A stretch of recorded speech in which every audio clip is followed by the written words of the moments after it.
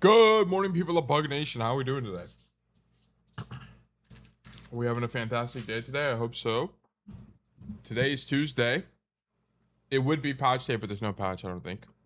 But if there was, it would be today. Hope everyone's doing well today. It's Daniel. Congratulations. You were first. You were first. Congratulations. I hope you have been having a fantastic Tuesday so far. Zephs, Vibes, Poppy, Daniel, Mooch, Zeta. Hope you guys are doing well. Hope you guys are having a fantastic Tuesday so far. It is cold in my apartment. It is very freezing. Like ice. Ooh. I can't tell if there's delay on the audio or not. But, no, it's fine. Okay, but hope everyone's doing well today. I'm gonna run 3 minutes of ads. That way there's no ads as we do coaching. We're just gonna knock it out real quick. Tail, I've been cooking on Worminator this morning. Gonna send my thing on Discord in a bit, but I don't think I have a Discord bot component on Git. But I don't think you have a Discord bot component on Git. Yeah, there's not a Discord bot component of it yet. I never like made a bot for it. But thank you for working on the Worminator. I greatly appreciate it. Like, you guys have no idea how much I appreciate that. It makes my life so much easier. What team do you keep your AC on? 67 or 60? 67 while I'm sleeping, 69 during the day.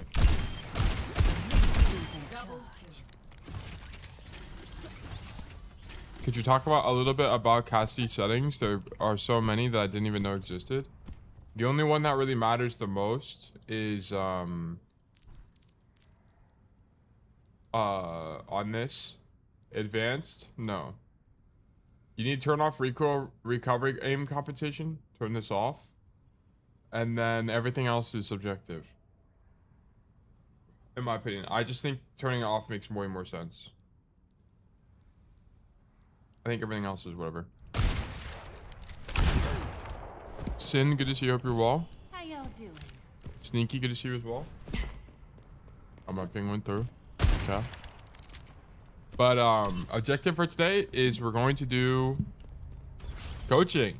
Coaching is normal this morning. We uploaded new videos. Let me turn this down a bit. New video went out. And then I also redid the thumbnail for the Xion video, and I think it actually turned out really well. I think I found a new style that I like for videos.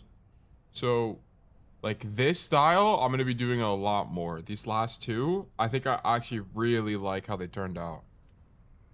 Like, I taught him the easy macro ideas that make Xion broken, and then this thumbnail, I thought turned out really well.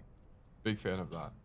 And I thought this thumbnail turned out pretty well too. I think it like kind of shows, I don't know, I think it like just works. I coached a silver player to see Overwatch like a top 500, and then it's like the top 500 logo behind the silver logo. Like, I think it turned out pretty well. So I'm actually really proud of these. This is like my best video, my best performing video yet, basically. Really well done. How's my video doing? Not well. I haven't had the time to redo this video yet. This Xion video in title. I need to redo it. I just haven't had the time. I redid this thumbnail and this title, and then I redid one other one. This one I redid a long time ago, like that being a few days ago. But other than that, it's still chugging along. My video about to reach 1K. Which one is your video? Is it this one? I can't remember. This is going to be Diamond. I think it's this one, right? Let me see. Information you have. Yeah, it is. This one needs a different title. I think maybe I need to fix the title. It's kind of difficult to know sometimes. Sometimes Overwatch gives, not Overwatch, YouTube gives you cues on like what you need to change. Like sometimes it'll be like, yeah, your title sucks.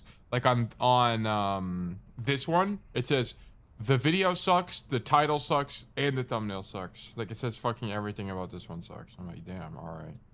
Feels bad, man. The big red arrow on the video never fails. It fails sometimes. Sometimes it doesn't do anything. Like on this video, but on this video, I fucked up the title like 10 times. This one has been really difficult to do. Like, and I also just think the thumbnail is not that great. So it's difficult. I think it's really difficult to, I talked about this before, but it's pretty difficult to come up with good titles and thumbnails every single time. It's really difficult because you have to like try to keep it relevant to the content itself, and I can only say the same. I can only convey the same ideas so many times. I really like this morning's thumbnail. Yeah, I think this one turned out really well. I was actually really proud of how this one turned out. I actually really liked it. Don't worry, Tail, I'll hit master so you can say I coach this pot player to master in like 2 weeks. Yeah, well, I think like using video titles like that is just a little bit difficult because like let's say I made that video a title. I know you just like saying it, but let's say I did make that video into a title, or that title into a video. The expectation is that it's going to be like some kind of video that follows the student's journey. So, and I can't really like, unless I do a lot of editing, I won't be able to really live up to that. It's the core problem. Like whenever you put these clickbait-esque titles, you have to live up to it or else people are just gonna click off. So it's really hard to work with sometimes. Get AI to make Xion a teacher pointing. I just don't really like using AI for thumbnails. I'm not a big fan. I try to make it all myself. Empty, thank you for the 5 billion stream streak. And Protein Poppy, thank you for the 60 trillion stream streak. Holy moly. Thank you guys. Koopa, good to see you. Jeremy, good to see you. Give Cassidy. Oh wait, I forgot to open up the streamer bot. My bad. Give Cassidy Mr. Beast teeth and then thumbnail. I think I want to try using Blender, but I don't have time. I don't have time right now. I think eventually learning Blender and incorporating it to the thumbnail is like going to be a goal of mine, but we're just not really there yet because it's just going to take too much time. Yeah, as long as you can avoid it. Don't use AI. Yeah, I'm not gonna. I don't really think I'm good enough in Photoshop to be able to like make everything myself. Like for example, like I've made every single thumbnail here. I was like something stuck in my teeth. Every single thumbnail I've made here has been made in Photoshop. All of them. And you can, you know what's cool? I think you can very clearly see that over time I like have a better understanding of how thumbnails work. Like I had an okay hunch at the beginning, right? Like even my very first thumbnails are like okay, but as time went on, you can very clearly see that I've like turned it into a bit of a science, which I think is cool. Rotail, please no more Circuit Royale gameplay. It's just that I play Circuit Royale all the time because it's the only escort that's popular in high elo, and sometimes you have to play it. And I'm just including it because I want to make that. I don't really play the game a lot, so I want to include as many games as I can.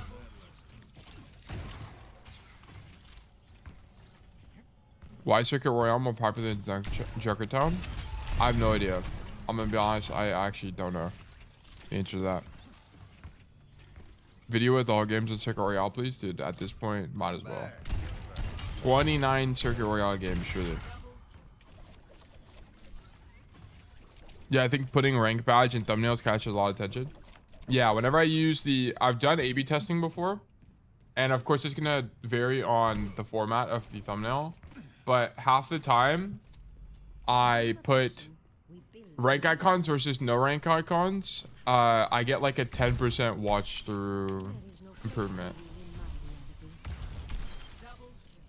So I try to include rank icons as much as I can. I try to mention the key things that I have to mention to increase my watch time the most is I taught or I coached. If I include these things, it increases my watch time on the video dramatically. And that's why I try to include it as much as I can, because it makes it a more, because it also just makes it more obvious what you're clicking into. Do you watch Hydro W at all? The Ana player? No. I've seen him on Twitch, but I've been watch his YouTube videos if he has any. Tail on -6 on Eichenwald right now. Is this peak? The Overwatch player base will try to convince you that Eichenwald is somehow peak. But that map is horrible. Fuck that map. Sketchy the Ghost has been watching for 60 trillion consecutive streams. Holy moly. Sketchy the Ghost, thank you so much. Sketchy, how did you find the channel a long time ago, by the way? Did you find it on Reddit or what? I actually don't remember. I think you came from Reddit. I'm almost certain. Because I remember you started watching the channel on YouTube, but I can't remember how. -5 on Li Zhong. Oh, -2. That would be something to fix if you're a Cassidy main. But don't you play mostly Widow, Ponzo? So I don't know. Blame the map, don't watch the boss back and move on. That's actually it. That's actually W Tech. Just blame the game. Reddit. Oh yeah, okay, it was Reddit. I was looking for Cassidy coaching because it became more complicated in main Shuken. Yeah. Okay. Yeah. A lot of the core community from the beginning came from Reddit, so that makes sense. I wonder how many of us came from r/Cassidy mains. I'd say probably like 10-20%. A lot of people came from the video, like recent videos, like in particular the Kings Row video. A lot of you guys came from this Kings Row video, and a lot of you guys came from this one, this Rialto one with Bomb Man. A lot of you guys came from this. From YouTube, yeah. Slain on main, the map knowledge stuff from the Silver VOD is really useful for folks who don't necessarily play Cassidy DPS. Oh yeah, well, oh yeah. I'm glad I was able to be helpful, Slain. I appreciate that. Or I'm glad I was able to help you. One thing, a comment I got left on this video that I didn't have time to reply to. I was gonna reply to it this morning, but my response is just gonna be too long. So this is actually very valuable, and I always appreciate. Okay, like for the record, guys. I always appreciate feedback. I always appreciate it. As long as it's not just like, you suck, LOL. I love feedback. I'm someone that tries to improve all the time. All the time. So when people give me feedback, I'm a big fan. So this guy left me feedback. Destiny Parkour, if you're here in chat, I appreciate this. But he said, I watched a video the other day, and it's this video, talking about coaching low ranks. And the main point of the video was that there are some things that the GM thinks are obvious, but are not for a low rank player. Like at 4:35, I talked about, right? You can hear Roadhog, right? Maybe the player's not using headphones, or they don't even know what Hero's Footsteps sound like. This is the thing that kind of made me realize that I think as a coach, I do a pretty okay job at explaining the fundamentals and the rationale behind things, right? Like for example, like on Nepal, like on this video, I talk about what to do on this first attack and why. I talk about why this high ground is so strong from both the attacker and the defense POV. And I think I'm good at stuff like that, but there's some things that I don't explain very well, which is things like why standing on point is bad occasionally. I don't explain other things that are different, like Roadhog has different footsteps than other heroes. Like there's some other things that I kind of take for granted that I don't explain, which would be worth explaining for players that are low rank. So that was like something I kind of took away from this comment. I think the only thing as a coach, it's a bit difficult to know. It's difficult to walk the line between explaining enough and too much. It's the only problem. So I need you have to spend. It's going to be a little bit difficult, but I think it's better to err on the side of too much information than not enough. But yeah, like I always appreciate feedback, and this is I'll reply to this after today's stream, but I greatly appreciated this comment.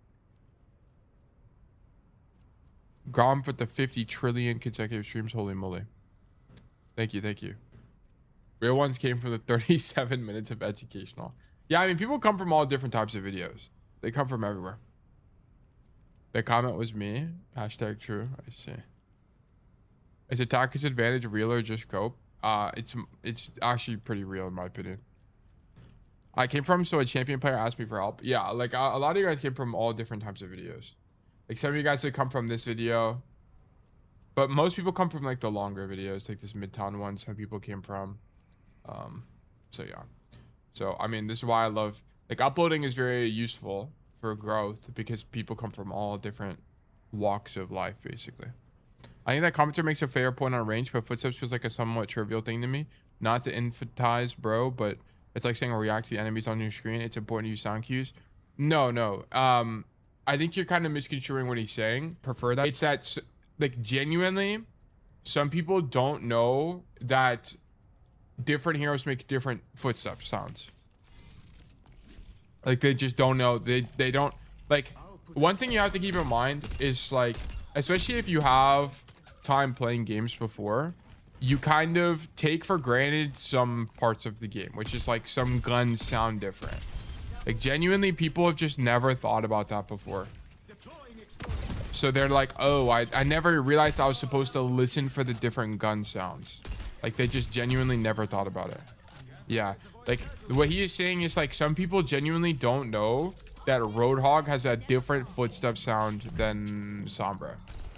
Like they genuinely just don't know that, which it's like, oh, okay, that's fine. Like, and that's something I never really thought about. Like I never really thought about sound cues like that being different, which kind of made me realize I need to talk about that more. Taylor, you've cursed me with knowledge. I actually screamed at my other damaged teammate, stop doubling up with me. Yeah, I mean, hopefully they took the cue there and you guys won the game resultantly. But yeah, I have cursed you guys with knowledge. You're learning things. You're becoming greater people. But yeah, this video this video was a difficult edit as well because it was really long. And it was hard to cut out. It's also hard to note from like the editorial perspective how much to keep in and how much to take out, because I always have to keep in mind, is the video boring to watch? Like one thing I try to do is each segment I try to make at maximum 2 minutes.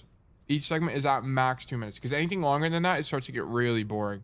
And I try not to stay on one screen for too long, which sometimes it's difficult to do, but that's why I having 2 instances of Overwatch up has been quintessential for the success of my channel.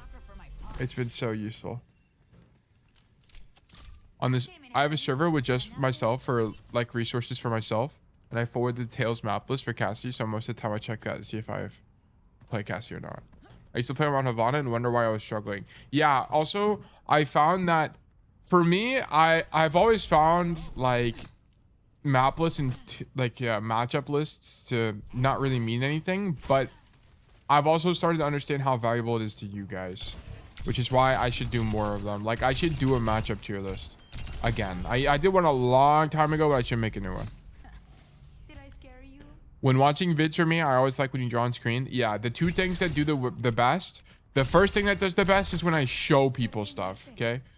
When I show people stuff, it does way better. You guys want to see something interesting? I'm gonna show you guys this, and then I'm gonna run the Raffle. So I don't want to get too far off track here. You guys want to see something cool from a content creator perspective? On the video that I made that did really well, the 40,000 view King's Row video, I have segments where I show things in game, and the retention in those moments are insanely high retention. Sort by views, analytics. Okay, look at this. So this is the retention graph of the King's Row video. It says about 30% APV, which is okay. It's not the greatest, but it's okay. But notice this. So throughout the beginning of the video, for the first like 2 minutes, I'm basically drawing on the map. And then notice it's completely flat as I'm showing it in game. Like I'm showing it in game here, completely flat retention. I maintain everybody during this. And this is pretty true throughout most of my videos, where if I show it, it retains people really well. But whenever I draw, I think some people get bored and I lose part of my audience during it. That's why I'm trying to show people as much as humanly possible, because it's just the most engaging. It's really engaging. So yeah, I thought that was interesting. I always like sharing that stuff with you guys, because I remember like when I would watch content from other creators, I think it's really interesting when they show the like YouTube insights. I guess the helpful part of the list is more about people actively thinking and reflecting about the value differences on maps and matchup. Well, it's just people don't know where to start. Like they don't know. The reason the matchup tier list and the map tier list are so useful is it gives people a baseline understanding. And then they can build their idea from there. Did you get your inspiration from Wahujin? Yeah. Yep. Yeah. I'm super transparent about that. Wahujin is my greatest inspiration. I think he was the greatest gaming content creator there. Educational content creator. I do not think there's an equivalent. And that's why I thought I could bring the idea to Overwatch. Of course, I'm greatly inspired by him, but I'm not copying everything from Wahujin. Does Hooge still make content? No. Nope. Grab a viewer or the person being coached to join the custom game to do more stuff like that. I enjoy doing that, but sometimes it's difficult to illustrate concepts. But I do try to do as much as I can. Yeah. You think Servasa is a good or bad junk map? I would say probably a bad junk map. But it's also difficult to know. Okay, we're gonna run a new raffle, 300. New raffle is live. If you're here and you'd like to get coaching from me, please do !enter to enter the raffle. You can also do !claim to claim a ticket to be more likely to win in the future. Okay, if you're not sure which command to run, please do !coaching, as it will explain and show you a graphic on which to do. But also on Servasa, I don't really know if it's a good or bad junk map because I just kind of don't play Junkrat. I could like give you an explanation as to why. Like it probably is because it's relatively open. It's not that great, but I would just be making it up. I've played against Junkrat on that map a bunch of times though, so I don't know. Sorry, my voice is fucked up. Okay, today we're gonna be doing a bunch of VODs. One thing I'm working on the Obsidian, I'm working on a bunch of things. I'm working on so many things right now. It's a little bit overwhelming, but let me actually black screen and do this.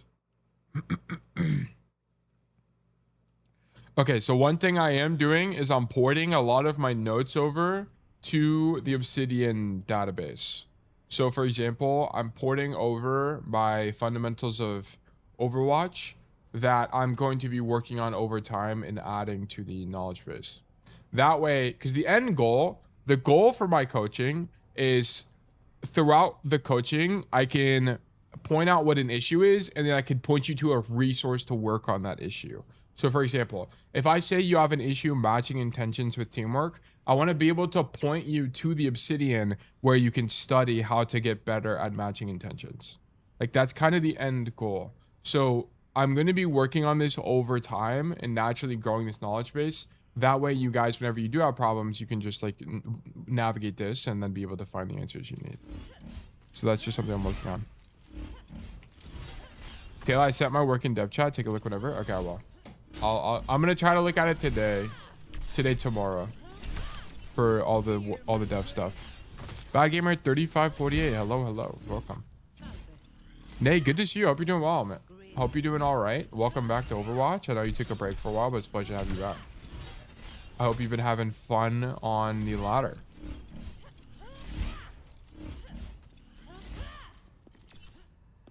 Zena, I hope you're doing well. I would, but no games yet to coach. No problem.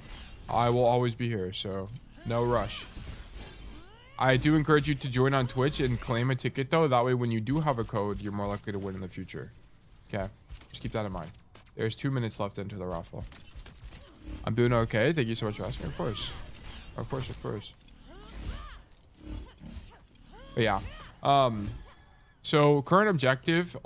So on the Obsidian, there's a few things I want to do in terms of improving it. One thing I'm going to do, I think, by the way, guys, is I'm going to remove your guys's, like, the student pages. The reason I think I'm going to do this is because it's just going to be a little bit complicated to keep up with. I think I'm just going to turn you guys into tags rather than being like actual pages in the Obsidian. And then I'm just going to continue to build on the knowledge base over time.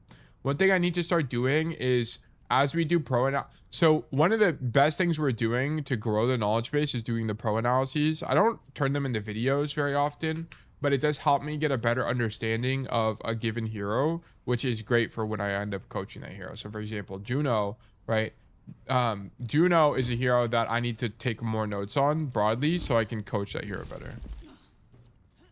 I absolutely love this obsidian concept you're building on. The type of stuff that really interesting and cool to me. You actually go for this? No problem at all. Yeah. Yeah, I think it's really cool. It's something I always like whenever I do coaching and like work on content, I always think about what would I have wanted? What would I have wanted when I was trying to improve? And stuff like this knowledge base is like greatly what I would have wanted. It would have made my improvement journey way easier. And that's kind of the goal. It's going to take a long time to build. And you know what's interesting? It's going to take a long time, but it really is not that long of a time in the grand scheme of things. It's going to take a few months to really get off the ground. I think it'd be cool if you could look up either map, hero, or both. Yeah, that's going to be the goal too. You can look up hero, some of the heroes, because we're not through them all yet. And then I also have map pages. I don't even know where they are. They're here somewhere. Analysis. I don't think I actually instantiated them. Yeah, they're just placeholders right now. Like for example, on this, Hollywood is here, but I haven't made the page. I will make the pages eventually. And then I want to have like documents explaining why. So for example, there's a Nepal VOD in here. Let's do student notes. This is from last week, I think. The Nepal VOD. Yeah. Okay. So like for example, what I want to have happen is on Nepal. I want to have a Nepal page that has like this here. That shows you like, okay, you should prefer going high ground and why. I want to explain why going high ground is better. Because that level of content just doesn't really exist otherwise. And the thing I was thinking about as well is like, what's really nice is if I type all of this up and put it in the documents, what's gonna be nice is there's bound to be people that make videos based on this content, which is great because I don't want to have to make a video on every single concept ever. That's gonna be a pain in the ass. And it's gonna be nice because it's gonna empower other creators to make more videos with better content, which I think is gonna be great. Otel, could you show off searching the coaching request by the YouTube available? Oh yeah, so one thing Sketchy did, by the way, thank you so much for doing this, Sketchy. I greatly appreciate the help. Is he made it where you can go to the Discord, and if you want to find a specific VOD and the notes, you can search inside the tail coaching request for that. Okay, so for example, you could come here and then you could click this tag, YouTube VOD available, and then it will filter by all the YouTube VODs that we have available. And then you could type in a map you're looking for or a hero, like for example, you can type in Neon Junction, and then all of the Neon Junction VODs will pop up. So thank you so much, Sketchy, for doing this. But this is an additional resource you have to be able to find what you're looking for. Very, very helpful. Yes, thank you for this. Thank you. Thank you. And Sketchy has done a fantastic job in the community time-stamping the stream VODs. So if you see time stamps on the stream VODs, it's all because of Sketchy. So thank you so much for doing that. It's still very much work in progress as I tape sample VODs. Yeah, I greatly appreciate it though. Like it's a very, very useful resource.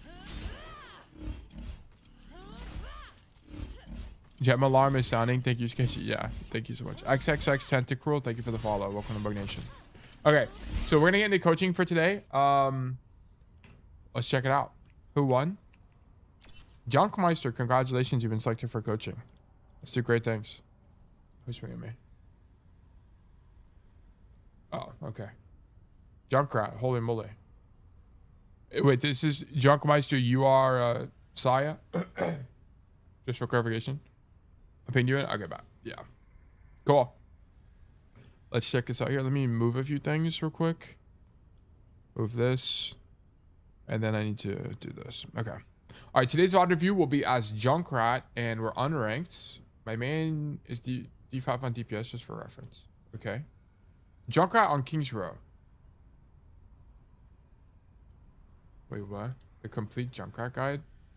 My way for this, it just so happened that that was the Junkrat player. So I guess it's fit. Is this you? Or is this just like a Junkrat thing? I've never looked at Junkrat before, so this is gonna be interesting. Okay, so in my humble opinion, I played the best I have on Junkrat here. I placed all my traps with intention to fortify where I was playing. I had some deaths that I could have avoided with better positioning, and some were just ego plays I didn't need to take. I think my rotations were good, and against Farah, I believe I played the matchup well. Tried to play small rooms and cover. I think at times I could have backed up and regrouped instead of trying to force a fight, specifically when defending. I should have let them cap last tick. I tried to force myself in Total. Okay. It was a close game overall, and I fully believe I could have won this if I had not tried to force Hotel on attack. Okay. Interesting. I went too early and tried multiple times when I should have went right side. I think it's called reception. Okay. I mean, yeah. I mean, people call it a bunch of different things. I just say mega side, right side. Sure. And taking high ground and played off angles. I ended up playing that way, but it was too late. The game ended in a draw, but I'm satisfied with how I played.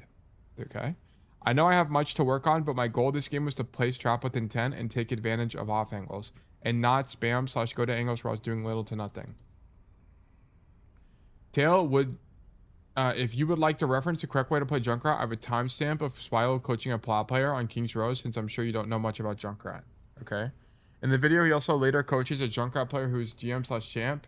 Is on New Junk City if you want to get that too. I'm done yapping, but if you could please read all this, I'd appreciate it. Yeah, that's fine. My main is D5 on DPS just for reference as well, okay? I also do want to let you know I was typing to my team to ask if someone could get on the payload so I can make plays. I just when we won the fight and got team kill. So no risk of anyone dying. Okay. Sure. This game is also 6s. The DPS roll queue was taking a while and I wanted to just play a game. Okay. I know the mode is chaotic. I would screenshot my spreadsheet, but it's glitched for me.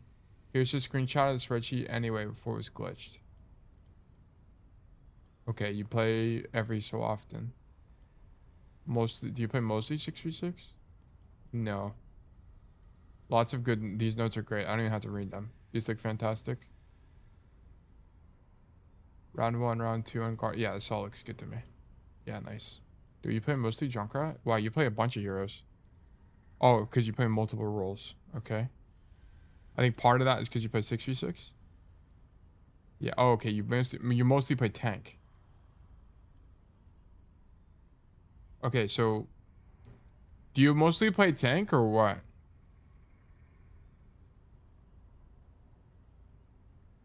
You don't need to read it out loud. I have to read it out loud because so when the people watching have more context. Because if you mostly play tank, I mean, I'll help you on Junkrat. Because it's also an excuse for me to learn more about Junkrat, which is nice. Because I just don't know enough about the hero. But if you're a tank main, I can coach tank. I've had success coaching Sigma and Ram before. It's definitely possible. Am I as good at them? No, definitely not. But it's something I can improve. Okay, let's get this code. Let's go back. Tail coaching request. I just lost it. Where'd it go? Where's Junker? Oh, here. Boom. Fist. Okay. Let's grab this. That's not what I wanted. I want to go back here. Leave game. Yes. Junkrat. Okay, interesting. I don't think I've ever like watched and studied Junkrat gameplay.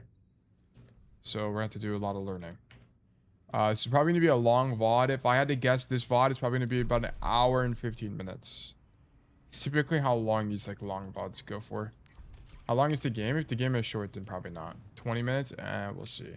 I will say that this is 6v6, so it's gonna look a little bit different, but I'm gonna be looking at studying more of the Junkrat micro. I was trying to improve on tank since my idea is if I hit GM on tank, I can transfer all that to other roles. I'm a Junkrat main though, level 140. The ideas on tank generally don't transfer like a 1-to-1.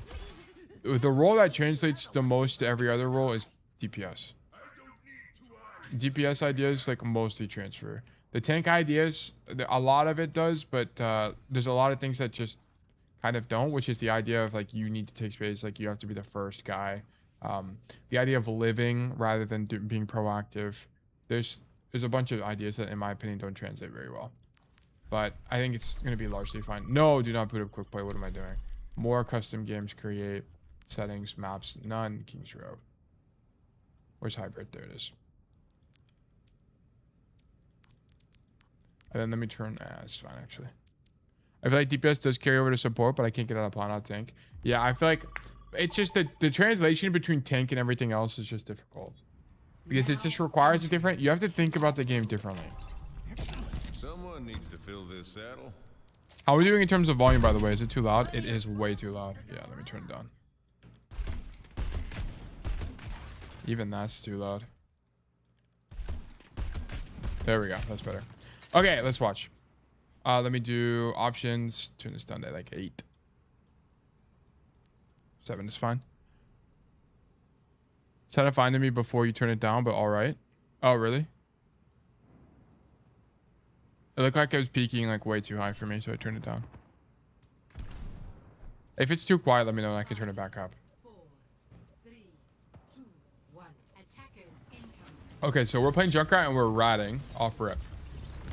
I think Junkrat is a unique hero where this makes sense because going for one-shots is genuinely good. But I feel like the angle of which you're doing this from is not going to be very consistent. Because here's the problem. You're doing this rat play from this position, which means that if you do get marked, you have a longer rotation out. Like you can't mine out from here. Like I think if we watched a Junkrat player play that, like a high rank Junkrat one trick, they're throwing the mine here, sure. Like I think that's fine. And then they're playing in this position. Because from here, if they don't get anybody in the mine, in the trap, that's fine. They can mine out of the position. So I think that's the only thing I'll say about this. Yeah, I do surely. Okay.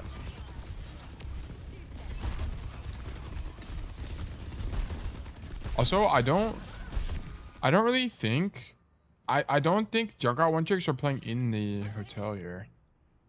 Wait, so you said okay, so Spylo coaches a Junkrat player here. My way for this, it just so happened that that was the Junkrat player. So I guess it's a. But bro, there's apologize for it. I don't think playing in this position really is good. good. I really don't. If you fail, you could just do it again 2 seconds. Okay. And this is what I'm talking about. Like this is in there. Go so for this the is what you base it off Congrats of. again on hitting chat, man. Go for the 2-tap there because he's trapped, so he's. And this is what I'm talking about. Like this is kind of cheesy, but worst case scenario, you could just back away and get some healing over here, maybe. Yeah, I mean, I understand this. I think this position Up here. So like, as long I wouldn't drop here. I think maybe this is a consistent pressure, and it's bad to lose the position. So we do go. Yeah, I definitely would not drop here. I 1,000,000,000% I'm not dropping here. Go for the like saying you don't need to spend good enough. You're gonna get your 2-tap combo here. I think it's okay, but I can't imagine this position being that good, to be honest. Because here's the problem. Like, the problem is now, think about it from an aim perspective. Okay, can someone join my game, by the way? Is someone available? I'll give you 3 whoever joins, I'll give you 3 tickets for joining. But here's the problem. Like, whenever you're in this lobby, or in this position, it's gonna be really difficult to aim. Like, how do you aim at people here? I could join in 3 minutes after my PC boot? Okay, sure. But like aiming and hitting someone here is gonna be really difficult is kind of the problem. Like you kind of want to put yourself in a position as Junkrat where people have to walk toward you. That's kind of the idea. It's like Sojourn. I can join right now. Okay, yeah, Junk, if you can join, that'd be great. Put your battle on that in chat and I'll invite you. But it's like that's kind of my core problem.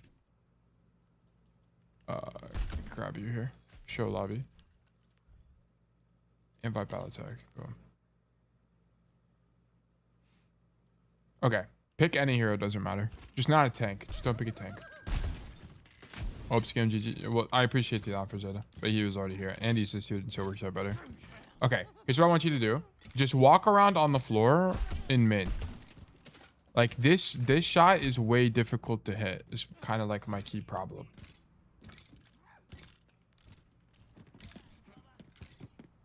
What? Wait, how did you... Wait, what? How did you walk past me? Well, how would you come from that side of the map? Wait, what? Am I out of... Did I miss something? How did that even happen? Okay, anyway. But just walk around. Like, it's... Like, the chance of me hitting you is, like, relatively low. Like, it's... Okay, never mind. Maybe I'm just goated on the Junkrat. But, like, I feel like it's just hard. I feel like the better position has to be this, no? I feel like this is just better. Like, why not play here and then you just mine out? I guess you can go for, like, I think you maybe go for the 1-shot at the beginning and then you leave. Let's just look up Vulture. Let's just watch some Vulture real quick. Twitch. Okay, I know there's higher ranked Junkrat 1 tricks, but Vulture's going to be the easiest to study because he just has the most gameplay. And he's good enough. I mean, he's very clearly GM1. He's good enough to it's worth studying him.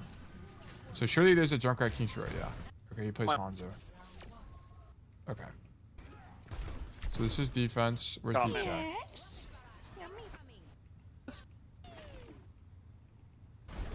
Oh wait, no, I need defense. What am I doing? I need defense. Okay. Lucky aura. Also, are you never on my games? I don't know. Yeah, he starts main. Yeah, this is. I think this has to be better. By the way, I don't think starting top is better. So you spam the. Okay, OP. So you need to do that. By the way, you should be doing this. So what did he do? He put the mine here. I might kill you. By the way, just watch out. He puts the mine there, and then he spams the main door. You need to do that.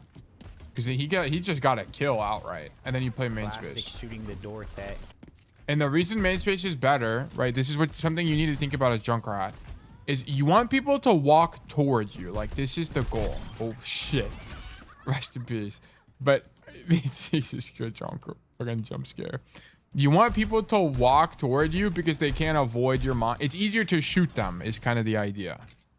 You want them to walk towards you. So like that, and that's my big critique. Like I just don't think being in this position is any good because the chance of you getting a combo is low because they're walking laterally relative to you. Okay, so that's the whole thing. That's my big critique. So let me take a screenshot of this. And then let me do notes. Oh shit, I didn't mean to do that. I think here's a reflection I'm having. I'm on yesterday's content, but anyway, let me do minus here, make a copy of this, make a copy, and I'm gonna do Junkmeister, Junkrat, King's Room. We'll do the rest of the data entry later. Okay, notes, this don't prefer positions like this where the enemy will be moving laterally relative to you, as it's more difficult to hit your primary fire. Prefer angles where they walk toward you. This is okay off rip to go for a gimmick one shot, but after the first 10 seconds or so, look to rotate away. Okay, and here's the problem. The reason you don't want to stand up here for very long is the longer you're up here, the more that they could just avoid you, and then you're not going to be able to do very much. Draw it out on top. Oh yeah, yeah. So like here's also like the core problem. It's like when you're in positions like this, you also incur opportunity cost, right? So here, where are we now? We're up top right now, spamming. So whenever they walk like this, it's really difficult to aim against them. But also more importantly, what are we not doing right now? What we're not doing right now is standing here spamming main. Like, in spamming main right now would be very important, as it makes it very difficult for the enemy team to play the game. So you're making it easier for the enemy team because you're not in main shooting your gun right now, right? So you have to make the, like, that's the cost you incur by doing this play. Okay, by doing this play, you aren't spamming main, which is essentially the opportunity cost you incur by doing this. And I think spamming main is stronger. Okay, let's keep going. Let's keep going. Also, they roll on a dive tank, you just explode. Yeah, exactly. And that's why I was critiquing at the very beginning. He should be standing on this side. So if he has to leave, he can. If you stand too far to the left, you can't leave. Explain which color means what, I think would be a good reference. Okay. I can think about that. Right, Dad. You actually just needed to not drop here. That's all this was. You're also moving way too much. Oh, the Vendetta dives you, I see. Yeah, I mean, this is the cost of the position, right? I don't even think you do anything too wrong here.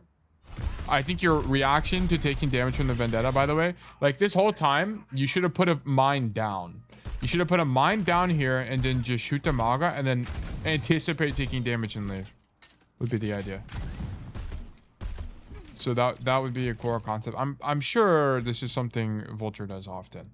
Let me actually see. Yeah, look, he's got a mine on this door right now. And the idea of this is that if someone swings him, he can just like back up and then go boop himself away. Like you need to, this is just like something you need to be keeping in mind on Junkrat. It's like when you're playing in positions where you're spamming is the idea, just throw a mine on the floor to begin with, right? Always have the backup mine. It's just gonna be stronger. Have a mine. If you're going to spam from an aggressive position, that's fine. But have a mine down as you do it. Not only so that you can regen it on cooldown, but also because it lets you get out if needed. Okay. Let me get away from here. Okay. Yeah, but that's why you die, because you have a mine on the floor here. I think I also tunnel vision on the Maga, and by mine, do you mean trap or mine? I mean mine. I mean mine. I think your trap is whatever. I also think, by the way, I think Vulture is just throwing the trap randomly in main here. I think he's deadass just tossing it in main. That's like kind of the idea we typically see. Like, let me just watch Vulture again. Yeah, you kind of just toss it in main.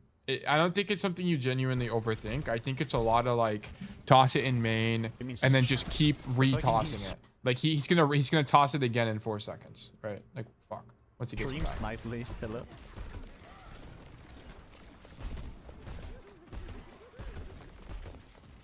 Yeah, I know he is. I learned from Swallow video and he said intention was important. I don't. What do you mean?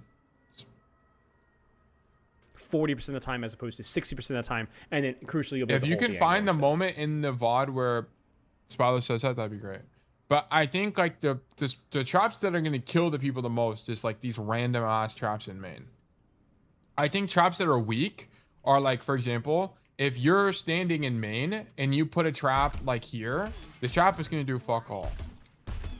And the reason that's the case is because not only are you standing on the trap so they're gonna see it, but also it's kind of like expected. Like I think if you're playing in hotel, I actually think trapping the door is kind of weak because they're just gonna see it as they come to the door, so it's gonna break anyway. Like I think the better traps are just these like random ass main traps. Like here, I think this trap is insane. Like that trap is killing somebody. That trap is killing somebody. It's the thing. I think. Which is why to try to think about intentional game. Okay. But yeah, but I think like Vulture's just throwing a trap in main here. Where even is our trap? Is it still up top? Yeah, it's still up top. Yeah. Yeah, we're done. Okay, anyway, let's keep going. Dude, low-key, I want to play Junkrat now. You know what's fun? Like, I like coaching. Okay, first of all, I love coaching. But I think it's also really fun to coach heroes that aren't, like, the basic-ass heroes. Because it makes me want to play them. Oh, we cannot walk out the door. We cannot walk out the door here. You cannot. Okay, every single time you walk back from spawn, you have to do a concept called FTW. Okay, FTW. Well, let me do it the other way around so it's easier. FTW. You need to do 3 things because you need to collect information. Number 1, you're going to check the kill feed. Okay, so here you would see that on the kill feed, your Reinhardt and your Kiriko are dead. Then you're going to hit tab. Or if you're on console, you're going to open the scoreboard. Okay. The reason you want to do this is because it shows you, let me show you guys. It shows you who is alive and who is dead with these indicators here. So you would see that the Kiri and the Ryan are once again dead. And then you also would be checking your ally ult charge. You want to see who has ultimates. Okay. Then you want to do, the final thing is W. You're going to look through the wall as you rotate to see where your team is. The reason you have to do this is because Overwatch doesn't give you information otherwise. So you have to get the information yourself through these habits. Check the kill feed, check the wall, check tab to see where people are. Okay, so here's what should be happening. You should be looking through the wall right now and see that your dominant Andrew Mizuki just died as you made this rotation. So what this would have looked like is once you were doing, let me get up there. I made it. So once you're up here, you'd be looking through the wall like this because there's nothing to aim at anyway, right? You don't hear anybody up top. You don't hear any footsteps. So you should be able to infer that no one's up there. So just continue rotating, look through the wall, and then you'd be able to see what's going on there.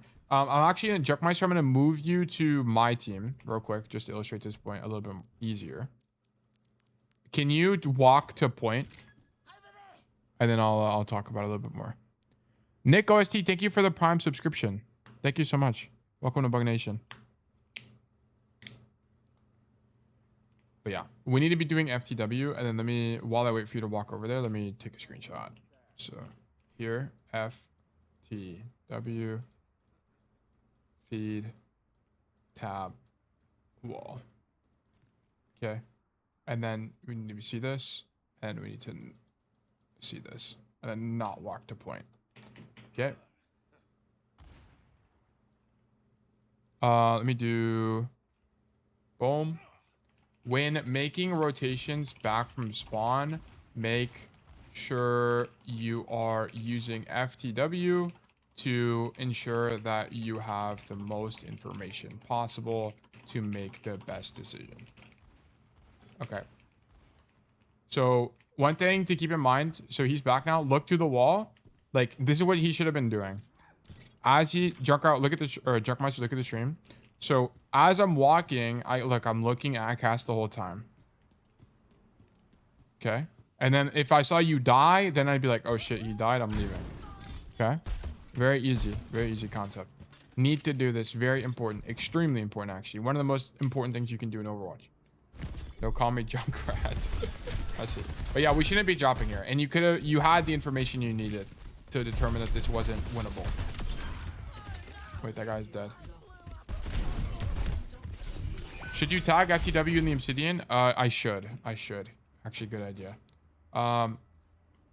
Because like the goal is like, okay, relevant concept, FTW. I need to just like make an FTW page though. I haven't done that yet. But yes, that is how it would work. Yes, you're absolutely right. Thank you for reminding me. Okay. Maybe you should have the file that explains all these terms. Yes, that's the goal. That's the goal, which is what Bonzo was talking about. I need to work on it over time. Like, I'll work on it in between coaching raffles, basically.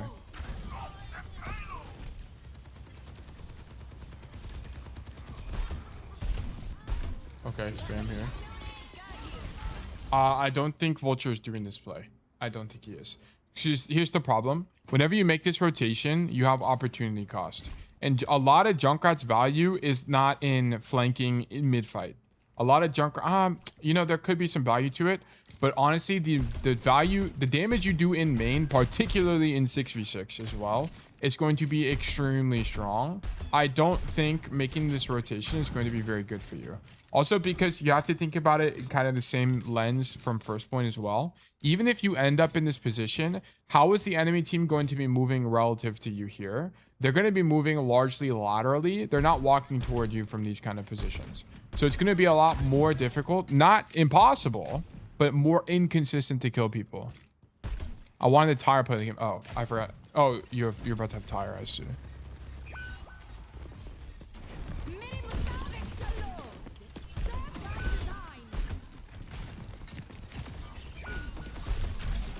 Okay. Wow, that guy not dying is insane. How much damage does this do? 125, 120. Just 140. Damn, it doesn't one shot. So you needed to melee him. That's what this was. So this needed to be on this Junkrat. Or not this Junkrat, this Zen. This needed to be shot, melee, right click, I think, right? Shot, melee. No, it's not going to work. That's actually really difficult to do. Wait, someone followed. Restive, thank you for the follow, welcome to Bug Nation. This is difficult. Okay, this guy doesn't die. Shoot mine melee? Okay, I see. Well, he dies anyway, which is great. These guys are definitely dead. Yeah, okay. Holy moly.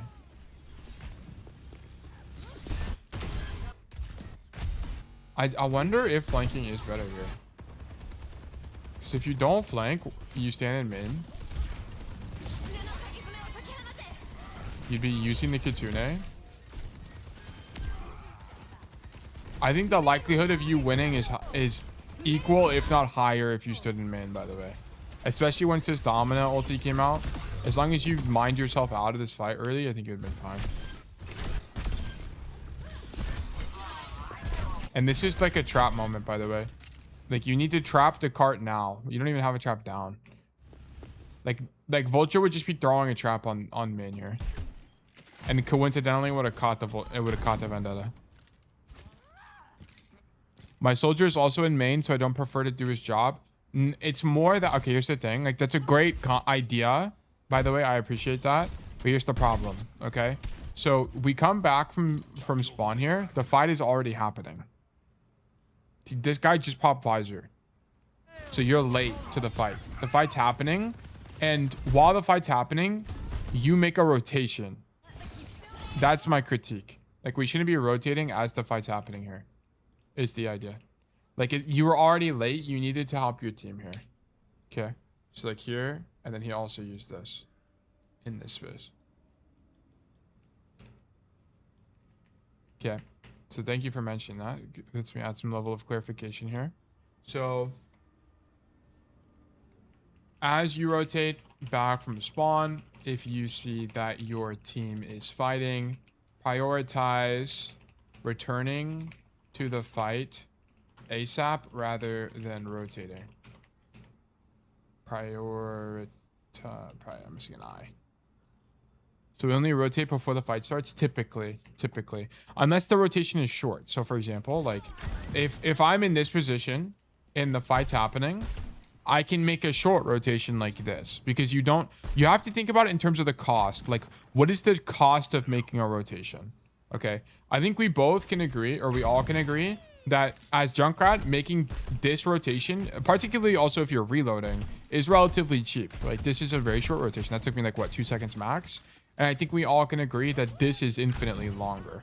Not only can you not spam in the rotation, but also it's like quadruple the length of time to get here in time. Yeah, I think that rotation is more optimal. Well, I don't really know which rotation is optimal. All I know is that you need to be fighting right now because the fight is happening. That's kind of the core idea. So I don't like your idea to rotate. So here you would double up because you're late anyway. It's kind of the idea. Okay, yeah, we need to trap main here. Also, how did we use trap this fight? Like, at all? Did you trap at all or no? Like here, like Vulture is just tossing a trap in main. Like, I'm being so serious. Like, you need to get this idea in your mind. I don't... Like, I'm pretty sure Vulture's doing this and then he's just spamming. I'm almost certain. And then rotate. Like, these mines have to be broken. I'm not even trolling. I think these mines are genuinely good. Like, I do think they're good. These mines, especially... not mines. These traps. Sorry. These traps, especially as you are rotating, are likely strong. As people in main aren't going to randomly expect walking into these. You can use them to deny doorways, particularly between fights. But I seriously don't think that traps are that scientific. They're really good, especially in 6v6. You can easily trap 1v1 random without dying. Yeah. CD on trap seems pretty low, so prioritizing uptime on it makes sense. It's a long CD, at least I'm out. It's a long CD, but it's not as long as you throw it at the beginning of the fight. Like, if you throw it at the beginning of the fight as you're rotating, it's fine. Because you would have had another one by the time you finish this rotation, you're about to have another one. It's a time. Yeah, so I think cycling it is important like on this hood. Okay, we're dead. Alright, we walk back. Well, Junkrat's a very interesting hero. I don't think Vulture's playing here. For the reason that I kind of explained on first point. I'm actually interested in seeing how Vulture plays second. Okay, so we stand in. It's a little bit different because Vulture got back before the next before a fight happened. Fuck, I never added the rank. We're like diamond 5. Thank you, Kwame. I appreciate that. Oh, what is going on? Yo! There we go. Oh, okay. Okay. So you stand here. Because this spams the... Okay, the reason you stand here, by the way, is because this spams the back corner, right? So they can't, like, it's harder to avoid you. And it crosses all of main anyway. So let me take a screenshot of that. Let me do... Fuck, it's like a little bit difficult for me to take a screenshot. I'll just do this, I guess. Let me do like, let me make a new thing. Map specific angles. I think this is going to be a strong one in a second. Spams too deep corner, so harder to avoid you. Only doable when cart is here. Your first time on stream, Genetic the Gamer, welcome. Emily. Now we play top. And then we flank. Okay, so I think the idea generally on Junkrat is if you're gonna do these kind of plays, you drop, which is interesting to me because you're just not gonna kill people otherwise. The part is confusing me because of what Spilo said, but I know Lucas has more experience. What do you mean by what it like? Can you go on the Spilo thing and timestamp what you're talking about? Can you play Cass? Not today. Not today. We're just gonna do coaching today. I also don't really do gameplay on stream anymore. Like, I think if you're coming to these kind of angles, you're like, your idea is to drop. And if you're coming up here, like, if you're coming up here and you're not doing that, your idea is denial. So I think that's interesting.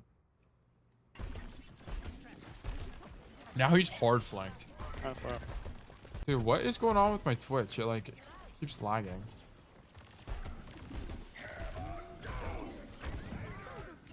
Oh, jeez, the movement is actually way too clean. He like throws it to his side. I would throw it on the floor. Oh my god, can you make... Wait, can you actually make that, by the way? I didn't even know that. What the fuck? Can you go over this roof?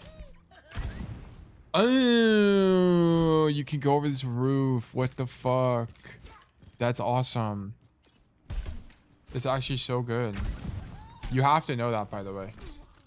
This is a must know. This is not a... That's insanely good. Boom. Must know you can go over this roof. Very useful for flanks and returning back to team as it's a safer rotation. Doesn't Junkrat look more fun than Cass? I think Junkrat looks really interesting. Yeah. I love these like fuck ass heroes. I think they're really cool. Okay, this is the timestamp. 1548. Stop it. You see, it immediately, like, I knew this was going to happen. We just didn't move. So we get to here, this guy's dead. We get to here, we can now keep going and actually commit here. You need to trust your team to be able to not fold in 2 seconds. Okay. Wait, let me look at the context again. Okay, so this is... We get back to the fight. Yeah. And then this is where... Okay, so this is going to take an active... Stop it. This is going to take active self-discipline here. Do nothing except move. You can throw your trap if you're feeling saucy. Shot. Yeah, just throw a trap. That's what I was saying. Like, Vulture is just tossing trap here or something. He's just throwing it. He's not over... Like, it's not very scientific. Sure. You can't do anything here effectively. You need to get to here or even better, here. Okay, but here's the difference, Junkmeister. The fight is not happening yet. This is the difference. You can throw your trap if you're feeling saucy. Like, look, no one is ultiing. There's no ultimates happening. Like, the difference between this fight and the fight we just had is people are using their ultimates, right? Soldier used his ultimate in main. Your Kiri used her ultimate in main. Like, I'll show you. That's the core difference. Okay, look. As you're making the rotation here, tactical visor, this should be your cue. That rotating is no longer an option or not the preferred option. Okay. Because shit is going down. Shit is going down right now. This is the big difference. I know it's different since it's not a flank. Yeah, I just thought he was going to shoot from up top. That's why it was confusing, but the flank makes more sense. What do you mean? I don't know what you mean by that. Sure. Are you getting bored of Overwatch? Not at all. You can't do anything here effectively. Playing Overwatch? I just don't like playing Overwatch as much. You need to get to I have more here, fun learning the game. or even better, here. And yeah, and that's why he's calling for a rotation. To get to this position to set up a one shot. So like I'm gonna be honest, I actually don't know if Vulture's making this rotation. Thank you kindly. Ken Obey, thank you for the follow. Welcome to Bug Nation. I don't know if Vulture's rotating. Because here's the problem. It's like if you do rotate, you get in this position. How do you leave this position as Junkrat? I guess you don't even throw it on the floor, by the way. You're doing like the flick mine that we've seen Vulture do. Which you need to do, by the way. You need to start doing this. Vulture only throws it on the floor when he like is saving it for later, which is really interesting to me. Otherwise, he's like flick mine, like pretty much all the time. So we should be doing that. Like I thought Vulture was gonna go high ground and shoot from up there, like in Spylo's video. Him flanking makes more sense. I don't think Vulture would. And let's try to find a Vulture. Let's try to find a fight that would be analogous. Because all the fights so far have not really been like analogous to your situation you were just in. Okay, here. This is probably a good situation. Escape. Wait, did we ever? Wait. Yeah, this is it. This is it. Okay, so look, his team pops Kitsune in main. It's a little bit different because there's not a flank available, but he's just gonna stand in main because he's late to the fight. He's not gonna find a rotation. He's probably gonna be in main the entire fight here. Yeah, look, he's just contributing. Last time. Like, what is he not doing? He's not going right side. And I don't think going right side is stronger, by the way. I actually don't think Vulture's misplaying here. I think this is definitely a good play. I think you should stand in man. Because he's late to the fight. And you have to understand that not only is there a Kitsune to play in here, but also if he's rotating, he incurs a cost. There's a cost in making this rotation, which you just can't get. You can't, like, it's not really worth it sometimes. Like, there's some maps where it's going to be, that's appropriate, but I don't think King's Row is one of them. Like on, and also Junkrat is a hero that can get away with standing in main. Like, if we were Cassidy, I would be like, okay, stand here and then make this rotation in the mid fight because getting stuck in main is really bad for Cass. Particular. Like, there's some heroes that need to rotate, but I don't think Junkrat needs to. Yeah, I see. So if I'm late to the fight, I shouldn't worry about doing my other GPS's job? Yes. Largely, yes. Because you're already late. Like, the mistake was being late to begin with, which is typically a death, and you need to prevent your death. Yeah, that's why that's partly why dying is so bad. What's up? Do you play other roles or only DPS? I play other roles casually, but I just don't really play Overwatch that much anymore. I play like 100 games a season maximum, which is a lot still, but it's not as much as I used to do, like 300 games a season. Wait, oh, it's just the same fight. Okay, sorry, my bad. Yeah, I see. So if I'm late to the, oh wait, I already read that. Okay. All right, so we walk back, go up top. Yeah, I just kind of don't think Vulture's taking this angle. Particularly, I think like the stronger angle. You know what? Maybe it's okay. You also don't need to. Okay, actually, this is a mistake. It's definitely a mistake. Because here's the problem. You walk back to the fight. We need to do FTW, feed tab walls. Okay, feed. No one is dead. Great. The fight is even. Tab. What do we see? What ultimates do we have? None. Great. That sucks, but whatever. Life goes on. And then walls. Where's our team? Soldiers on the angle. This is the important thing. Your soldiers on the angle. Your Mizuki's on the angle. And then you got 3 people in main. I would just go main. I would just play main here. Because this guy's already angling, and having one guy deep angling is good enough. You don't need to have multiple people deep angling. So I wouldn't actually go top. I think going top is actually weaker. Because also for a Junkrat in the map geometry, you have to consider as well where your team is holding.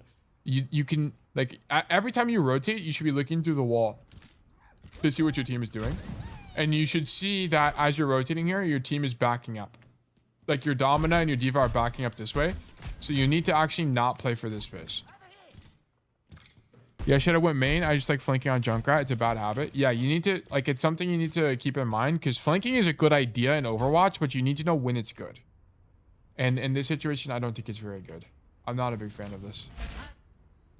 I think maybe if you ask a Junkrat specialist, they might have a different answer, but I think like just utilizing the fundamentals of DPS, I don't imagine flanking here is very strong. Let me do boom.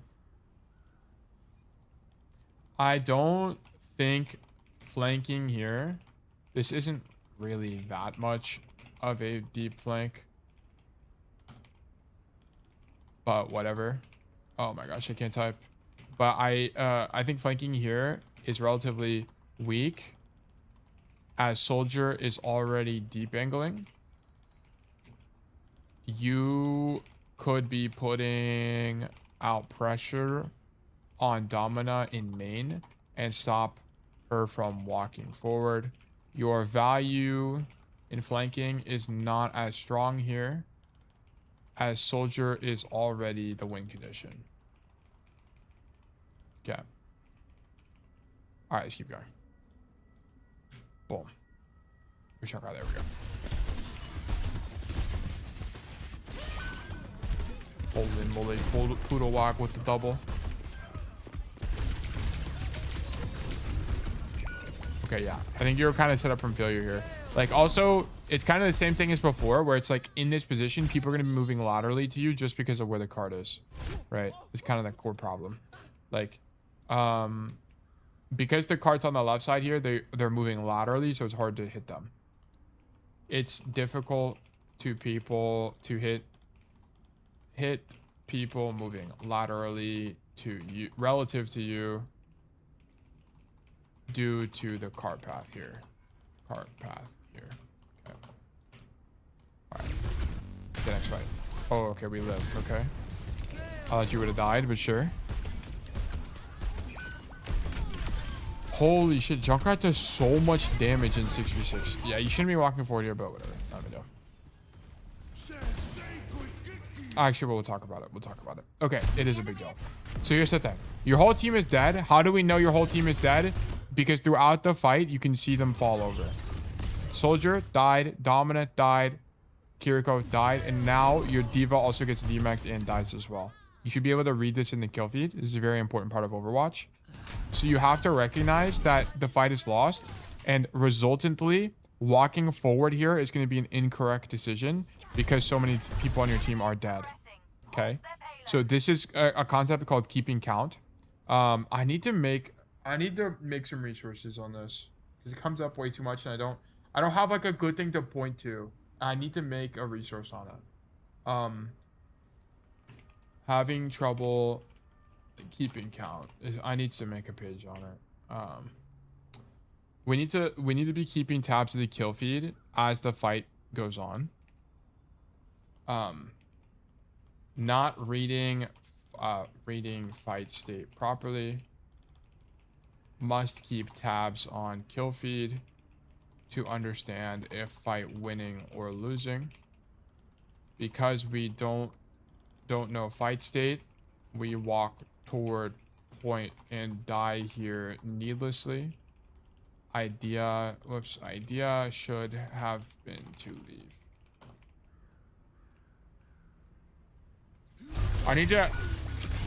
I'm just gonna put a pin on that for right now because I need to honestly write a better explanation.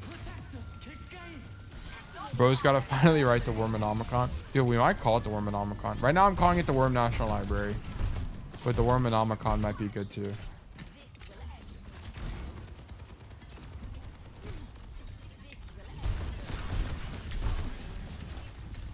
Okay, this is insanely risky. Okay. I like the idea. Like, I love this bone in your body that's just telling you to flank. Like, there's some deep, dark force inside of you that is telling you to flank, which I enjoy greatly. Greatly love that from you. But I don't really think this is a situation where this is very appropriate. Because, here's the thing. One thing we always have to keep in mind is we need to be looking at how our team is playing the game. And we need to play according to how they're playing the game. And here's the thing. You see your Domina is holding space here. you are actively walking forward into enemy space while your team is backing up. Like, look at your team's body language.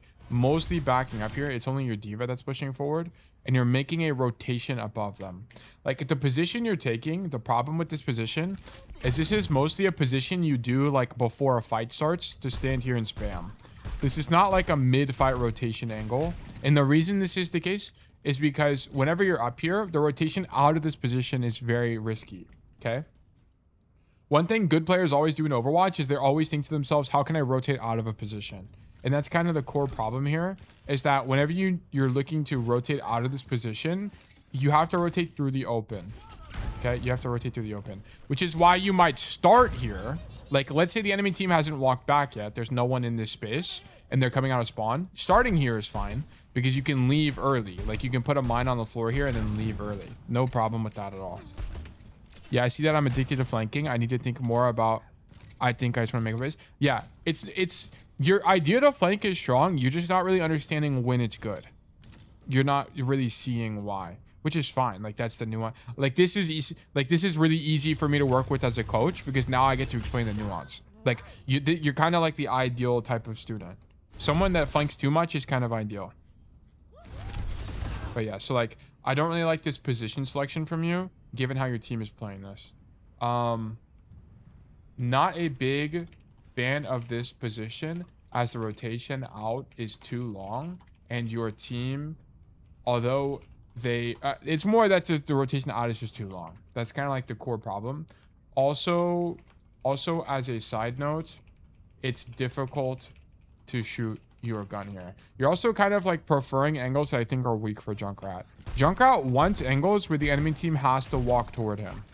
That is what you want to do. Like, Junkrat is totally content with standing in main here and shooting shooting. Because like, think about it. Like, if you're a defender, right? Like, or if you're an attacker, at some point you have to walk toward me. And how do you avoid a Junkrat here in these kind of situations? Like, this is where Junkrats eat. Like, Junkrat generations are fed.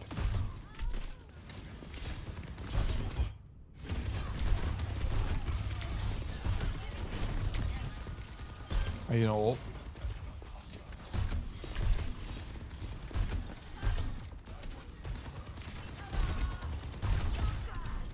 Okay. I love your coaching videos and content. As a new player, it's really helping. Virago, I'm happy to help you. Glad you're able to learn great things. Baiting this vendetta in is actually diabolical, by the way. I wouldn't trap that again. I would just throw a trap on the floor. I think the chance of getting dove again is kind of low, but whatever. It's not the end of the world.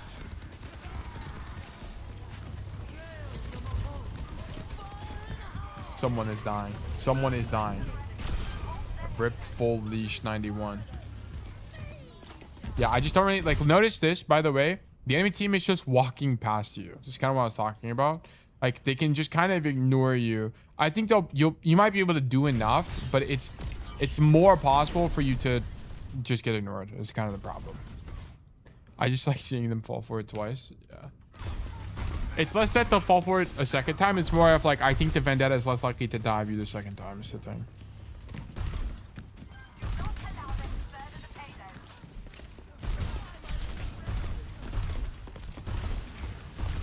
Yeah, I mean, you're kind of just like in a weird timeline. Like, I don't think, yeah, like I don't think Vulture's ever doing this. Like, Vulture is just standing here and shooting his gun because this space is just good for Junkrat to begin with. Because I remember we opened a green one. And we come up here, but look at why. His team is trying to not lose point here. That's why. And I don't remember opening. It's not because like if they capped, I think the likelihood of him still being there is low. Yeah. Okay, so we lose the point. Now we're up top here, but it's because the fight is lost, so he's waiting for mines. Like, look, he has 0 mines here. That's kind of the core problem. So he can't really get out even if he wanted to. And now he's just kind of fucked. Okay. Bro, I need to grind out loot boxes ASAP. Okay, and then he returns, and then he just plays main space. Like, I think a lot of the time he's just gonna be playing main space because he wants people to walk toward him. It's kind of like the whole idea. Oh my goodness, this here is OP.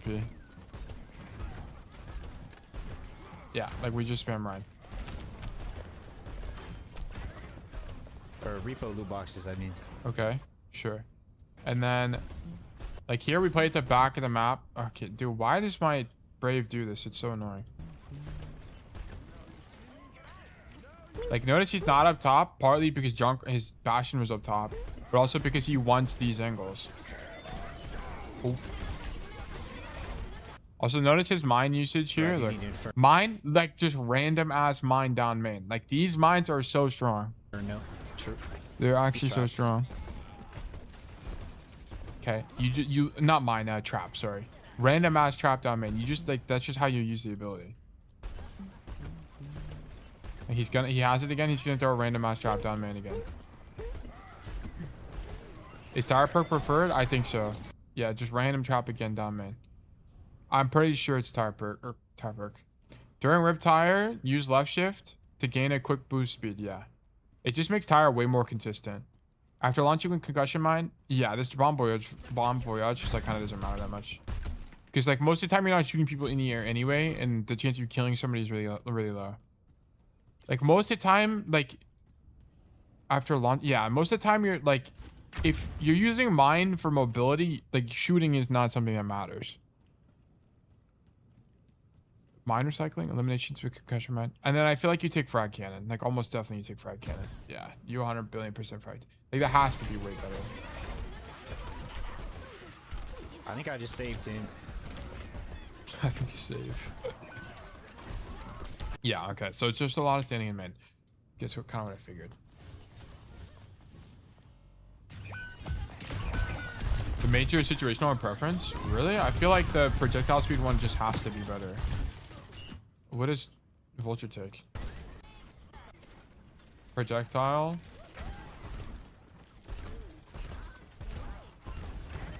I don't think it's preference, to be honest. He swaps the soldier. Bro. He plays Ryan. He does some off-rolling this stream. It's better if you're on spam map, but I think if you're against heroes who you can combo, it's better.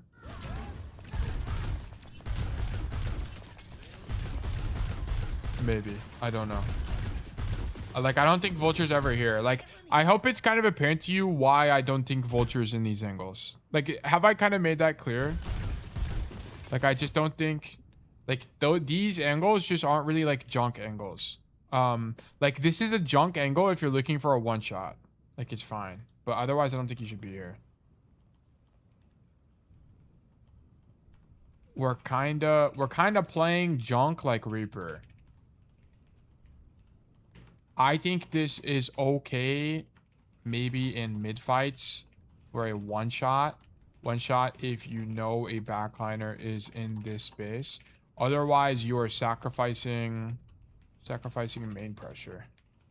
I don't think it's that good. Yeah, that's okay, cool.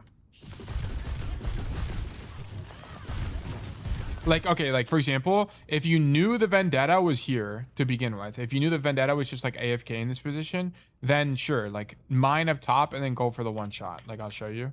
Like, that's when this position I think makes sense. Otherwise, I'm not a big fan. Like, I don't think staging there is great.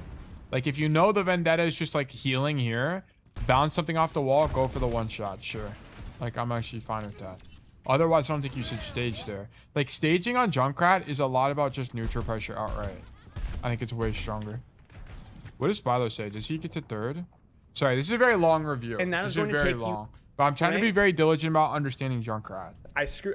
That way in the future, it's way faster. Oh no, we missed our mine. Now we have to back off. Okay, so let's see. Like, Gade, unless you're doing it on a gank, like you're throwing.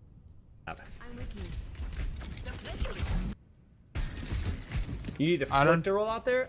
Nah, we're not gonna get to third. Is the thing, because he loses on second. Whatever. That guy's dead. Okay, that guy's not dead. How broken is Vendetta? Holy moly. He doesn't full watch it? I see. I understand. Okay. W Genji.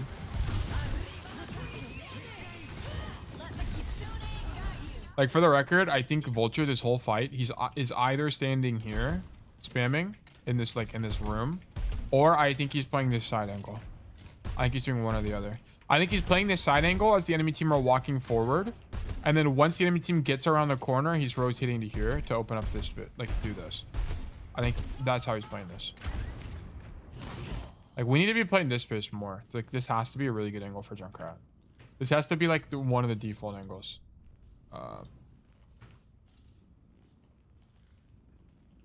This has to be one of the strongest junk angles on this map. Has to be really good. Because, and I'll actually write why. This is because the enemy team has to walk into you from here. Okay. And then I'll say, prefer this space when the enemy team makes it around the corner. On the walk up, shoot from here. Let me get a screenshot of this. Yeah, I think it's definitely how Vulture's playing this. I was just kind of thinking of your Cassidy VOD review where you said that room is bad to take on Cass, but I realized it's different on Junkrat. Yeah, it's different, and you need to think about it in terms of like effective range. Also, Junkrat is a projectile. Like, part of your value as a projectile hero is not only in doing damage, but also in the pressure created by the projectile. Like, I think you and I can both agree that seeing Junkrat mines coming toward you is a different level of pressure, or a different type of pressure than the Cassidy shooting his gun, right? Like, it's a different kind of pressure. Like, part of your value is just like suppressing the enemies, and that's why standing here can be good. As Cassidy, you don't typically, this position is playable, but it's not that great. This is more of like a flanks position. Like, if the enemy team is in main space, you'll like flank this way and shoot people in the back with the idea of like wrapping. But the reason that Cassidy can get away with that is because Cassidy is more consistent. He's hit scan, right? But your range is low. That's the only thing. Okay, that guy's dead. Rip, bro. Marissa's one. Dude, Tyrant does so much damage in this mode. Even with the perk. Yeah, okay. I think his flank playstyle is going to be like largely a problem.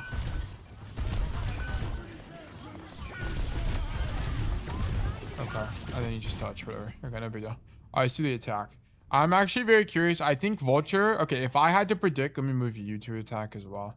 I guess we're both to attack. I'll just move us back.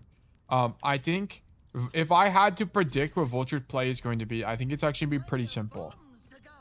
I think here's what he's doing. I think he's going to come main, spam here for a while. I think he's going to play like this angle. Spam, spam, spam. Once his tank walks through, he's going to walk across here, and then he's going to mine top right. That's my prediction. I fucked it up, but he's gonna come up there. I can almost guarantee you that's gonna be the idea. Let me see. Like Val. Make it like a. Okay, never mind. I could not be more wrong. Okay, so he plays main space. What the fuck? He's like bouncing it off the walls here. What is going on here? Random ass trap. What the fuck is this trap? Random ass trap on the bus. I can't tell what he's trying to spam here. So I think he's trying to spam the... Here he's spamming Rhyme Shield. He's trying to spam... Hold on. He's trying to spam this, but it's out of his range. He's trying to do like this. Because here's... What he wants to have happen is he wants nades to bounce into this thing. Someone is up there? Yeah, he's trying to bounce it up there. But he's shooting too low. Like, they're not going all the way up, I don't think. Or I can't even tell because the fucking stream is fucked up. Yeah, and he did make it up top, and he killed the Kiriko up top. That's crazy. Yeah. And he's playing this space. Okay, so the reason he plays this space is not because this spamming is good, but it's because he wants to get a one shot on the guy in hotel. Here's the idea. So you spam here with the idea, clearing the Rhine is like an added bonus, okay? You need to think of it that way. But Zero, I'm gonna switch you teams. Can you walk back and play, go to hotel? Like, play anybody and go to hotel. Because here's the idea. Fuck. You spam the guy up top. Boom, boom, boom. Then you mine up top here to the top of this thing. Fuck. I'm really bad at Junkrat. You mine up top to the top of this thing. Clear the Rhine. And then the idea is this. If there is someone in a hotel... Fuck, I'm horrible at Junkrat. But you're getting that kill. You're one-shotting this guy. That's the idea. That's why you choose this. Because I think the problem is that if you're not taking that fight, the only alternative is this. And it might be that you just don't do enough from here as Junkrat. That might just be the case. It might be that the hotel angle is just stronger. Oh my. How does he come back to hotel? Yeah, he does come back hotel. Does he go hotel every time? Here the fight's winning, so he doesn't have to do anything. I want to see, does he have a second King's Row game on Junkrat?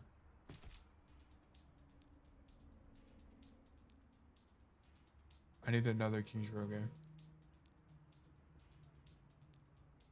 Is there just like a Vulture King's Row? Vulture King's Row. Why King's Row is my favorite junk map?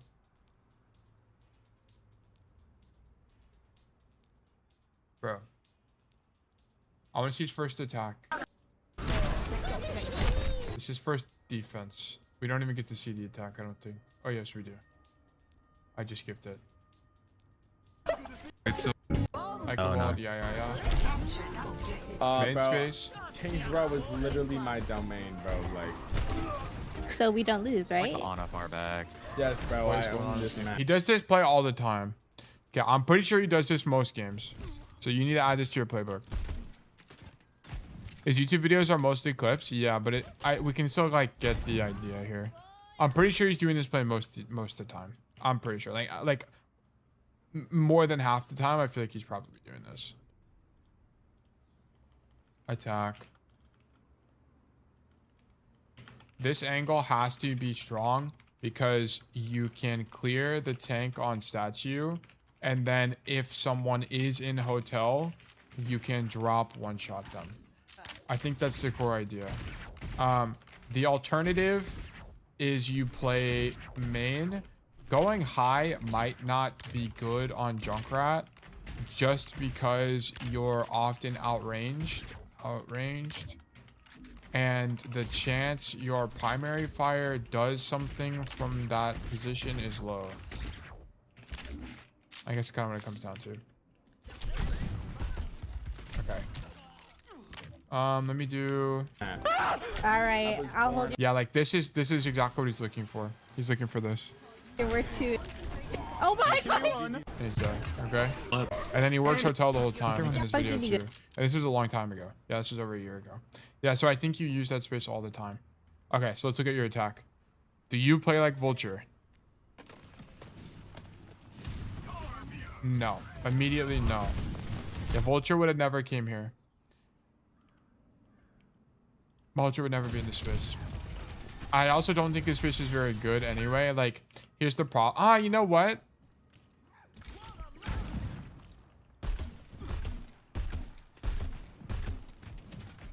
I'm trying to think.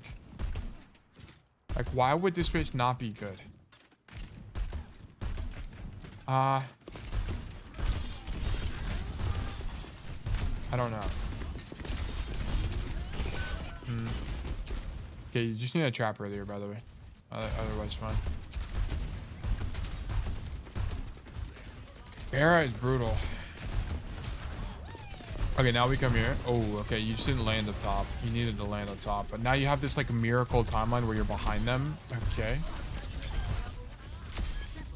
Okay, this is definitely, like, the enemy team fucking up and you capitalizing on that. But I think the idea of doing this was good, by the way.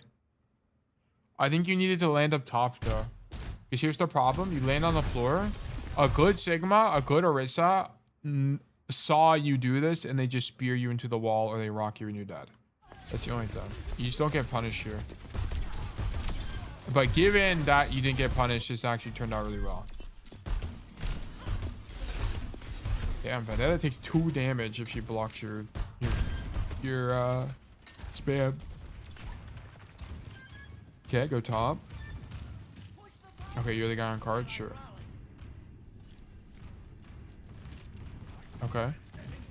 You definitely don't want your... If it's between you and the ram to push the cart, you want your ram to not be the guy on cart. You would much rather be the guy on cart. You want your tanks to take space. And the reason this is the case is because tanks have kits that have them like space denial in mind. Like you want your ram to take space because he has nemesis form and shield and stuff like that, which is what Junkrat just does not have. Like if it was between you and a tank on cart, you want it to be tank because their whole kits are designed to hold space, right? Like shield and nemesis form, shield and nemesis form, for example. I just hate being on cart and wanted to make plays, so I asked someone to cart. Yeah, but you need to understand that it's great from a like solo queue lens, but like, so if someone was already on the cart, that's great, go do something. But if it's between you and a tank, you should do it. You should do it. Do you have your Obsidian user? Yeah, we love Obsidian in this household. I also don't think Vulture is firing here. How does Vulture use his ulti? I think Vulture is mostly ulting in mid fights, by the way. Or if he knows someone does have a movement cooldown. Okay,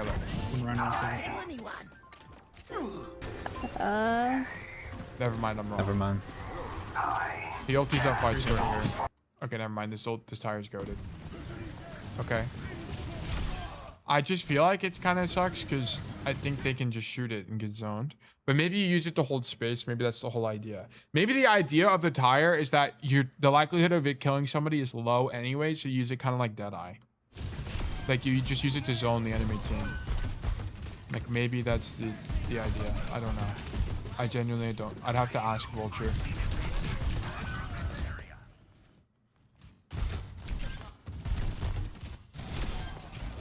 Once you kill a Sigma, just stand here and shoot your gun. No need to flip into the other side of the map. You're up a tank already. Just stand there and shoot your gun. Tail, is she on a good hero to switch you from Cass? In my opinion, no. I think Xion and Cass, I think Xion, it has a little bit more survivability than Cass, but I don't think so. Like if you're trying to think out like an optimal pool, probably not. But I mean, if you have fun playing Xion, then play Xion. I think you just stand here. Like you keep doing these hard wraps and you get punished for this all the time. Like these hard wrap plays like just don't convert. These hard wrap plays you are doing just aren't converting, and resultantly you are missing a lot of main / neutral pressure that your team needs from you to win. Like I just don't, these aren't converting, and I don't think they really will convert on Junkrat, especially if you get marked by tank. They can shoot it. I think if they were better, tire dies. But I think the idea, like, okay, so for example, the reason I mentioned the tire stuff earlier is because look at this tire. He is in a GM5 lobby. At this point, GM5 was basically like GM3 now, by the way. Like this was before inflation. He's using tire as they're taking space early. Like, or as they're not even taking space. Like this Rhine is here. Like the Rhine isn't even like on cart or anything. Like he's using it really early. And I think the idea of this is that you use it kind of like a Deadeye where it zones the enemy team. Like think about it from like if you're the team that doesn't play Junkrat, like and you're walking out choke here, if you're here and you hear fire in the hole and then you hear a tire coming toward you, are you walking forward? I think the answer is likely no. And I think that's the whole idea, is you use the tire to hold space effectively. So I think even if it died, that would have been fine because he doesn't really care to kill people. He cares to hold space. I think that's the whole idea. 100 out of 10 Junkrat impression. Dude, they need to hire me for voice acting. That's what I've been said. Yeah, I think this angle is not as good. Like, I think this angle would be better. Where's your ally DPS? Torb is in main. I think this angle is okay. I actually like this angle now. And here's why. Here's why I like this angle now. Because this does two things. Number one, you come up top because if the Pharaoh was up here, you'd be able to clear her. So I love that from you. That's kind of what you're talking about in your notes. I'm actually a big fan of that. And I also like this angle because of where the cart is. So the cart is here, which means that it's more likely for the enemy team to be playing these corners where you could realistically spam them from this space. So I like that from you as well. I'm a fan of this. So then you spam out the 6 shield and then you're able to make a flank. And also this is good because your Torb is in main. So you're not stacked with your ally DPS. So it's good. And then now we do this, sure. And then you just get to beat Thanos here, surely. A little bit scared, but sure. You had enough pressure this fight, honestly. Nice. Okay. What rank are you in 5v5, by the way? You have a lot of good ideas. I actually like your ideas.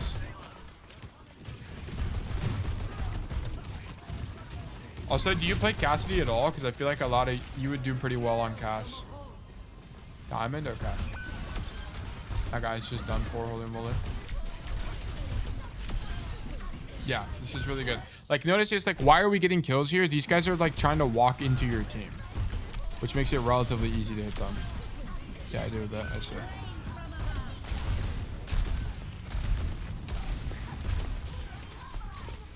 I think, by the way, on the fair matchup, sorry for the yawning. I think on the fair matchup, you're not actually throwing mines at her. You're mining yourself to try to hit her in the air. I think you're doing this and then trying to hit her. But whatever, it's still a miner.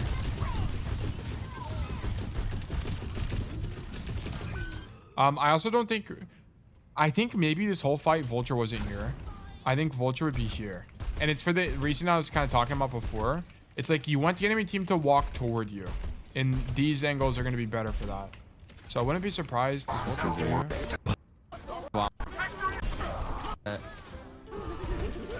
A little bit of a different situation because his team has space early. And then he plays top here. Wait, you know. Okay. Let me see. I need another Kingshore code. Do we still have Kingshore? He swaps the hogs though. Wait, is this the attack?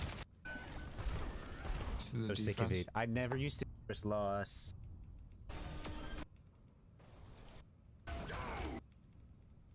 We might not be able to see any. Why is he off the Hanzo? Yes! It's okay.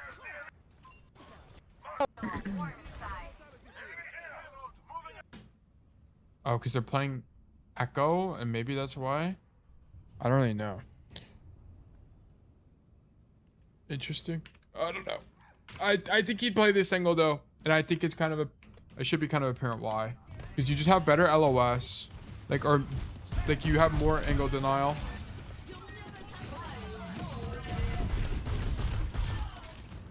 Okay. Alright, cool. Let's keep going. His two other mains are Hanzo, Cass, Soldier. Yeah, I see he plays Cass a lot. Yeah. Okay. Spam the jump, spam the Cass. Yeah, Vulture is spamming the Cass, by the way. You should just spam the guy on the angle.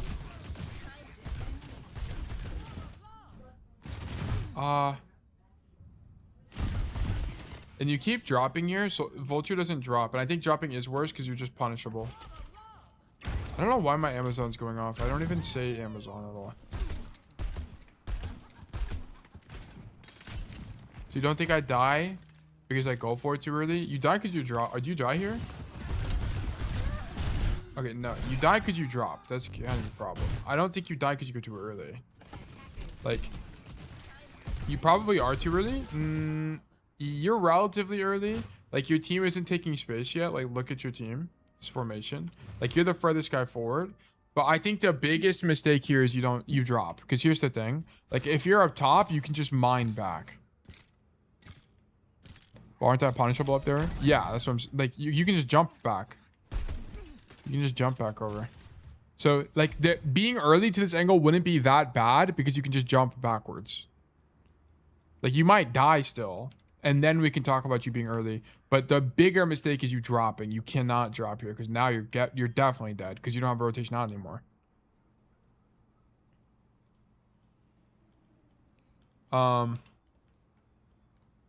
Once you're in this position, you can't drop as it commits you to the rotation and you can't get out anymore.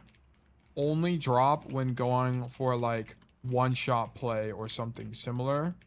that is matched intentions with your team. Your team is too far back to do anything right now.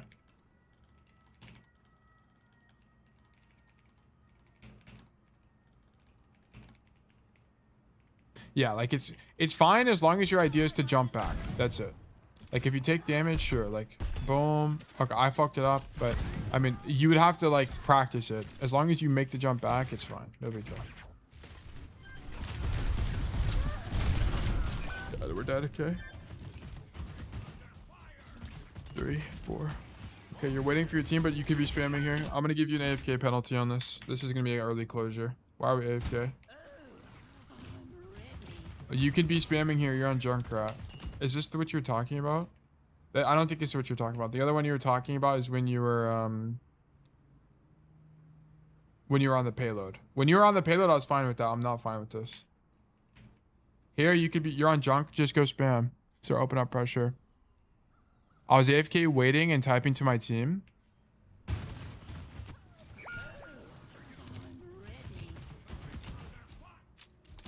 They were trying to communicate. It wasn't VC. Okay. I mean, there's only a minute left. I'll give you a bit of a pass on this because it is like a slight, like out of all the situations where AFK could be acceptable, this is a little bit more acceptable. Because your team is respawning anyway. But it's like I want to point out why is Dan Break 4 SS dead now? Partly because there's no one helping him spam out this choke, like denying pressure here. Like, does this guy misplay? Yes, but part of it's because we weren't doing anything. Yeah, like you guys need to not go AFK in your games. This is why typing is actually like genuinely a hindrance in your games because stuff like that just happens. Back up top here.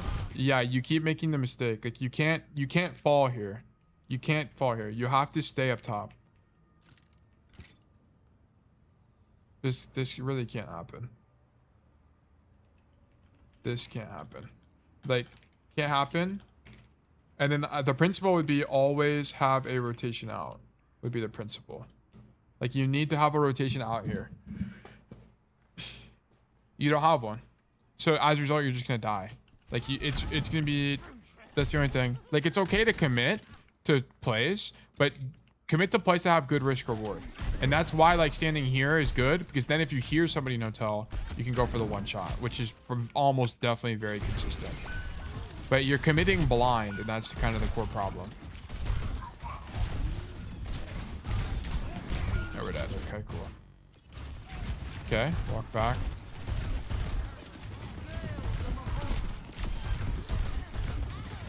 Okay, that guy's dead. Huge. Go top right, sure. I think going top right here probably makes some level of sense, particularly because no one on the enemy team can mark you, right? So I'll point that out. Like, who on the enemy team can deal with you top right here? It's impossible. So this is a good matchup identification. Like, no one on this team comp can mark you if you go high. So this is good in this situation in particular. This stops you from making the hotel rotation where otherwise you'd get consistently punished. Consistently spelled wrong, bruh. Consistently punished against something like hog sick. How long has this vlog been going on for? Dude, almost an hour and 15, dude. We're at an hour 20. I basically hit the nail on the head on the prediction.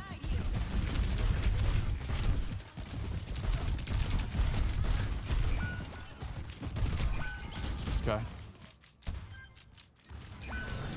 Fire from spawn. That guy's down. Poodle wag down. Okay, the only thing about this is... Oh, you know what's interesting? He actually doesn't even know the Sigma's there because Figma has no footsteps. That's crazy. Okay, not even your fault, that shitty game design. Anyway, I think... What is this, a tie? Okay. You're definitely going to win this game for sure. It's definitely verdict losing. If I have to recap the key points here, primary issues were flanking too much. Okay. There's a few problems here. Number one, you're not identifying when you need to be playing main space properly. You want to prefer main space in a few situations. Some of them being, okay, so some of them would be things like you're late to the fight and people are using their ultis down main, and your alternative flank routes are too long. Okay. Also, like, you want to prefer main when your ally DPS is already hard angling slash flanking. Okay. Or when your whole team is flanking in like any regard, basically. So you're doing it a little bit too much. Like you, let me also delete this. Like part of the value of Junkrat is neutral gun spam, which is best leveraged in like hallway type angles where your primary fire is unavoidable because the enemy team has to walk forward. Okay, like in a perfect example is going to be like here. Like here. Like your primary fire is going to go crazy here. Here, for example, is a great idea for this. The enemy team has to walk toward you. Okay, so for example, a worse angle would be this for Junkrat. Okay, this is good if you're going for a one shot, but you shouldn't be playing here otherwise, is the idea. This angle is worse for Junkrat on average because now the enemy team isn't going to be walking toward you, but you exchange this for the idea that you could one-shot combo someone with nade plus mine. So it's a balance between ideas. You might start the fight on this angle, then go for the one-shot. The one-shot, then mine back to main or something. I'm not a Junkrat scientist, so this might not be the perfect example. Okay, there's probably better examples actually. Let me like just thinking about it right now out loud. The best example is probably is over here. What character do you think Xian's gameplay loop is most similar? Probably Genji. Definitely not Cass. It's more like Genji. Can I ask a quick matchup question? You can ask any question you want. That's what I'm here for. Fuck, let me up here. When typing, you missed a not at the start versus what you said, FYI. You're not identifying. W comms. Yeah. W comms. Greatly appreciate that. This is more an angle that I think is weak. Delete this. There we go. The signals works on Junkrat on average because now the enemy team isn't going to be walking towards you, but you exchange it for the idea that you can one cut someone with 9 nade slash mine. So it's been balanced between ideas. Like, yeah, like whether when you do each is not something I'm familiar with. I'm familiar with personally as a coach. I would need to do more research. If you aren't sure, try to catch a Vulture stream live. Now, I would pick Vulture because he streams all the time. He's like always streaming. Like there's other Junkrat one tricks. There are other OTPs like what are they? There's like Aquamarine, who doesn't really stream that much anymore. There's and then the other big guy on EU servers, Gurkmeister, but they stream far less. Yeah, Gurkmeister, yeah. Oh yeah, that's why you're literally Junkmeister. But yeah, okay. This is like your core problem. This was for sure your core problem. Secondary issues would be, we had a few. Number one, missing tab or tab idea completely. Is that what I indicated it as here? Or what? No, FTW, not tab. Why am I calling it tab? Missing FTW idea completely. We're not really doing that. And then keeping count. Keeping count is also something we're not doing. And then also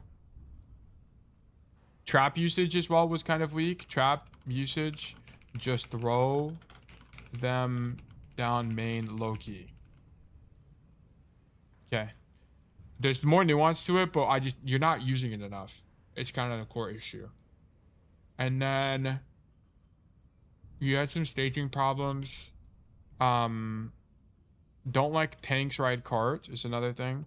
Don't let tanks ride cart. It's very important. Like, it's very important. You can't really make that mistake, which is why I'm beating you up for it. And then spam corners. Yeah, this angle has to be strong.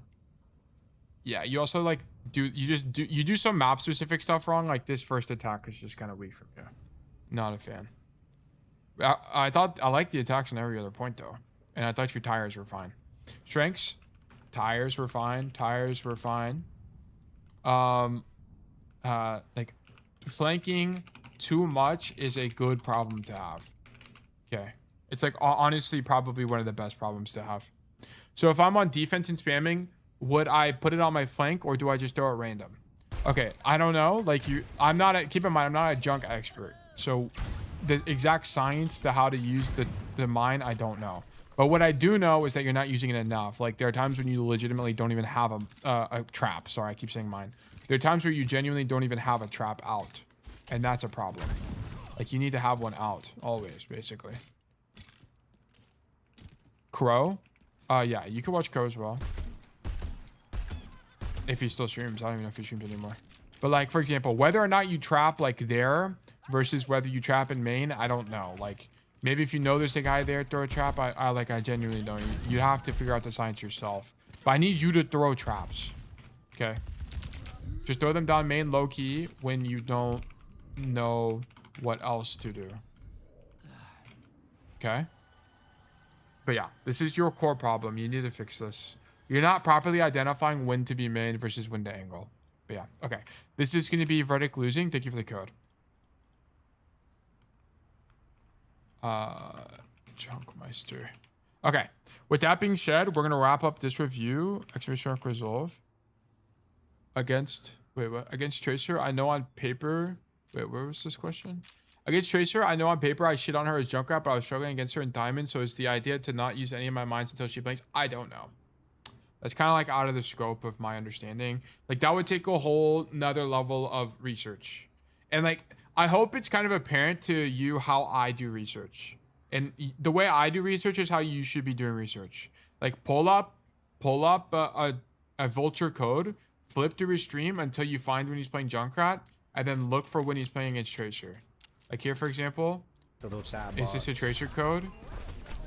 Shion. No, I don't think this is a Tracer code. Oh wait, that's fucking walk. That's crazy. I did not. That's my guy. Fuck with that at all. Yeah, but he's not playing against Tracer here, so then I would go to the next VOD. Right? You'll have to find those answers yourself. Oops. It's a joke, unfortunately. So that's the only thing.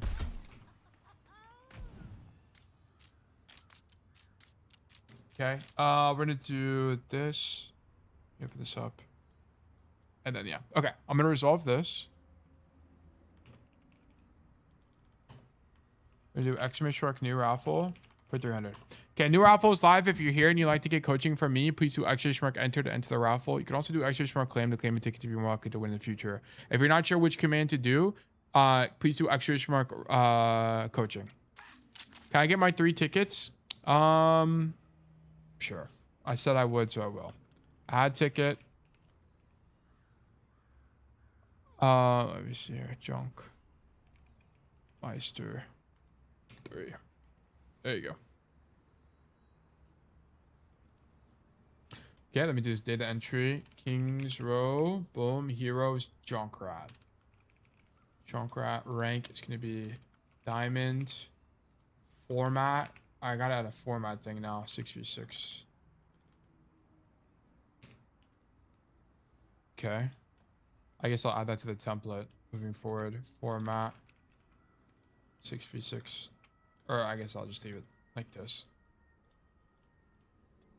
Recorded stream time was, we started about 30 minutes in ish. 0:30 ish. Should make patch. Whatever these patches. 2.23.0.3. 0.3. Okay. Okay. While this is running, I'm gonna run 3 minutes of ads. So be right back, guys. Boom. Minimize this. Boom. Then we're gonna do. We're gonna go back here. We'll do that later. Okay, I'm gonna take us out of this lobby. Back to lobby. We're gonna do. Go here. Leave game. We're gonna do Junkrat. Okay. Is there anything else I need to add here before I publish this? No, we're gonna publish this so it's live and I can put the link in the thing. Right. Wait, I deleted it? No, I moved it. It's the thing. Publish.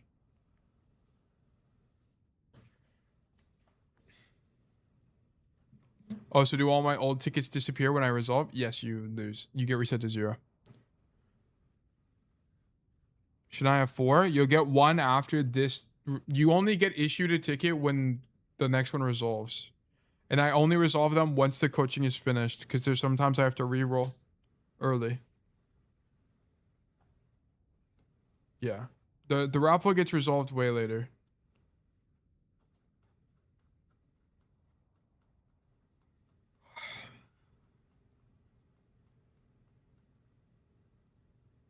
Keeping count. Ugh, I got so much homework to do, man. I need to, like, there's so many things I gotta take notes on. Like, I need to, okay, FGW.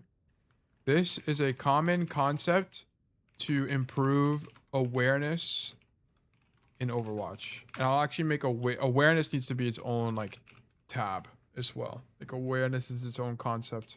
Awareness in Overwatch. F stands for feed. T stands for tab.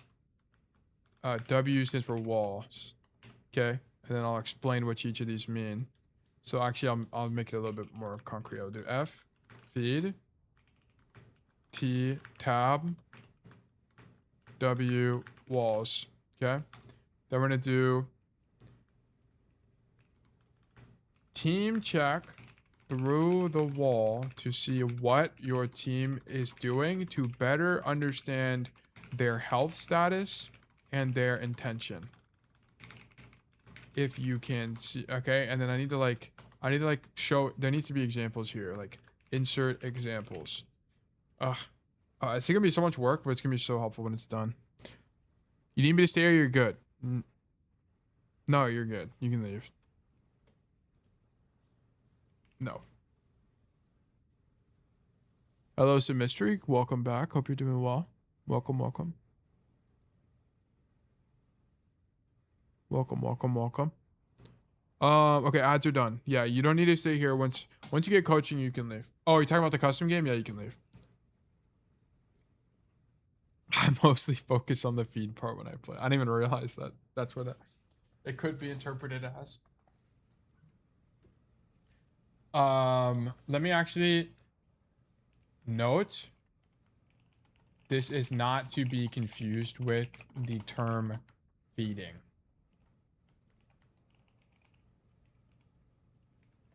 Okay. Check the kill feed as you walk back from spawn. Okay. Italicize this. Tab. Hit tab, or more broadly, check the scoreboard to see who is dead and who is alive, as well as ultimate statuses. Did you send the link for the notes already? No, I need to do that. Let me do that. Junkmeister. I just need the link. Okay, let me just get the notes here. Exclamation mark notes. Okay, by the way, guys, you can get the link to the notes here if you do exclamation mark notes. And then you can find it in student notes and then this week. Oh, I forgot to move the folder. Oh, I actually need to move the folder real quick. Because the link's gonna break once I move it. So let me publish this.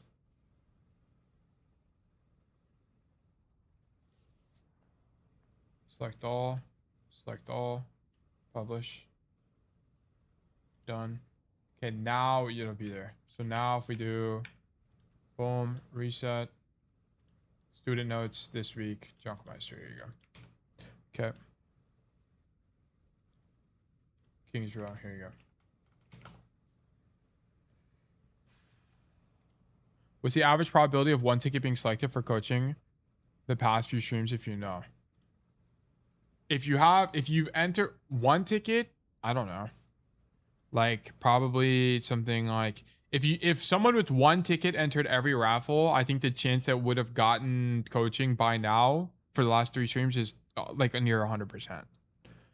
Because keep in mind, like we have way more people that claim tickets and actually enter raffles. Like there's way more people. Like look, there's 22 people claiming tickets. The amount of entries we have is like 3. It's like very low.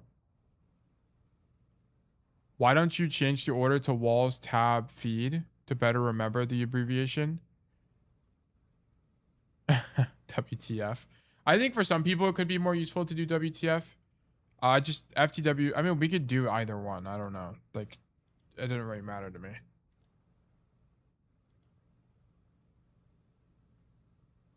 FTW is also for the win. Yeah, but maybe we're just too old. Maybe FTW is too like old head coded. By the way, guys, if you ever want to see like the web of knowledge, you can you can click this thing up top here and it'll show you the graph. And then you can like go to the different things here. Of course, it's still a work in progress, but it's like this is just where we're at. So very useful. Okay. Mooch, congratulations, you've been selected for coaching. Let's do great things.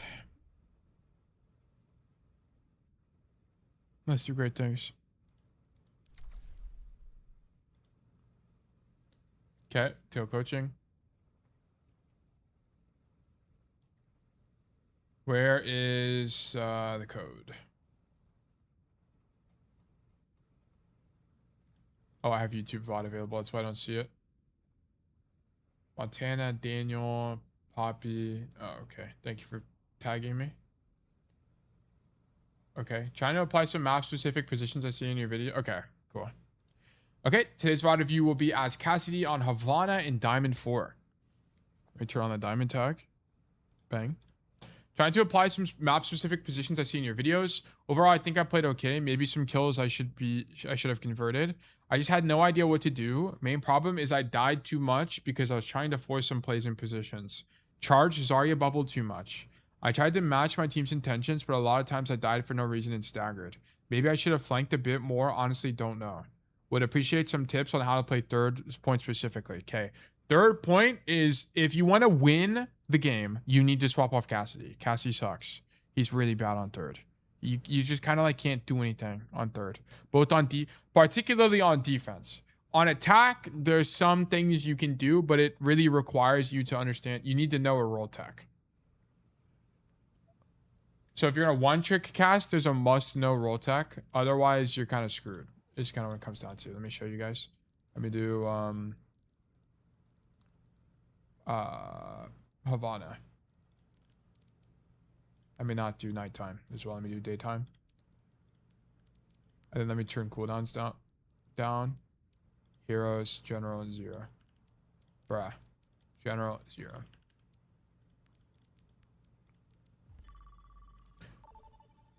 Just played the best I've ever played, low-key. Wait, we actually leveled up for you, Snow. This is fantastic. I'm going the wrong way. Okay. So on this map, if you want to win as Cassidy on third attack, you have to know this role tech. It's essential. You'll come to this side. Here's what you do. Come to this side. You see this part of the rock. Walk directly toward it. You're going to look at this fence thing.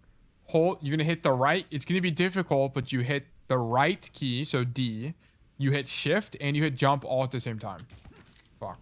I I don't do it very often, so I don't get it every time. But you have that's the inputs. Okay.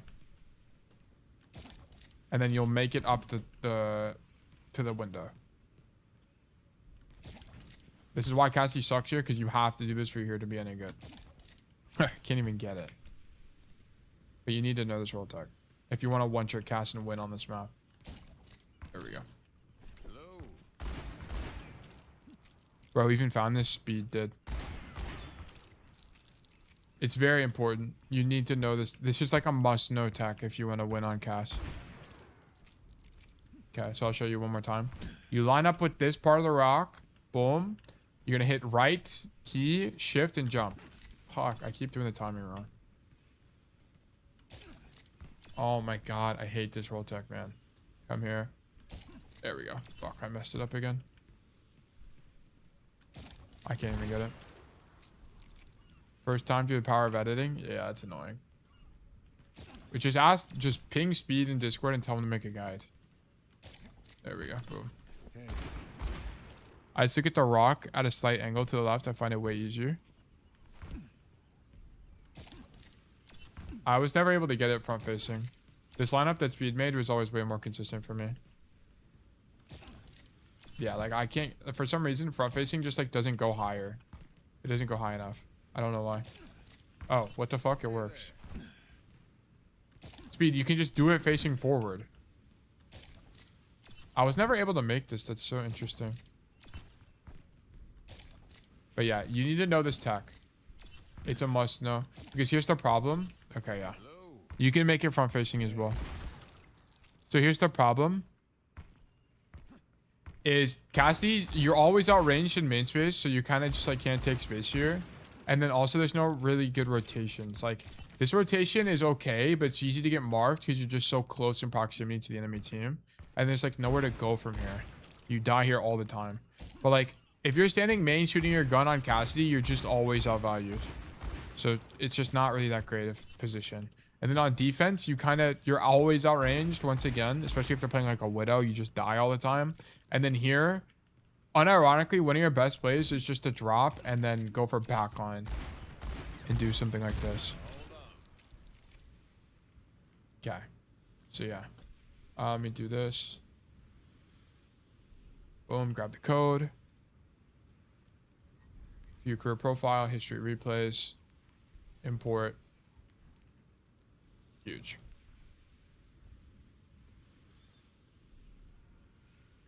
Okay. Okay, so now we're playing Cassidy on Havana. For the record, guys, if you want to win, you shouldn't be playing Cassidy on Havana. He sucks. But if you want to learn, this is fine. Okay, no big deal. 5, 4. Also, this game, my tank just stopped playing at 1 point, so I had to eat for... Wait, what? What does that mean? Okay, guys, what's the point of sending me... Like, I don't understand. Why send me codes where people go AFK? Why send me codes where we go AFK? Like, what's the point? It was not for long. Stopped playing? Okay, like, just keep in mind, stop sending me these codes, guys. Like, don't send me these codes. Like, if these things happen where you or a teammate go AFK, I don't want them. I don't want these codes. Like, I need to make a note of this. Let me make a notepad. Add to rules where if their teammate goes AFK in a way that impacts game, do not send a code. My bad? No, it's not your bad. There's not a rule there. Like, there's no rule, so it can't really be your fault. It's my fault. I'm just gonna add a rule in the future. Like, here's the reason why, guys. Like, the reason I don't care, because you guys play enough games where there's bound to be a good code that's worth reviewing where someone doesn't go AFK. Like, there's bound to be a code. Like, so, and those are just gonna be of higher quality. I don't want to have to talk about a fight where someone left the game, and I'd be like, oh, there's someone left the game. I don't have to talk about that. Like, you guys play enough games. For sure. 5, Okay, wait. Danny Bot, AI Dex, Glimical, and Jacob. Thank you guys for the follows. Welcome to Bug Nation. Okay, we stand up here. Real Moss, thank you for the follow. Welcome to Bug Nation. This is exactly what I do. I wouldn't even peek. Nah, you're peeking too early. You need to wait. You're getting too impatient. So you can do one of two things. Number one, if you are going to peek, you shouldn't be peeking this angle because you're stuck with this here now. So that's mistake number one. Number two is you shouldn't be peeking here anyway because you're out of your effective range. Everyone on the enemy team, Emre, Ana, Alari, is going to do more damage to you than you'll do to them. So peeking here is bad anyway. You shouldn't even be peeking. You need to be doing it from here if you can do it at all. But I don't even think you should be doing it at all. So this is already a mistake. So just wait more. Yeah, you need to wait till the card gets to the corner. This is weak. Let me do this. New notes. It's just gonna be Mumuch, Cassidy, Havana diamonds. I need to. Oh wait, no. Hold on. I need to delete this. And then I need to do student notes, make a copy, and then everything I just did. Mooch, Havana, Diamond, Cassidy. The exact format doesn't really matter that much. Notes, okay. Don't double up your angle. Also shouldn't be swinging at all because this is out of your effective range. The enemy team will do more damage to you than you will do to them in this matchup. Okay. You see the enemy team on Ana / Alari / Emre, which all outrange you. Okay, guys, and if you don't know if someone outranges you or not, you can hit F1 in the game and it'll show you your effective range on your gun. 25 to 35. And you need to have a general idea on each hero's effective range. So Ana, for example, has a sniper rifle, so she has a way longer effective range than Cassidy, for example. And then if you don't know how far something is, you can ping, and it'll tell you with this number at the top. See? 16, 20 meters. And then you can use that to know how far away you can be. You want to be at, you see the minimum fall off? It's 25 to 35. You want to be at about 25 meters away from people as Cassidy, because that's when you're going to be the most lethal. Why is playing on the ground with Sigma not better? Okay, so you can play on the ground with Sigma. It's okay. It's not the greatest thing ever, and this is why Cassidy sucks balls on this map. So the reason you typically don't want to play here is because from this position back to this like kiosk, it's still long rotation out that's in the open.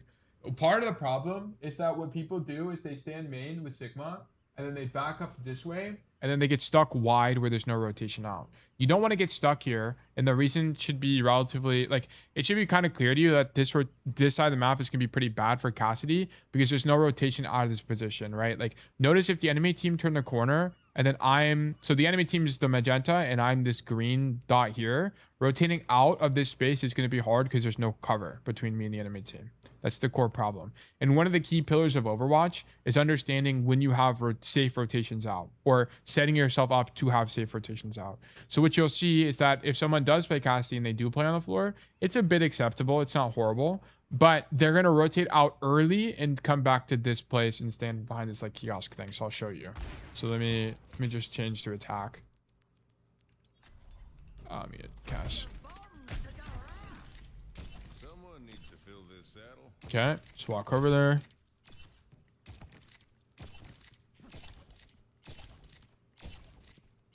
Come this way.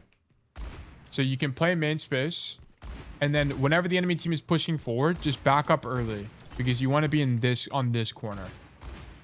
Because from this corner, you still have a continued rotation backwards. I think that should be allowed. It helped me once when you noticed it and told me to always check at the start of the match to see if everyone had left the respawn area. If a player doesn't pay attention to this, it's a mistake that you as a coach can correct.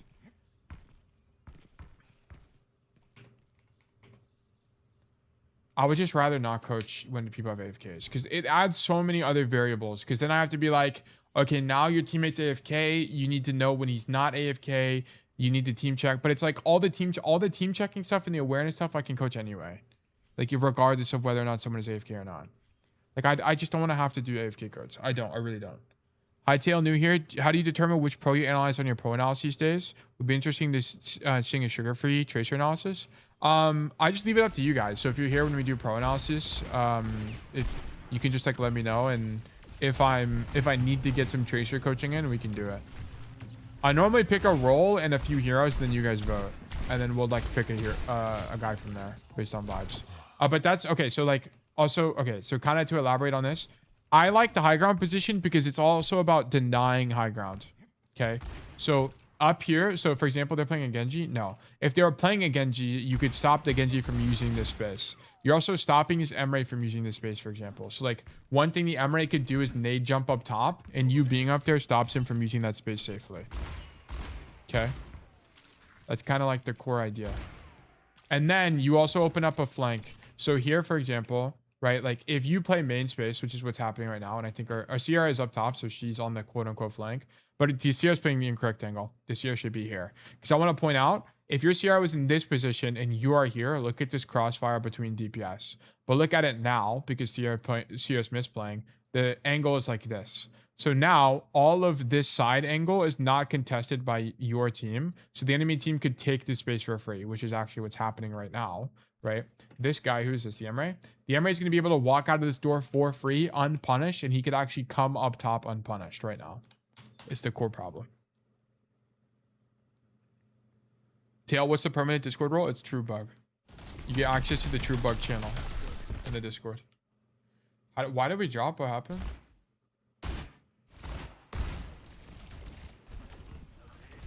So you're up top. I think dropping is okay as long as you do it for the right reason, which is you don't want to double up. I think it's okay. I don't think it's the end of the world. Do you want my stack? Yeah, it's okay.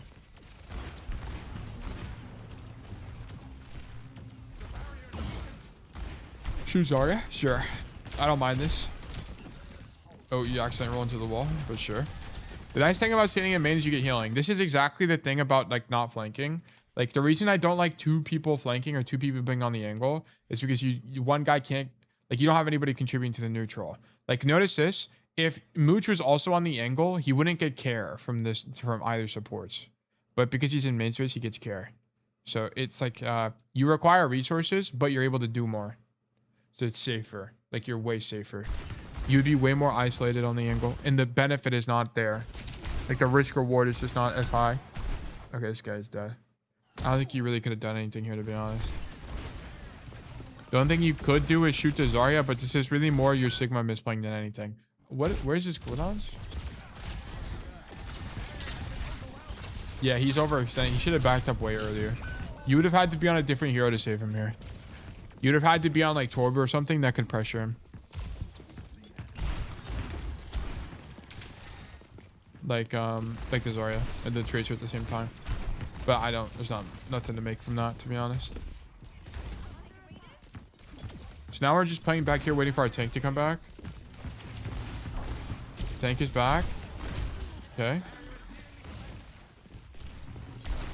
How far in a diamond is this? D4. Okay. You need to ignore trade. Yeah, nice. Nice kill. Nice headshot. Really good crosshair placement from you. You're on a dive, but that's the cost of new business.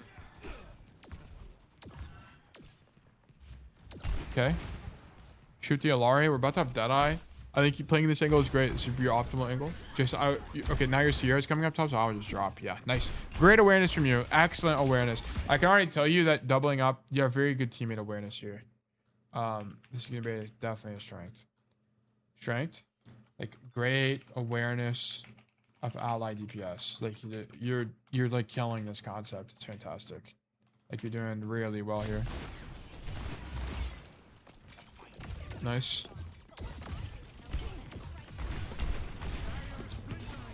Okay. So one thing you could do here. Okay, your guy dies again. How is he not getting healing? Like, what is even happening? He doesn't left shift, but he also can't left shift because it's a Zarya matchup, so it doesn't even do anything. This guy misses 2 shots in a row. What is this guy doing? This guy, who does he have orb on? He's orb on C, yeah. Rihanna kind of fumbles here. What did we nade? What did this guy nade? He just nades deep, I think, right? Yeah, he nades deep. By the way, guys, if you're an Ana player, these nades suck. Because here's the problem why. The reason you don't want to nade like this is because no one on your team can follow up with this nade even if you hit somebody. So the chance of you killing somebody is pretty low. You don't want to use nade like this randomly. I don't like it when the DPS keep trying to shoot at Zarya, especially when she has no charge. Shooting Zarya is fine. It just depends on what the Zarya is doing. Like if the Zarya is pushing into your team, so for example, like if the enemy Zarya is here, where she's overextended and has no cover, shooting her is appropriate even with bubbles. The thing, like the reason that I think a lot of players fall into the trap of, oh, don't shoot Zarya bubble, but that's just like not really how Overwatch works. Like you should shoot, like don't shoot Zarya bubble when she's in main and has cover and has 0 chance of dying. That's when you shouldn't shoot bubble. When you should shoot bubble is when she's like wide with no, like she's wide relative to her team trying to take space. That's when you shoot bubble. So that's like the only thing. Your Sigma dies here. I'm gonna be honest. The only thing you could have done is set up for a wide Deadeye, but there's not a way to see this. Like you would have had to be thinking about it from day one. So you would have needed to think, okay, I want to set up a wide Deadeye here. Come deep to, like, once you get it here, you actually make the rotation wide like this. And then pop Deadeye like now. But then it would have been impossible to know. Like, just maybe it's something to think about in the future, but I wouldn't really worry about it. Yeah, this fight's lost, whatever. Trying to trade out on the Emre, sure. So far, it looks like you're smurfing, I won't lie. You're playing pretty well. Like, I'm surprised this is low diamond. It's looking like Masters. Okay. You hear the Alari? It's a bit greedy. You need to leave. Yeah. Okay, so the only thing about this is you're the furthest guy forward. So, or you're one. Okay, I guess you're not the furthest guy forward. Your Sigma's actually here. It's actually not that bad. It's not as bad as I thought. Now I see where your Sigma's playing. I just kind of don't like this decision from you. So, part of your team is still walking back from spawn, and your Ana is dead. And you choose to, whenever you get zoned by this Emre, instead of getting zoned forward, you get instead of getting zoned backwards like this, you get zoned forwards, which means that you're committing to the angle, which is just a little bit high risk when your Ana is dead and it's like convenient for you to back up anyway. So I'm not really a big fan of you walking forward here. So that's kind of the only thing. Like, I guess I'll draw this out here. And then I'll put, this is the Emre. And then you also know the Alari's there as well. Notes. Okay. First attack, our first def wasn't your fault, low key. Okay. So second defense, here, your Ana is dead here. Playing passively is going to be preferred because it's convenient for you. It's convenient for you. You incur risk of staggering by walking forward. I would be more supportive of you walking forward if it was only Alari on the angle, as you could even the fight by winning the 1v1. But you know you're walking into Emre and will be in losing fight due to effective range. Okay. So this is the problem. You can't really walk forward here. Like, I think you're trying to match intentions with the Sigma, which is fine. Like, I understand the idea, but you're in a situation where that's not really possible. Or it's like, if you're going to do that, sure, like that's fine, but commit to the idea. Like, you need to commit. You can't like half-ass it. So here, let me show you. Yes, my team is not there. Yeah. Like, okay, by the way, guys, you can make this jump. Make sure you know this. I don't have melee on this mouse. Sorry. Okay, so if you're gonna walk forward, that's fine, but like fight the Alari. And this is the problem. You can't fight the Alari because the Emre is there. That's like my critique. Like, this would be an okay idea if fighting this Alari was possible, but it's not because there's 2 people marking you. Does that make sense? Like, let me take a screenshot of this. Fighting the Alari who you know is on this angle is not possible because Emre is zoning you from the ping. The only thing that redeems this position is the potential Illari pick. Yes, I mean, when Zarya comes, you can kill the others while she's walking around with no charge. Isn't that your job as DPS? You shouldn't be getting a lot of damage instead of going for kill. It just depends. Like, it's contextual. It's going to depend on the map. It's going to depend on geometry. It's going to depend on ult statuses. It's going to depend on what you can and can't do. It's going to depend, like, it's going to depend on a lot of things. Like, Overwatch is not... Of course, you're going to prefer shooting backliners, but there will be situations where shooting tank is appropriate. Like, it's just going to depend. Like, I would go further in the discussion, but it's just too nuanced. Like, there's way too much nuance in this game. To like of course prefer to not shoot tank. That's like generally the idea, but there's nuance to that, even that claim, because like you should prefer shooting tank when your ally DPS, if your ally DPS is flanking the whole game, for example. Okay, when this is happening, yeah, okay, you're just a little bit late, but you needed to commit to this flank when your team was grabbed, because you can't do anything about the grab anyway. And I think you probably killed the Illari earlier.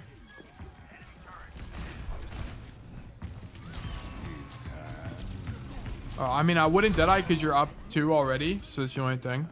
Like, just not really a need. Like, you should be able to read the fight state here. Oh, no, you're up 1. It's whatever. And she's overextended. It's fine. I don't mind it. Damn, you low-key smurf in this game. Okay. We just... Wait, what? Hold the phone.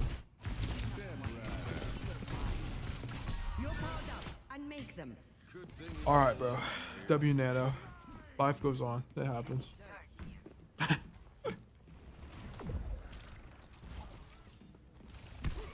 I would ignore the Tracer. Yeah, she's like way too far away. So don't chase Tracer. This is good from you. I like that you don't chase the Tracer because she's just too far. You kind of have to trust your Reaper's gonna kill the guy. Because then if you back up for the Tracer, your team is gonna be in such a losing position because nobody will be able to do anything. Because they get to walk forward for free. You kind of fuck up this poking, by the way. What even happened? You're way too scared. You need to be way braver here. You need to commit to an idea. Either deny the lane, stand here, shoot the Zarya, and continue shooting the Zarya. Like, you needed to continue shooting her now to force bubbles. Like, the whole idea is to force bubbles on this walk up. But you get too scared, and then she gets to walk through for free. That's kind of the core problem. Like, you need to force bubbles here. Or you need to leave. Like, I need you to pick one. You can either fight for it or leave, but you stay here. You get, like, the worst of both worlds. You don't poke the walk up, and you don't leave early. Okay? So, I mean, like, this is a core problem. Okay? There's a blue circle on the screen. Sure. Okay? When playing for a lane, pick an idea. Pick an idea. Number one, leave early if it's a bad matchup. 2, hold the space and leave at same speed as enemy team walking forward. Okay? Like, I need this, like, these ideas from you. Then here's the problem, right? So, boom. Problem here is that you're so scared of Zarya that you don't poke her on the walk up and force at least one bubble. So your team is at a resource/space disadvantage.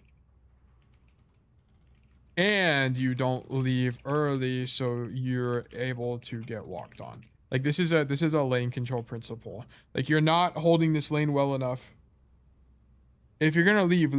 If you're gonna hold it, then shoot them. Like, I don't like the way you play this. This is too passive. A bit of a min-max, but it's important, particularly in the Zarya matchup, because the entire, like, she wouldn't have had this bubble, and you kill her. You actually would have killed her here, so it did matter. It did matter. Okay. This is the result. Boom. Okay. So just something to keep in mind.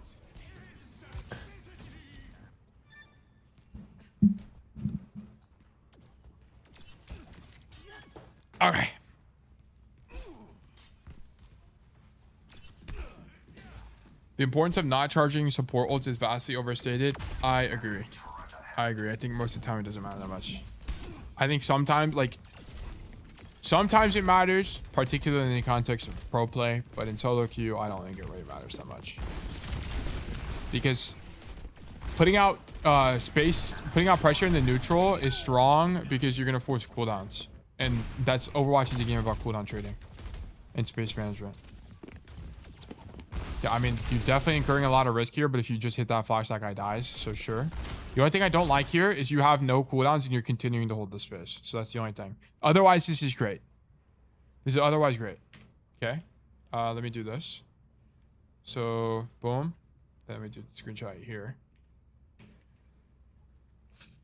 Okay. Flanking on second is viable as long as you know the enemy tank is across the map. Okay. This is fine. So, but the problem here is that you miss the flash on the tracer, then you continue to hold the angle with no cooldowns. Okay. Also, you needed to stay on the staircase and rotate back up the staircase. It's like a minor thing. As a minor thing, you needed to stay on the staircase as it gives you a better rotation out. That's kind of like the core problem, because like look at this as well. So if I go to this angle, so like here, I mean, it should be kind of apparent to you, like if you back up this way, how do you leave, right? Because then you have to leave back to the open, which is just really weak, right? I mean, there's no cover here, right? So you're just gonna die. But if you did the same thing but from the staircase, which is what you did, boom, you have this rotation out, which is weak, but you have to understand that from here, if someone swings you, they have to swing you around the corner, right? From here, if someone swings you, they have to swing wide around the corner and commit. Okay, so that's the thing. Like they have to commit to coming to this side of the map. From here, they don't have to commit to anything, right? They just play the main space. Okay, so this is like the core mistake. So you shouldn't be leaving the staircase here. The idea to play here is fine though. You just missed the flash. If you hit the flash, the tracer and the emerald both die. But also you should have left earlier. Experience tranquility.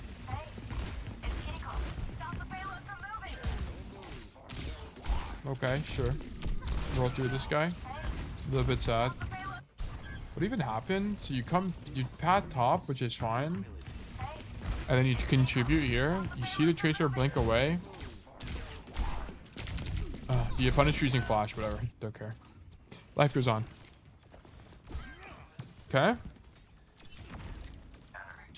Come right side. W rollout from you. Like great teammate awareness. Like here, you see, what do we see? Reaper is here. So we don't come this way. We come right side. Like this is great.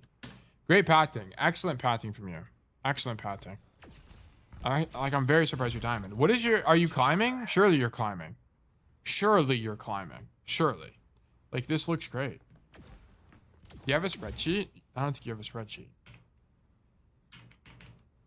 Yeah. You have to be climbing. It has to be like 60% win rate. I mean, I have to play more to be honest. I see. What is your win rate this season?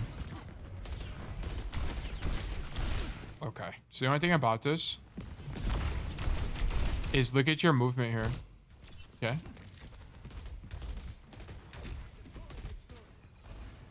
Left, right, forward, backwards, left, right, left, right. Your movement's not that bad. But there is some forward and backwards movement here, I'll point out. Just not needed. Only left and right movement needed. This is minor. Very minor. But something to keep in mind.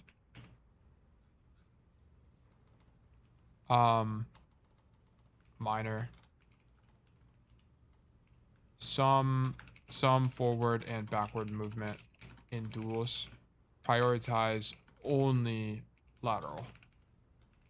There is some nuance to it, but for 99% of people, it doesn't matter. Because there's times where, like, if you're playing a projectile hero, you'll purposefully move forward and backwards. That way you have slower, like you're moving slower relative to the next guy, but it just doesn't matter. Actually not that high. Okay, what is it then?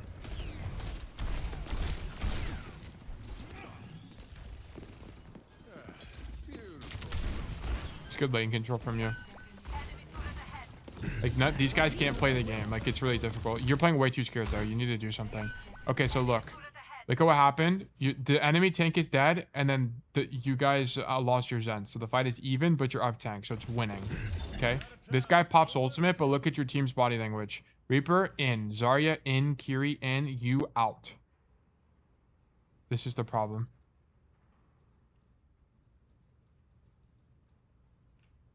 You're not matching your team's body language. You need to try to kill the Emre or something. Like, you just have to do something because your whole team is doing something. Here, your team is up tank and but even count, and they are holding space aggressively. I understand Emre has ultied, but you need to contribute to this fight. You cannot be scared. Okay, I hope it's kind of apparent why, because, like, stuff is happening and we're not involved. You're controlling good space, but you could be, like, for example, like, what you would do here is from this position, you could back up initially to, like, reload or whatever. Like, back up to here, reload, walk back, okay? And then you could even roll forward and play, like, this position, but you need to be doing something. You need to be doing something. It's 57 on Cass, yeah, so you're still climbing. This is too far away, right? You have a problem with this? Or it's not too far away, the angle is bad. It's gonna be really easy for this Emre to unswing you because there's just so much cover between you and him. So that's the only thing. Okay. So I'll take a screenshot of this.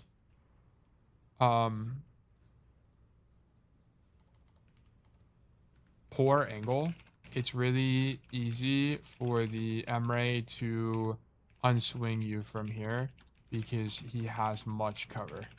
If you kill him, it's because he's not aware of your position. If Emre was 1 HP, this would be more excusable as an execution that I'm spelling stuff wrong. There we go. Yep, that needs work. The idea is okay. I don't mind the idea here, but it's like, because you want to match intentions with your team and you don't know how to do it, but it's just, you kind of read the fight say wrong.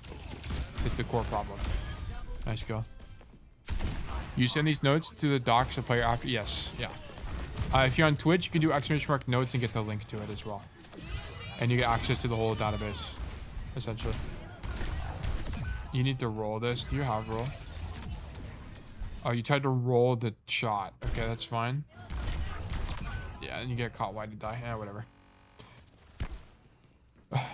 You just didn't dodge the shot. That's all it was. And you needed to win that fight more convincingly.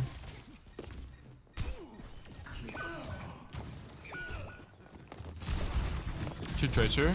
Shoot Alari. Okay, that guy's dead. I like this flank from you. Is there no way to convert this fight early? Your Ana dies early. How is this guy dead? Oh, that's enemy Ana. What? Wait, what? Okay, your Reaper dies as you walk back, and we don't pop Kitsune. Yeah, I don't think you should pop Kitsune, so that makes sense. But then your Zen pops Transcendence. Could this guy have TP'd out at all, or no? No, he TP'd in. And he doesn't Suzu.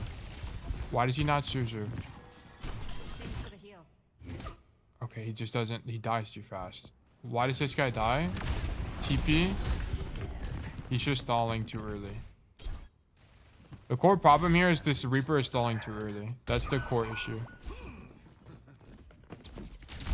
Riverboat S tier skin? It is a good skin. Also good to see your bullet. Hope you're well. I think his idea is fine. Yeah, I think your approach here was fine. Your team kind of fumbled the bag, I won't lie. Okay. True Tracer. She's out. Okay. Okay, so you can't play a singles cast ever. Okay, you need to be able to intuit this. Okay. So why can you not play this? Why can we not play this angle here in this situation? What's the problem for a ticket? Who knows? In chat. Why can't we play the window? No range, exactly. This is it. This is the core problem. Remind me, actually, let me resolve this. And then I'll give you a ticket. Hold on. Exclamation mark resolve. Exclamation mark add ticket. Add ticket. Mooch 23. Okay, so here's the problem, right?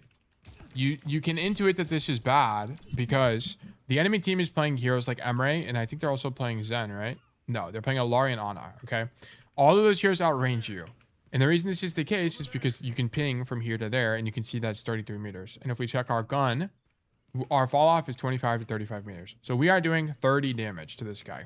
A single Emre bullet does more damage to us than we do with one of our revolver bullets. So you can intuit that this angle is not a good angle to be playing. Okay? You should not be playing here. Let me ping this. This is not a Cassidy angle. The only time you would play this angle is when the cart is here. Because then now you have a flank and it's in your effective range, right? But when the cart is still in main space, it's not a good angle. Okay, I guess I'll indicate that as well in here. Let me delete all of this. Third, defense. Okay, so like here. This angle is not good for Cassidy when their cart is still pushing through main space because it's out of your effective range. And the enemy team is playing Emre, Ana, Alari, which all outrange you. This is more forgivable if the enemy team is on like a full dive comp, think Winston, Tracer, Genji, where they have basically no range on their team. Okay, and then let me ping this. Let me do this. Boom. Put this note. This position is more forgivable when the cart is here on ping, as now the fights will be in your range, and now this is an angle, like a flank angle. Okay, just keep that in mind. Mary Blossom, hello. Good to see you. Tail, how winning is this code so far? 80% winning. I wouldn't give this a winning verdict, but it's really good. I'm very surprised this is diamond. Very surprised this is diamond. This is giving low masters, if not higher. Like, great macro. Great macro. Like, part of the reason that we're losing is just because we're on Cass. And we had we really failed one fight. There was one fight where we just didn't do anything. And that's really kind of the key problem. And there's another fight where we just missed a flash. And that happens. I actually don't mind this Deadeye. I actually think the Deadeye is an okay idea. Also, hope you're doing well today, Tablecloth. I think it's okay. I don't really mind it that much. You should have taken the jetpack, Cat. Is this guy trying to pick you up? Yeah, you should have taken that for sure, by the way. But it's alright.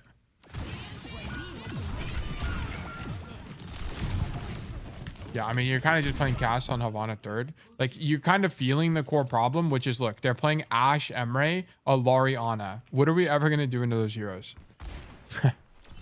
Like, it's so hard to do anything. Your hero kind of sucks. Like, this Deadeye is a fine idea. I actually don't mind it that much. It's not that bad. But immediately after this Deadeye happens, your idea should not be to play in this Kitsune. I know it's a little bit counterintuitive, but it actually isn't to play in this Kitsune at all. And the reason this is the case is because you're outranged here, even in this Kitsune. Even with a Kitsune here, it's actually better for you to do basically anything else. Okay, and then I'll show you what I mean. So your options are, you have a few things. You could cross left side, come this way, rotate, and then open up this off angle. Why? It's in your effective range. Okay, that's why. Okay, or you can come right side, shoot and then shoot the Zarya here, force this guy out. Why? Because it's in your effective range. It's all a range problem. That's all this all comes down to. Here, same thing. You can come up top here, stand here, range. It's all range. Soju's okay here. Yeah, Soju's way better here. Way better here. Like, it's not... Cassidy is probably one of the worst heroes in the entire game. He probably is the worst hero in the entire game on this point. I'm not joking. Maybe Tracer, but even Tracer's better. That's kind of the third thing. So we need to find like any rotation. So I'll do this. So you have that in mind as well. We'll do this. So you need to go like here. You need to go here. Or you need to go like up top. You pick one of these ideas. Any of them are fine. This is because you just can't do anything within your effective range here. You need to be like, pick any of these. Depends on your idea, but generally all are good. It's not really like one in particular that I think is stronger. I think they're all strong. And I think it's going to be kind of subjective on how you want to play it. Do new people need some kind of approval before their messages appear in Twitch chat? For example, I still only see Game in Mind's messages inside your stream, not in chat. It's because some of them are on YouTube. Is this my favorite game? I don't know why it's my favorite game of all time. But I have been enjoying Overwatch and I coach it now. Oh, yeah, I didn't know it was a thing. Yeah, I also multi-stream to YouTube. And I do that because it saves the VOD basically longer term. On Twitch, it only lasts like a month or something like that, which isn't that great. Also, you know what's cool, guys? I think next month I'll be able to, maybe not next month, but in 2 months from now, I think we're on track for Twitch partner, which is gonna be awesome. That's gonna be really cool. Okay, the main space, come right side. This is the best play. This is okay. You're missing the rotation. This is weak from you. Okay. Let me see what you do. Do you go right side at all? Yes, you do. Okay, but you need to not poke in main at all. Is the core problem. Okay, so talking about the attack, you do make the rotation, but you need to not poke. Okay. You make the side rotation here, which is great. But you shouldn't be poking here basically at all. Effective range, right? It's all coming down to effective range. You're starting to figure out why this map sucks balls for Cass. Everything is out of your effective range. Like literally everything. It's so hard to play the game. It's really difficult. Let me actually go to attack. Which is why like I preface this, which is like if you want to win on Havana, you shouldn't pick Cassidy. Okay, so like your idea should be boom, boom, boom. I'm out. Okay, I'm already rotating. Then you're gonna stand here, wait till the cart pushes a little bit. Then you're gonna swing the angle. Boom, boom, boom. Then you're gonna walk forward this way, and then make the rotation to high. This is it. Because from the high ground, you do a lot of things. Number one, it gives you a flank on backline, which you can use sometimes. You won't do this very often, but you'll do it sometimes. Like I'd say like 30% of the time you're in this position. The other 70% of the time, you're coming up here and you're just like clearing tank.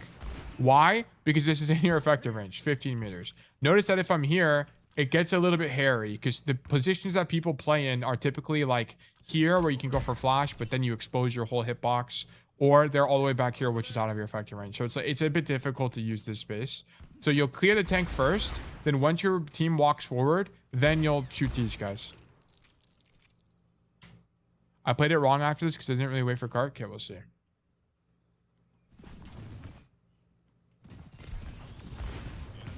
I mean, this is okay. You need to just roll. Like, it's not that bad. And the reason it's not that bad is because your tank is holding space. Okay? So it's fine. No big deal. Oh, but you need to go. Okay, so the only thing about this, walk, walk, walk, take a rail to the face, go. I don't think you realize, but you have cover here. You needed to just continue rotating. Continue rotating, and then walk up top here. Okay, let me actually do this real quick. Let me do... yeah, let me just get a ban going real quick on this. Ban, you're done. All right, okay. All right, yeah, you need to just continue rotating because you got cover there. I swear bike is so quiet. No, you're not coping. It's a 1 billion% quiet.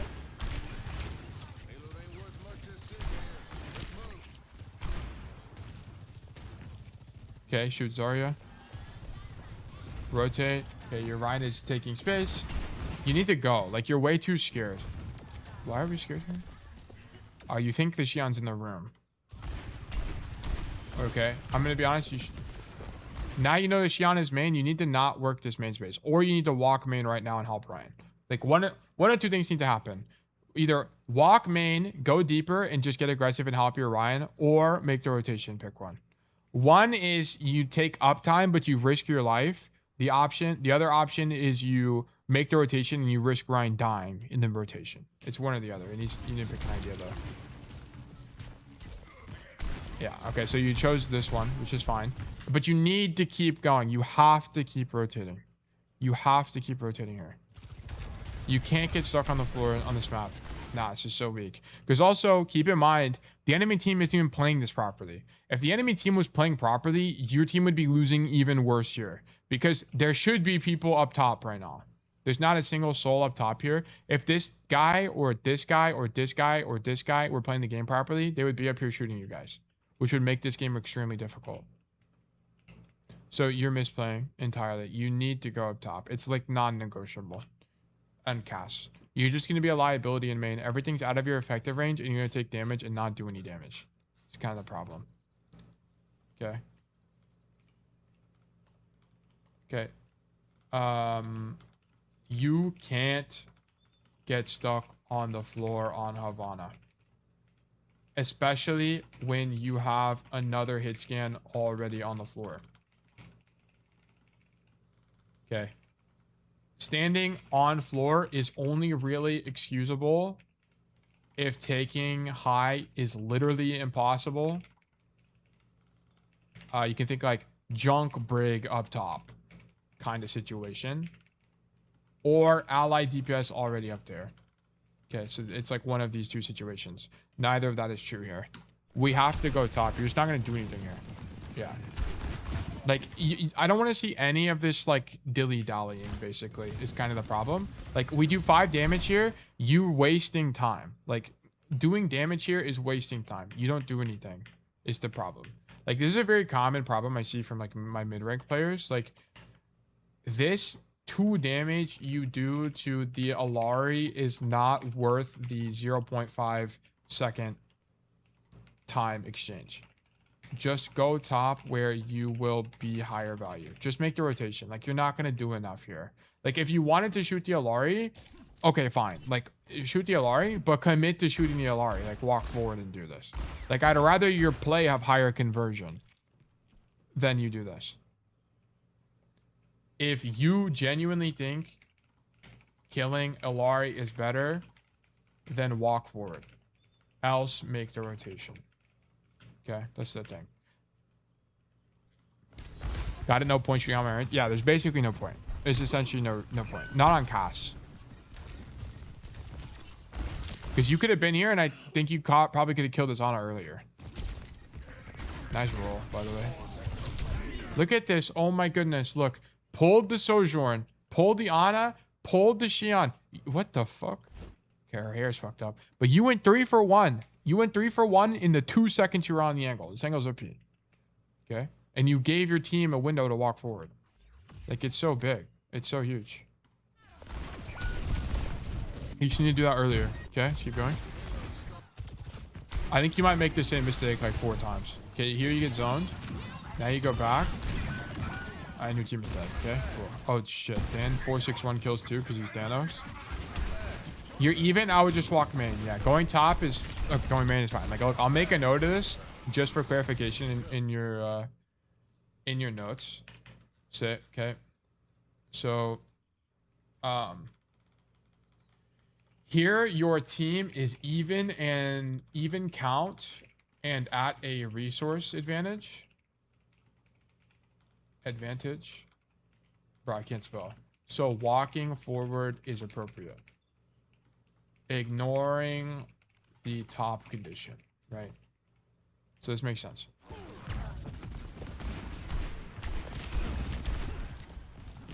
Okay, shoot tank. Okay, I don't mind this idea, but you need to be wider than this. Okay, I know what your idea is. It's to zone these guys on the walk up, but you want to be wider for 2 reasons. Number 1, how do you make anything out of the space you're creating here? There's not really a lot. There's not a lot you can do to make anything out of this. But if you were on this side of the map and you pop Deadeye, like let's say you were in this building and you pop Deadeye, you would be able to rotate and open up a deep angle. Okay, so you can't do anything with this Deadeye. And number 2, your team can't really do anything with this Deadeye because your Deadeye is too early.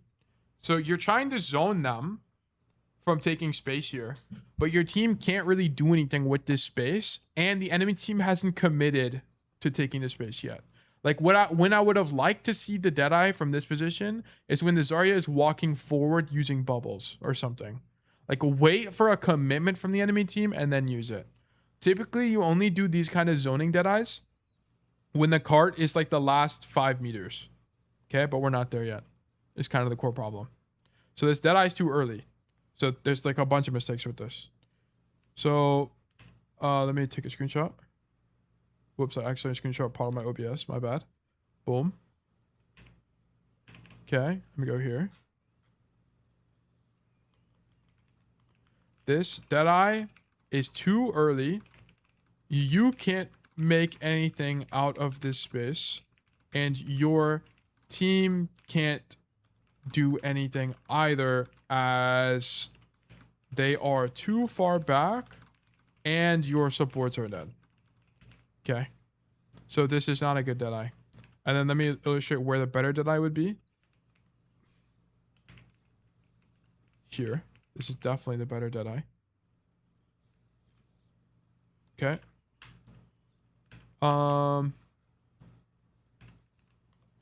This would be the better Deadeye, as you have cover, deny deeper space, and take space all at the same time to improve chances of winning this fight. Okay. I hope it's kind of apparent why that angle is better. And your team can do something with that. This is too passive. Okay, like we should never be killing anybody here. That guy should never die. He just like walks into the Deadeye and dies for no reason. Okay, we kill Xion, we kill Sojourn. And we fail. We mechanically fail here? What even happened? Okay.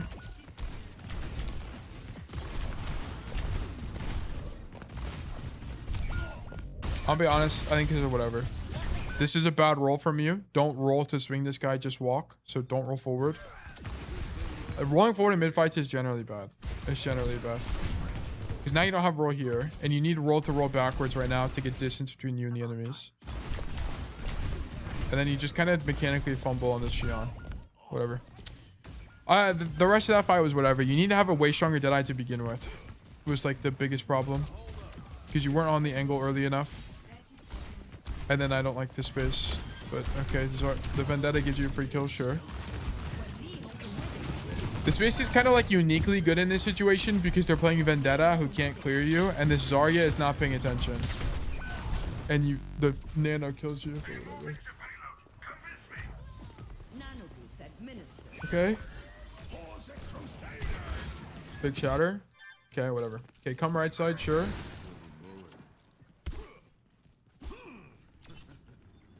Okay, we actually come left. I just like, why change your angle? I thought the angle was fine. You see these guys across the map. You don't hear anybody here. Fill the empty space. What's the problem? Are you, maybe you're worried about being overextended?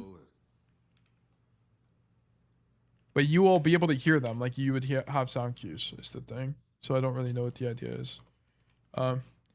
Here, you just team wiped enemies. So you know they are respawning. You see the Ana in main. And you don't hear anybody in this position. So you can assume it's empty. Fill this space. If you are worried... if you're worried about getting pushed, you can use sound cues such as Zarya's footsteps or gunshots / CD usage to know when to back up early to avoid dying. I think you're fine to walk forward here. Like, here's what you would do. Let me just show you. So you would come to this angle. Boom. Okay, you're on the angle. You would walk forward because you didn't hear anything. And then if you hear the Zarya, not only can you see them from here. Let me just also take a ping from this. Take a screenshot. You can also see them walking toward you. Not only can you see them walking toward you, but you'll hear them. Like, you'll hear big ass or loud ass Zarya footsteps and stuff like that, so you can avoid the so you don't die to it. Okay, so that's the thing. You have to use information. So you don't use that space, which is really weak, by the way. You could be here right now, shooting this Ana, stopping the Ana, shooting the Xion, stopping them from using this space. And I actually think you probably killed the Xion at some point, or at least stopped her from using this, which means your team gets to use all of this space for free.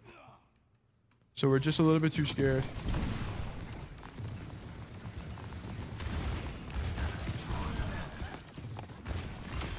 Okay, sure. Shoot a Lari pylon. Shoot Zarya. Shoot a Lari. Okay.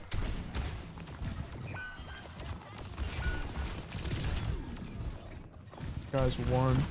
I love this idea from you. Okay. Shoot Zarya. Alright, we're dead. Damn. Is there no way to do anything else here?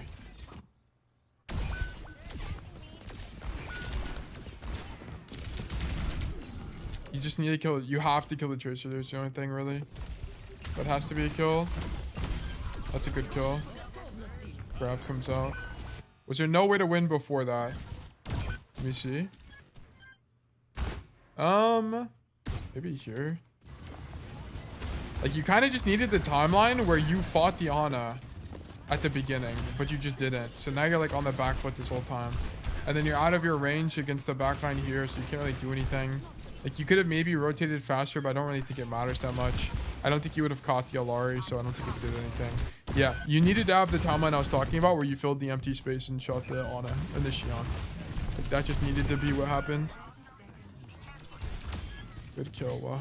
I don't like this roll forward, though, because now you don't have it here. Yeah, you almost died for that. Like, you need to stop doing this. I guess you think this space is empty, because you don't actually hear the Zarya until now. So, it's a little bit forgivable. I'll let you have that.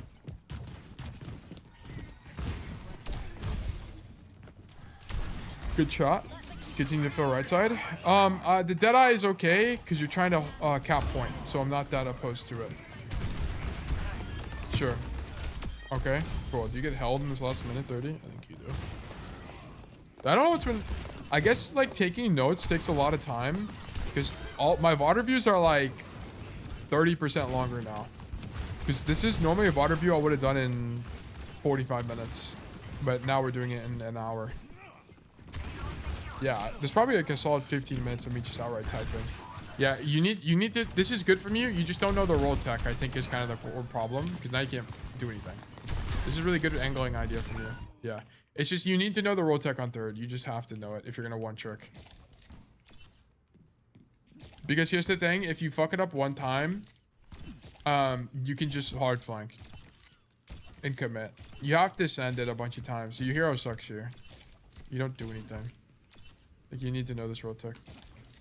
Oh. Boom. I didn't know about it when I made the roll tech video, but it's very important. And then if you don't hit the roll tech, you just come this way.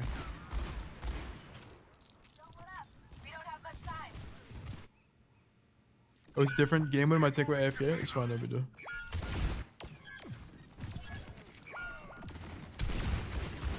Yeah, you need to have a stronger second. Or you need to have a way stronger first and a stronger second. And you lose. Okay, this is verdict losing for sure.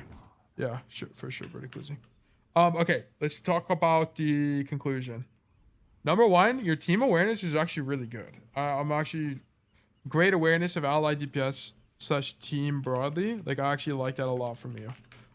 Primary issue. Stop taking fights out of your effective range. It's not worth it. Most of the time. Okay, there's some exceptions, but like very rarely do the exceptions apply.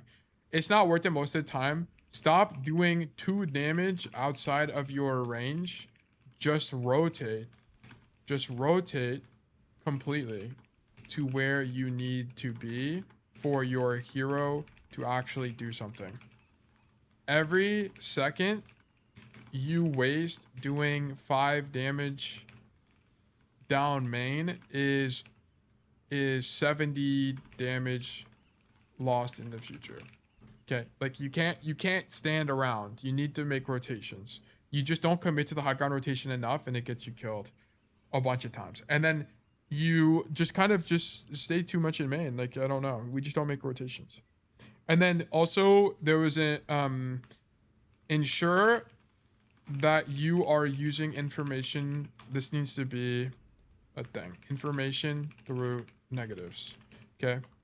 Ensure that you're using information through negatives. When you don't hear enemies, assume space is empty until proven otherwise. Okay.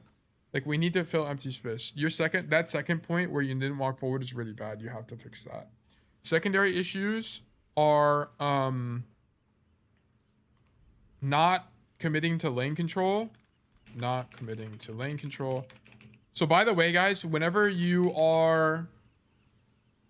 give you primary issues, focus on the primary issues. The secondary issues are just like other things to keep in mind, also useful for me in the future.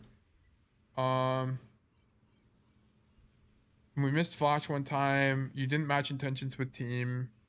Not matching intentions on team fight when even, and then also dead eyes broadly need more work, but I'm not too worried about the dead eyes. They're not as important. Looking for roll, yeah. We didn't flank, we stayed main. That's an effective range issue. Not rotating, not using a good enough dead eye, not filling empty space. And then you had this one minor thing where you moved improperly. And then your shanks were definitely, your team awareness was really strong. And then the general macro ideas of flanking is good. It's just we're spending too much time over the course of the game playing outside of effective range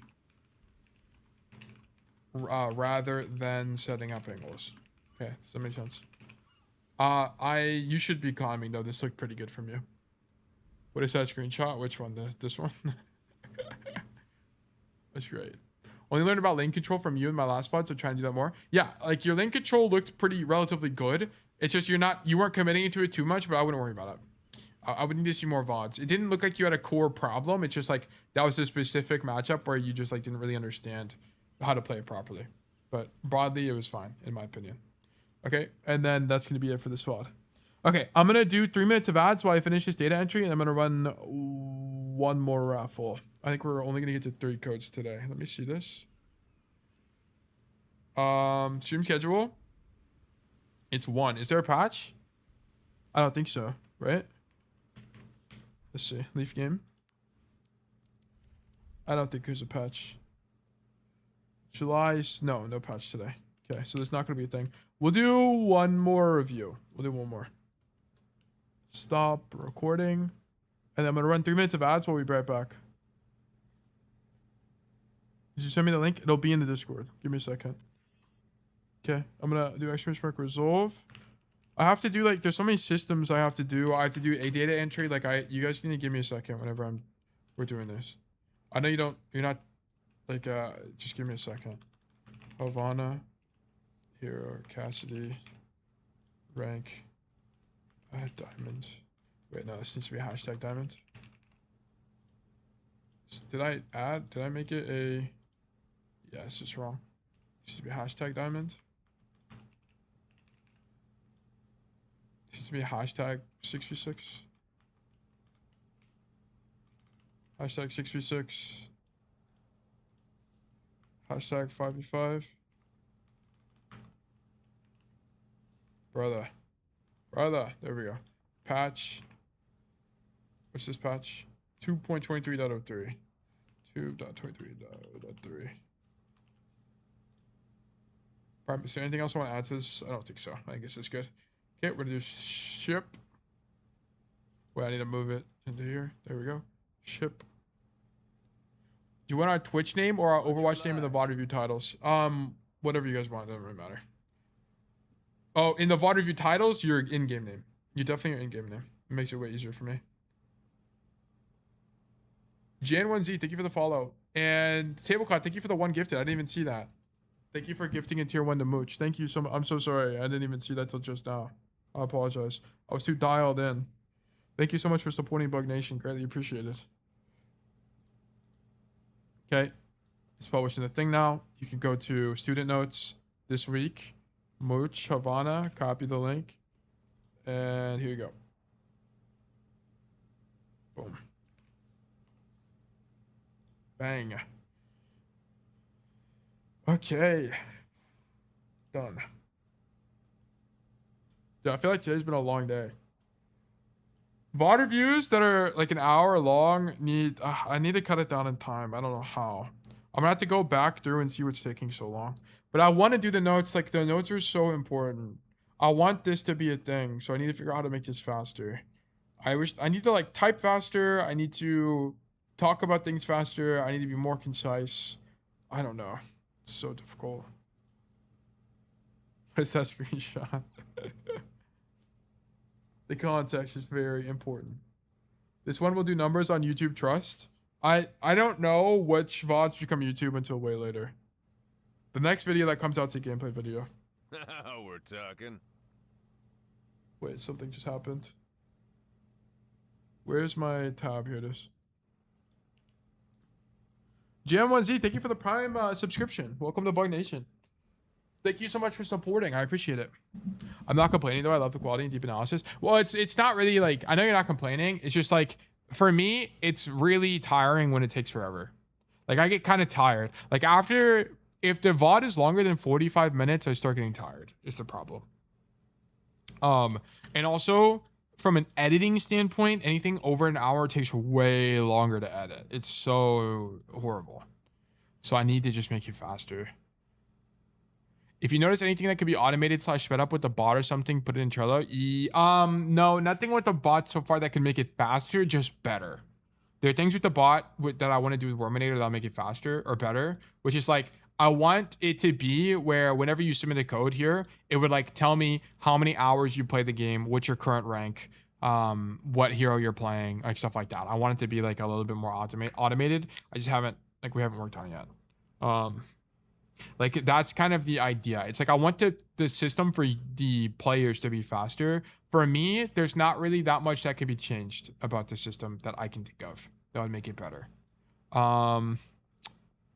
Other than there's things we need to do that would make the research process faster. Like, one thing we could do is, like, I need to compile a list of one tricks, which would be really nice, which would be helpful for like heroes I'm not particularly knowledgeable on, like Junkrat, for example, Vendetta, whatever. Yeah. I think the goal would be students to fill out a form and generate a forum post. Yes, exactly. That's the goal. That's the goal. 100%. That's going to be the idea. Okay. But yes, this, by the way, guys, if you want access to these notes, you can do !notes in Twitch chat. I'll do it for you. And I'll give you access to the Obsidian, of which you can navigate all of these notes yourself. And then let me do...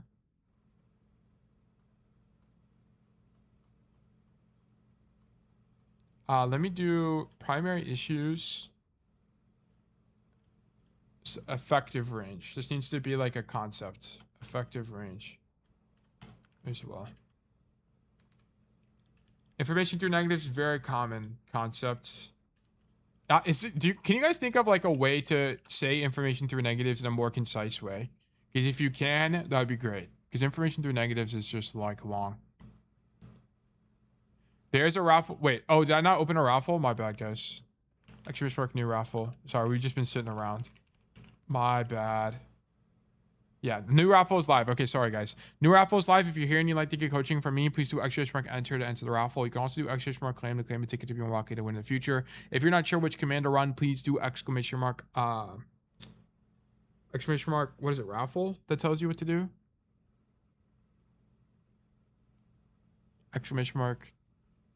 I don't even remember, bro. I'm losing my mind. It's just over for me. Process of elimination, but I think information through negatives. What? Coaching. Explanation on coaching. My bad. I think that's less clear than. Yeah, I think information through negatives is like one of the better ways to describe it. I mean, information through negatives is inherently tied to filling the space. No, filling space is a bit different because like, what matters more? Filling space is the action. Information through negatives is like the process. Filling space is a different action, in my opinion. Real Moss, by the way, thank you for the follow. I'm not sure I said that. Well, it's the result of it. No, information to negatives is not the result of filling space. They're not, it's like, you guys know like the rectangle and square thing? Like squares are rectangles, but rectangles aren't squares. It's a very similar idea. You fill this space through information through negatives, but information through negatives doesn't always entail filling space. That's right. It goes into square hole. Yeah. No other way around.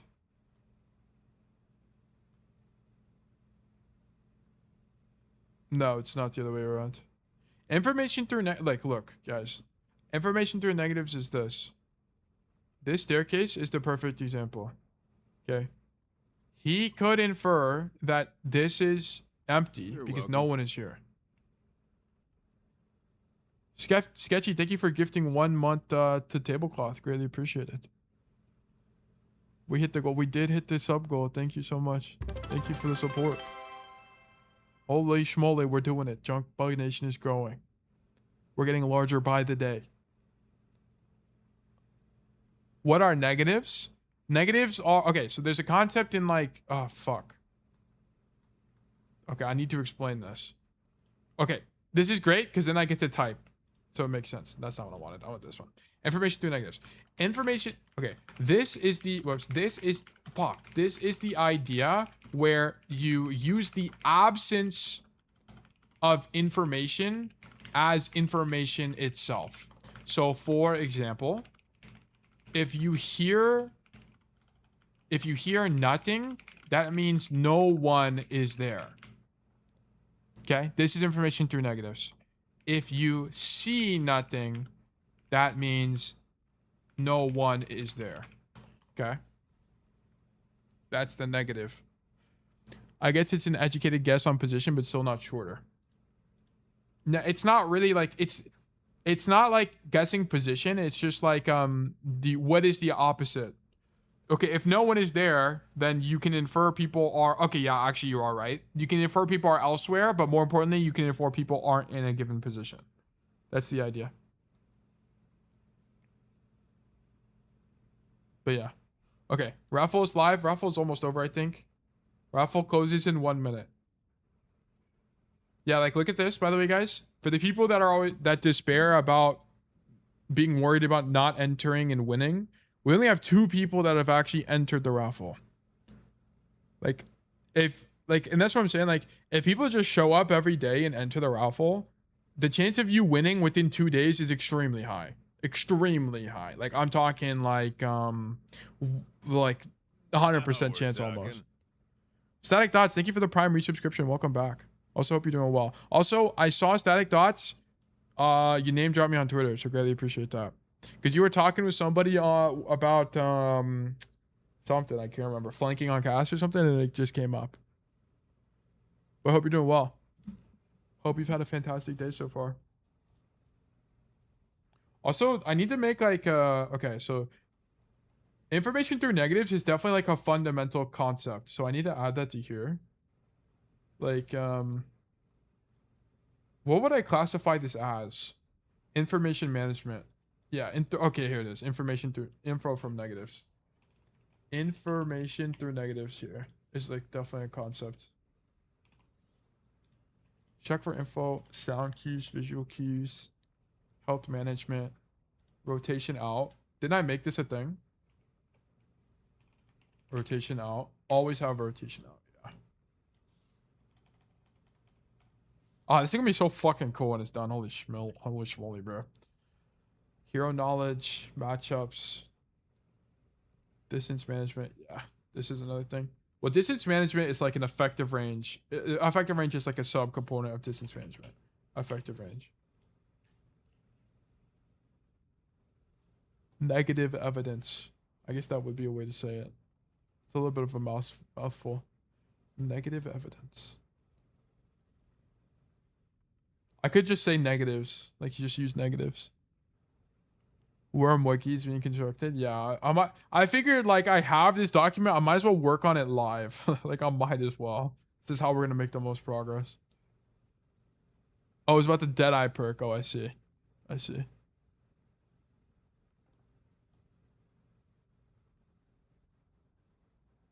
You guys start charging for Obsidian? No, I mean no. Like I want it to be free. Like I want all this to be free. That's like the goal. Like I want it to be where if you want to improve, you go to Bug Nation. That's where you go. That's the whole goal and the whole plan. That's it. So you come here, you read through the Obsidian if you need information, and then you watch my videos. That's the goal. Boom. Deadeye perk unpatched method for ranking up. This is definitely a claim. That is definitely one of the claims of all time. Definitely one of the claims. Let me move these. Concepts. Information through negatives. Oh, these are just all the images. I don't know how to organize these images. Maybe I could just make an images folder, but I think it's going to break everything. Also, Tail, curious to know what you'd change about Cass to make them less fun / bad to play against. I would make Cass 20 meters range. And I would make it... Okay, in my opinion, if you get hindered, you should die. That's my opinion. You should just die. It's like Roadhog. If you get hooked, you should die always. You should always die. So I don't have any sympathy. I don't think they should decrease the flash duration. I don't think they should change hinder. I think if you get hindered, you should die. I think it's fair. I think the people who complain about it just don't want to get punished as Tracer. Because they suck. Like, just don't get flashed. It's not... Like, that's the thing. If you're getting flashed, you're dying. You should die. And I think the fact that he has loud footsteps kind of accommodates for the fact that he can have flashbang. But I think they just need to decrease the range. That's it. Like I genuinely think that. I think Cassidy should never be more than 25 meters. Or 25 meters or more. I think he should be 20-meter hero. Dude, the amount of complaints about Bang Bang and Silver Bullet I've seen on Reddit. Okay, you have to keep in mind the people on Reddit are like gold. So they just like don't understand Overwatch. Which is fine. Like, there's nothing wrong with being gold. But it's like, you're going to have... like, the average Redditor is going to have a take that is greatly skewed to not understanding the game properly. So they're going to think stuff like Sierra is broken. Like, Sierra is not broken. Sierra fucking sucks balls. But the average populace thinks Sierra is OP. Sierra is so bad. It's actually crazy to me that she got changes. Like, this hero sucks. The reason this hero sucks is people are convinced that this ability is broken, but you have a second and a half to live once you get hit by it. If you're in the open and you get hit by it, you should die. You should die. You should die. It's just people don't understand cover usage. They don't use their cooldowns properly, so they die all the time. Stuff like that. I see it on Twitter too. A lot of people complain about the combo of Bang Bang and Silver Bullet. Yeah, I think it's a little bit silly that people complain about Silver Bullet when there's other things that their heroes benefit from these perks. Like Xion just gets flat out 20% more damage. Like Onron becomes like her ulti becomes way better when she gets the minor. Like everyone gets improvements from their perks. Like everyone fails to mention these. Like Tracer literally gets like 50 overhealth is insane. This melee thing actually wins fights all the time. Is it a bit annoying? Okay, I guess it's a little bit disingenuous for me to say that because I understand it is disingenuous for me to say that, so I'll take a step back. The reason people are complaining about Bang Bang is not because they're complaining about perks broadly. They're just complaining about the fact that they can get hit by Hinder from far away. That's kind of the problem. They think that Hinder is annoying. But I just think Hinder's annoying because they die to Hinder. It's the same way people complain about Roadhog. Like, it's pretty obvious. Like, when Cassie's looking at you, it should be pretty obvious to know that you're potentially going to get hindered. So don't get hindered. Like, I just don't get it. Like, it's kind of the same thing with Roadhog. Like, you should know you're about to get hooked, so don't get hooked. when you get looked at in the eyeballs by Roadhog, you can infer that you're likely to get hooked. I don't really understand the complaint. And around corners apparently is a complaint, but the problem around corners, I know you're not arguing with me, Static Dots. I'm just saying, like, the thing about people complaining about Cassidy around corners is it's like Cassidy incurs risk, because if Cassidy misses the flash, Cassidy dies. That's the problem. If you miss the flash, you die. You are dead. No, there's nothing Tracers love more than killing Cassidy without flashbang. Like, they love fighting Cassidy without flash. It's just when he has flash, it's difficult. That's the only thing. So, like, I think people are just coping. Like, I don't really understand. Is hinder unfun? Yeah, but it's kind of it's a necessary evil. Because Cassidy has no mobility. And think about all the heroes in the game with no mobility. Ana has Steep Tart. Bap has Lamp. Mizuki has Chain. But even Mizuki has mobility. Right? Like, every other hero in the game has mobility. And you can't just give every hero infinite mobility, because you kind of just design an archetype out of the game. Like, I think it's interesting to have heroes that have no mobility or limited mobility, but have these CC abilities. It adds friction. It adds like a level of, not friction. It adds like a level of texture to the game. Like, I don't want the game to be 900 Tracers. That's so fucking boring. It's so lame. I don't want it to be where the whole game is movement slop. Everyone does 2 damage, but they can move at the speed of sound. Like, that's not interesting. People complain about Flash, but Cass is like the only real deterrent of mobility heroes running around the game. Yeah. I think the only problem is that Cass is the only DPS hero that has CC, other than Mei. Mei doesn't really count, though. The reason that Mei doesn't count is because Mei's freeze is on major perk in her ulti, and this slow is like mostly negligible. I think if there are more damage heroes with CC, Cassidy wouldn't be as complained about. It'd be interesting if they add a few more cast type characters with shutdown dive characters. I think so too. I just think you have to be careful, because I think Ana is the unhealthiest character for the entire game. I don't think Ana is good for Overwatch. And I think it's crazy that Ana doesn't get complained about as much as Cassidy does. I actually think his character is so much worse for the game than Cass. Anti-nade is like one of the most unhealthiest game. Anti-nade, I'm stuttering, I apologize. Anti-nade is an interesting cooldown. It's very interesting. You can do a lot of stuff with it. I think it's cool. But getting antied is one of the most unfun feelings in the entire game by a bajillion miles. It's not even close.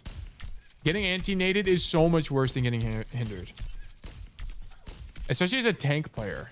Like, as a tank. I think you could argue against that, especially if you're main Tracer or something. Like, because you can just recall whatever. Because you literally can't recall whenever you're hindered. But getting antied as a tank player is so unfun.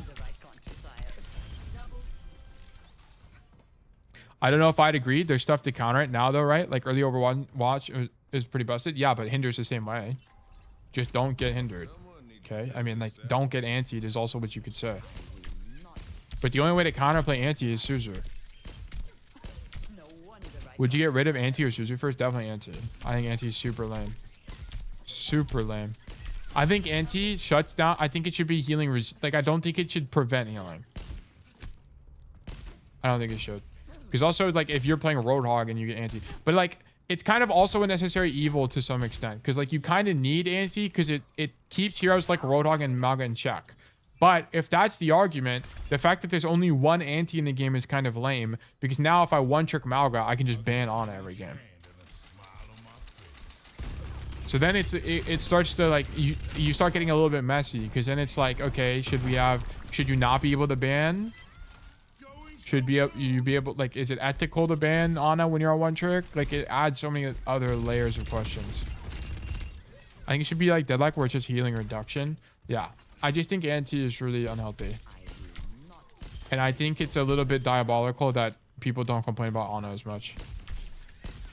And I'm very confident it's just because Cassidy is perceived as simple. And Cassidy is the only hero in the DPS roster. Like, literally half the player base can't deal with ball unless they swap to Cass. Right? Like, Cass is the only way. Or Sombra. But people, like, Sombra's banned in low elo. So I just don't get it.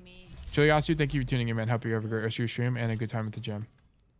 I personally think the game is in a pretty good state right now. Yeah, I think the game's in a good state now too. I think the Cass complaining is just people die to Cass. It's the same way people die to Road Dogg and they complain about Hook. So it's just like, don't get Hook. That's all it is. I feel like sleep is 10 times worse. Yes, I also think sleep is worse, but I'm not going to get into the sleep conversation. I think this cooldown is kind of stupid. She has to have sleep, don't get me wrong. Like, if you're going to design a hero like Ana, you have to have sleep dart. Because how the hell else is she going to live a dive? It's impossible. I think Cass is simple but not easy. Yeah, I don't like the easy hard discussion. I don't really think it's very healthy for the game because it's very contextual based on team comps and maps and stuff like that. Like, I would argue Cass on Para-ESO is harder than most other heroes on that map just because Cassidy fucking sucks dick and balls. But that doesn't mean Cassidy's a complex hero. He's a simple hero in a bad situation. So Cassidy is contextually hard. And that's why I don't like saying, oh, Genji is harder than Cass because, well, it matters. Like, the context matters. I would say Genji's a more complex hero, but I don't think, and I think Cassie's a simpler hero. But I wouldn't say either one is easier or harder because there's so much more nuance in those discussions. Well, because it's going to depend on the map and whatever. And I think if someone is saying, well, Cassie's objectively easier, I think it just removes all the nuance of Overwatch. And is unfair. But which is why I don't like saying stuff is easier or harder. Crazy how Ana has 2 cooldowns, but they're both nightmare abilities. Because they kind of have to be is the problem. And that's why I think Ana is like a problematic hero. And always will be. People just don't like things that aren't mechanically complex, I guess. It's just, I'm going to be so honest with you. There's a reason hitscan is the most popular role in the game. It's because most people like hitscan. And I think part of it is just that, like, the flex DPS player base and a lot, like, and stuff like that are just loud. And they're controversial. Like, part of the perception that you hear online is not genuinely what the player base thinks. Just as, like, you guys are in chat and you're talking, but there's, like, what, 10 chatters versus the 50 people that are genuinely watching. Like, there's a bunch of people that don't even talk and just lurk. But so how you can interpret that is the chatters are not representative of the overall population. It's the same thing with, like, Twitter and stuff like that. People just complain. And then controversial stuff gets more attention, so people perceive that as the popular opinion when that's very likely the unpopular opinion. 11 now, yeah, exactly. Also good to see you, Rocky. But I think a lot of people just misconstrue loud people as the common opinion. That's just not the case. So I think people can complain about Hinder, but I think most of the population probably just, like, doesn't care. My first time on stream. What a banana. Good to see you. Welcome. All aim, no brain, hitscan. Yeah. I think it's fine. I think it's fine to poke fun at hitscan. I don't really care. Like, I don't have... I think people complain about hitscan for a good reason. And particularly if you're on console. Like, I think complaining about Ashe is one of the most valid things you can do. Like, Ashe is stupid and broken on console. It makes a ton of sense. It's like, I have no problem with the complaints. But I think, like, some of the complaints about the heroes are a little bit disingenuous. Suffering Jukebox, the command only works on Twitch. I apologize. Hello there, how are you doing? Do you know any Symmetra OTP? Not really. Steve-O is the only guy, but he doesn't stream very often. There's one other guy, but he's not high rank. You really want, like, a champion player. I think there's a few guys, but they're like GM. They're like low GM. Which is okay if it's something else. What it tones in Sunflower Samurai. Thank you guys for the follows. Also, we're just like I'm yapping while I rebuild my energy to go into the next review, by the way. As a hit scan, I can confirm I'm all aim, no brain. Also, I think that's also a bit disingenuous because you, like, if you compare your gameplay to a silver player, for example, I think Koopa, you're like what, masters? Like, if you compared your game or compared your gameplay to a silver player, you would definitely see a difference. There's a night and day difference between skill levels. So I think all aim no brain is like very disingenuous because there is still thinking that happens. Like, I remember I was watching Maddie Overwatch, and Maddie Overwatch like would say, I don't even think about the game, I just shoot my gun. But then if you go watch him play, he off angles all the time. Like, it's not like he doesn't off angle like as much as he probably should, but he does. Right? He understands space management. He understands when to disengage. Like, he understands fundamentals of the game. He's not literally all aim, no brain. Like, I think people have the curse of knowledge where they kind of just don't understand how much they genuinely know.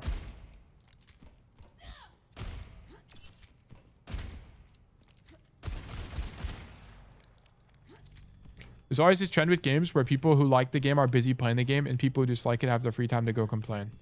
Yeah. Yeah. I think complaints are just the loudest. Like, they're just way louder. Because people like talking about people like, I'm literally getting rage baited, right? Like, I'm talking about people complaining. Like, the rage bait works. It's a tried and true method.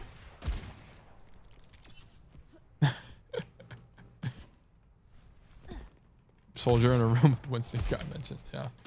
Yeah, but it's like, I think that's the thing. Like, people really just kind of underestimate how much thinking goes into Overwatch, even subconsciously. Like, even the best players do things, a lot of like the good like understand the game subconsciously. So they think it's all aim, no brain, but they are actually thinking about Overwatch. Because there's also, like, whenever you watch pro players, for every one thing they are doing, there's 10 things they aren't doing. And part of the skill of the game is understanding what not to do. And I also think a lot of people miss that fact. Because if you look at lower ranked players, they make so many mistakes. They have poor judgment. And that's also just part of getting better. Because there's 2 pillars to climbing. I talk about it all the time. Literally all the time. What are the 2 pillars to climb? Make plays. Of course, that's like your all aim, no brain kind of idea. And then there's don't make mistakes, which is what I was talking about. Which is part of Overwatch, is understanding what not to do. I don't know if you played the creator patch, but if you did, what'd you think about it? I don't like it very much. I think it's kind of lame, especially I think the Ana change in particular. I don't think it was serious. I think it's mostly like for fun, but I think the Ana change in particular where she can fly really pissed me off. I don't think it's fun. Giving Ana mobility is so unfun for everybody else. It's so lame.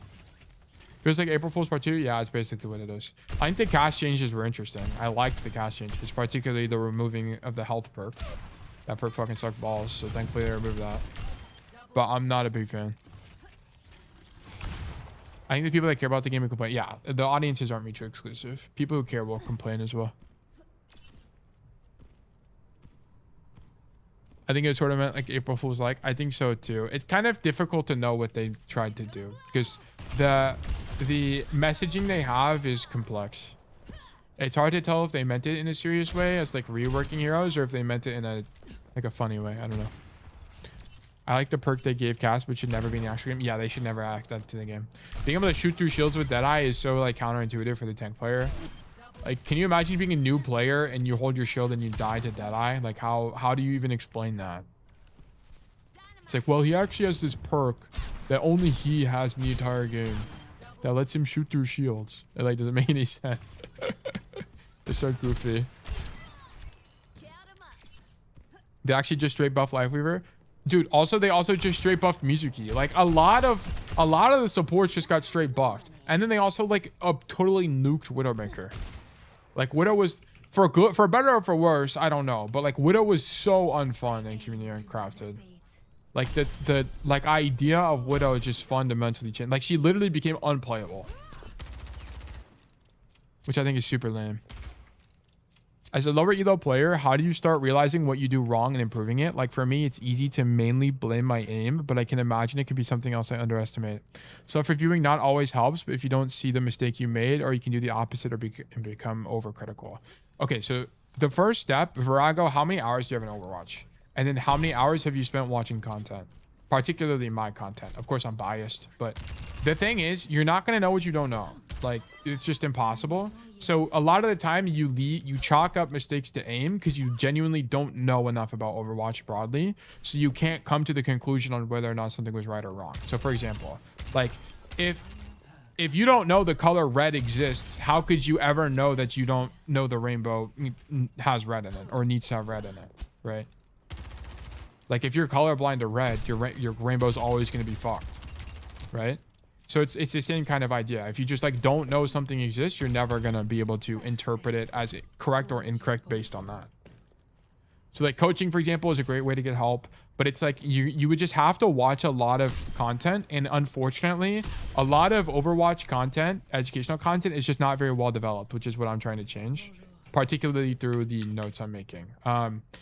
Like I want it to be the end goal. We'll get into, I don't want to get into this rabbit hole, but it's like I want the end goal to be where you can figure out, learn everything through this lens, through the lens of the Obsidian. We're not there yet, but you have to kind of binge content to get a better understanding of how the game works. And then you have to think critically about your own gameplay given how people explain the concepts. So for example, one thing I try to do is every time I coach people, I try to explain the underlying concepts as to why things are and are not the case. And you'll find very clear patterns in my VOD reviews. Like whenever for example, in the last VOD review I just did, the idea of effective range came up like 20 times. So then you would think to yourself in your VODs, okay, how am I applying the ideas of effective range? And am I doing it well? And then you would just rinse and repeat with all the other lessons you learned from content creators like me, like Spylo, like Evie, like people like that. Okay. So that would be my advice. What they really need to do is fix Deadeye, where there's a delay after left click, and where people can just hide behind a lamppost and not die. I think Deadeye is fine. I'm gonna be honest. I think is it a bit lame that I hit a fence post sometimes and people live? Yeah, I think it is. But I mean, what can you do? Like at some point they'll buff it and it just becomes broken, and they have to change something else about it. I mean, so it's whatever. Like, I just think using Deadeye to kill people is an incorrect idea. That's all it is. Did they fix a bug where it just straight up misses some model animations? They did do some quality of life fixes to Deadeye a long time ago, but I don't know if it fixed the marbler problems. I discovered you this week, and the videos I watched were really helpful. I started with Overwatch ranked in January, and I'm around gold with DPS, tank, and plat support. Yeah. So one thing you'll find, by the way, is that your support will generally be a higher rank than your other roles. And it's mostly because if you're learning from me, you're learning how to play Overwatch proactively. Which means in proactive playmaking is disproportionately rewarded on supports, because there are supports in the game that genuinely don't even have proactive playmaking. So if the enemy team is playing Life Weaver or Mercy, you're naturally going to outvalue those heroes. Unless you make a bunch of mistakes. By unironically consider support my worst role. It could be your worst role in terms of like raw understanding, but you'll probably be doing fine on average because you'll just understand proactivity. And by the way, it's nothing against like Mercy and Lifeweaver. I enjoy them as heroes, but it's just that if you're a proactive Kiri, you're going to outvalue a reactive Mercy more often than not. Unless the Mercy is just never making mistakes. Like a perfect Mercy might win because they have higher baseline value, but your impact on the game as Kiri is going to be way higher. But anyway, okay, so I've been yapping for like what, 20 minutes. We gotta go to coaching. We gotta get this show on the road. Who won? Scuff Derivative, congratulations. You've been selected for coaching. Sorry for the delay. Let's do great things. Okay, Scuffed Derivative. Scuffed Derivatives. Oh, I gotta check my phone. Hold on. Okay, now we're good. Okay, Scuffed Derivative. Scuffed. It's Rialto J-Pow Sprinter. Okay. J-Pow Rialto. Okay. Cool. Okay, today's VOD review will be in gold for as... Well, hold on, let me say it again. Today's VOD review will be in gold for on Rialto as Cassidy. Okay, cool. We haven't done a Rialto VOD in a while. I tried a few things that I've watched in your YouTube videos, like some rollouts, which worked especially for first wing attack. Brilliant. Brilliant. And I also tried to flank a few times, but looking back, definitely missed a lot of rotations that I could have done. We had a lot more elims than the other team, but still lost, so I'm definitely making a lot of macro mistakes. One I saw was around 1040, where I kept doubling up with the Ashe, but wasn't sure how to take a different angle. I was going up the stairs would basically be walking into the open. Okay? Sure. So this is why Overwatch is a nuanced game. Sometimes there will be situations where like if you were to not double up, you would be in a bad position. Okay? And it's great you're identifying that. So that could be the case. It's actually very likely the case. Like your guys' judgment, especially when it comes to stuff like doubling up, is likely correct.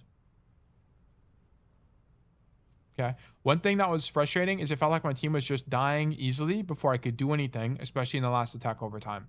This could be that your team is genuinely staggering. This could be because you don't have enough pressure. It could be one of the two. So one thing you could do is like, if you go back in the VOD, go back and reverse engineer why your teammates died. So for example, if they died because like, figure out, okay, this Kiriko died because she used TP and she doesn't have Suzu. Okay, then go figure out why she doesn't have TP and why she doesn't have Suzu.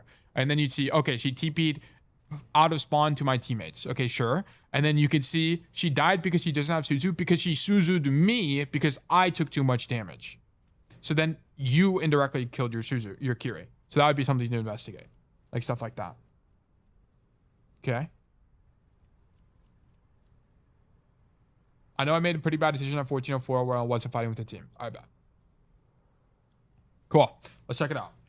Rialto, gold 4. Let's do import. Bang. View. Back. Okay. And then we're going to do this one. Leave game. Yes. More custom games. Create. Settings. Maps. None. Rialto. Warning. Start.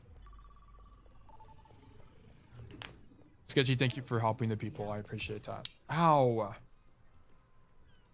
I popped my knuckle and it hurt more than usual. Cass. Oh shit, rank check, W comms. I was gonna say, why do I hear people shooting but I forgot to bring up the code? This is gold 4. Gold 4. Boom. Are we attack or defense first? We're attack. We switch sides. Okay. Okay, so on Rialto, general idea. I'm not going to go over this too in depth, particularly because you've also watched the video, so you have a general idea on how to play this. But you have one core idea, which is on rollout, you're going to make this rotation every single time, by the way. Every single time, you're going to come left side. There's pretty much no exceptions. You're going to come left side, stand in this mega room, and then you're going to clear the tank. Very often, the enemy tank stands in this area. You're going to shoot this guy and clear him. And then you're going to continue rotating this way. Okay, then you have two options. You can either come coast side and then hard flank the enemy team, or you can walk into this room on the floor and play the floor. Okay, so a very common misconception people have on this map is they come top and then they play in this space. The reason this space sucks balls is, or the reason this space sucks, to be a little bit more PC, is because a lot of it is out of your effective range. Okay, are we not using the speed code anymore? I just forget, honestly. I don't remember the code and I don't want to pull it up. I need to make a, I'll use it when I like remember to use it, to be honest. Here, notice that everything in main is out of your effective range and you have to expose a lot of your hitbox to peek people anyway. Like if you want to peek the people under you, you have to come to the edge so your whole hitbox is exposed. Like look at this. Like I have no cover here. I'm out in the open. And that's kind of the core problem. So we don't really like that angle that much. What we prefer is this. Because here, you're in your effective range, and more importantly, this is kind of the most important part, you have a continued rotation. Boom, boom, boom, continued rotation, okay? So then you can continue rotating along the map and come up top here, and then now you're unavoidable, and everything is in your effective range. It's really good. Like, this is the end game goal angle to be on Rialto first. Attack is in, like, this space here. You can shoot people from the bridge. You control this high ground so the enemy team can't use it. And then you have really good just space control broadly. So that's the idea. J Pow's Printer. Okay. I just realized that was your name. We are greatly concerned with the monetary policy of our economy here. We might be working for the Fed. Okay, so we're doing the wrong rollout off rip here. You need to go coast. Okay, the reason this is the case is exactly for this. David M, the Widowmaker player, is staring directly into your eyeballs. The only thing is that this guy kind of sucks and he misses, okay? You benefit from this guy missing, which is not something we should be betting on, okay? You could take fights with Widowmaker. I'm fine with that, but I'd prefer you take fights in your effective range like this. Like, imagine you're here right now fighting this Widow. This makes a lot more sense because you can actually reasonably two-tap her from here. But from here, you're too far. The chance of you killing her is nil because she has more range than you. She's going to do more damage to you than you're going to do to her. So this is bad. This is two things. This is bad patting. There's actually a few things. This is bad matchup. You don't understand the matchup well. You're out of your effective range. And also, this is bad patting. You're going the wrong way. Okay, so there's a few issues here. So we're going to already take a note of this. Boom. We're gonna do student notes, make a copy. Then this is going to be, I'm just gonna do JPAL's printer, Rialto, gold 4, Cassidy. Wait, gold 4, right? Gold 4, yeah. Okay. We're gonna do notes. Go back here.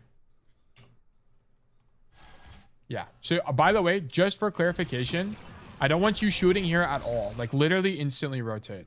I don't want you shooting here at all because this is all out of your effective range. Okay.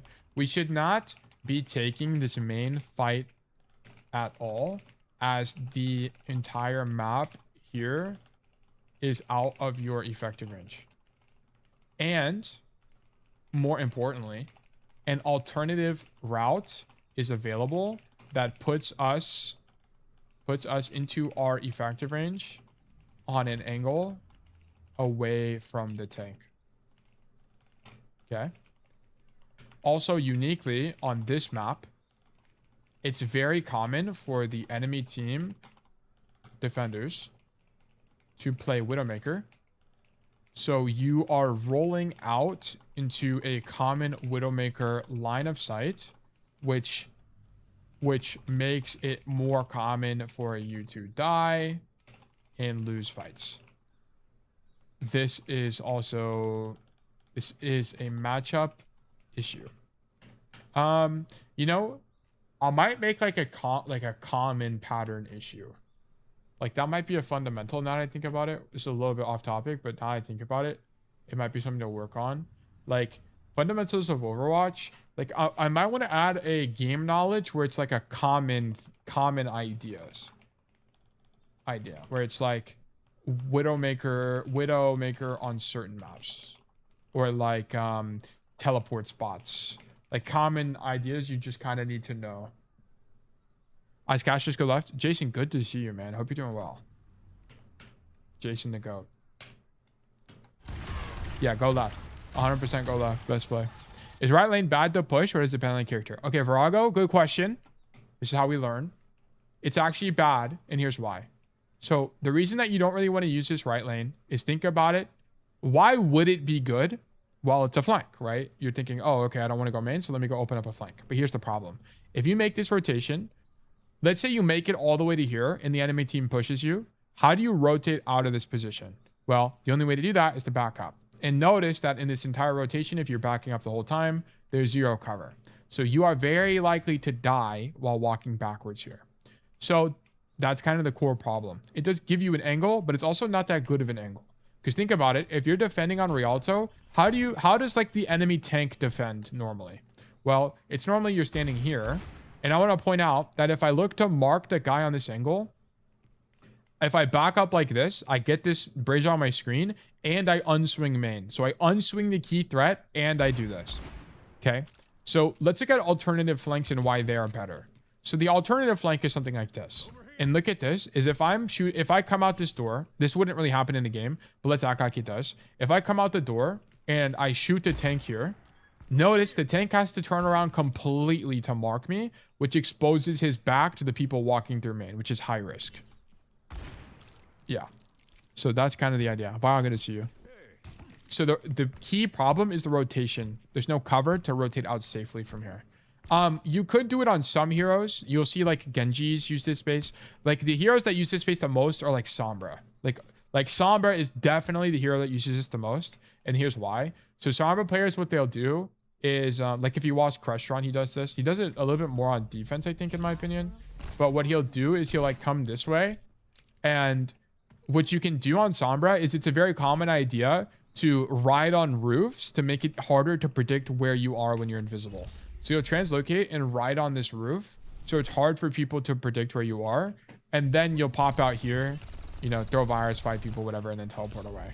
Kind of idea. You can only do it if you have me on Lifeweaver watching for evac protocols. Yeah, if you were like coordinating something, it could be a lot more viable. Yeah. Do you prefer 5v5 or 6v6? Check the FAQ in the Discord. The FAQ, I should say.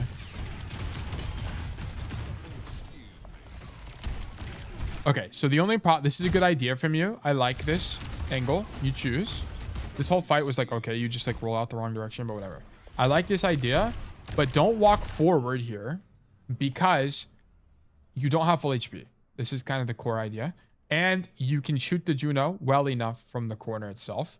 So this is a resource management issue. You need to be more cognizant of your health here. You shouldn't be taking more risk. Okay. Should your team be healing you? Sure, probably. But we can't control whether or not they do that. What we can control is the amount of risk we expose ourselves to. So I don't like the way you're playing this.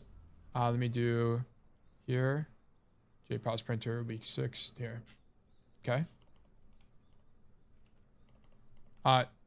Don't incur unnecessary risk. Unnecessary risk when not at full resources. Okay. For example, here we don't have full HP and we choose to walk out of cover toward a Juno unnecessarily. Okay. Just play the doorway so the chance of you dying is far lower. Walking forward here is not viable as we also don't have flash. You also don't have flash here. Your flash on cooldown.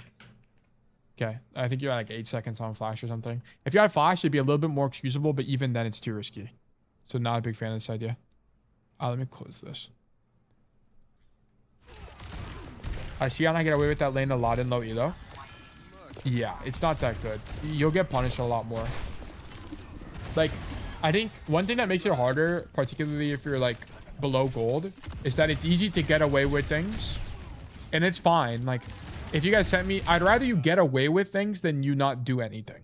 Is the thing. Like, I'd rather you like have bad habits than do nothing. Okay, your team gets kills and you walk forward, sure. Okay, Bastion was 1 HP, so you shot the Bastion, sure. This is really good. The only thing you need to identify here... Okay, it's actually really good for me, by the way. I love this. Take a bunch of damage. Here, we also take a bunch of damage. You need to understand that when you take a bunch of damage unexpectedly, like burst damage, your instinct should be to roll away. Okay? Like, I don't want to see you walk away from this angle.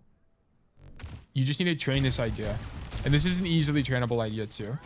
Whenever you take unexpected damage, just roll. That's what your ability is for. It's for stuff like that. Like, you should be thinking of combat roll as basically a way to get aggressive, because it's your only like get out of jail free card, and it's not even that good, but it's doable. So for example, like using combat roll is your ability to play angles wide and take aggression. So for example, like let's say I wanted to play main here. Let me just go to your angle. Actually, let me just show you exactly what to do here. Okay, go up top. Okay, so I'm on a similar angle to you. So what combat roll lets you do is it lets you play wide like this and like stand in the door. Then when you take damage, roll. Then you stay behind cover, reload, chill, get healing maybe, I don't know. And then you can go back once you have roll again. Okay, when you don't have roll, so when you have roll, play wide. I'm fine with that. When you don't have roll, play really careful. Okay, then you have roll again, go wide. Okay, then roll back to cover once you take damage, chill. Tucked, like play tucked, play super safe. Now you have roll again. So it should be pretty obvious to you how you play with roll now that I've demonstrated it. Okay, you want to use roll as your way to leave the angle. So you have the wrong idea here. Like you should be rolling at this moment away. I'm fine with you playing wide, but you have to use roll to get out here. Okay. Actually, let me just take a picture of this.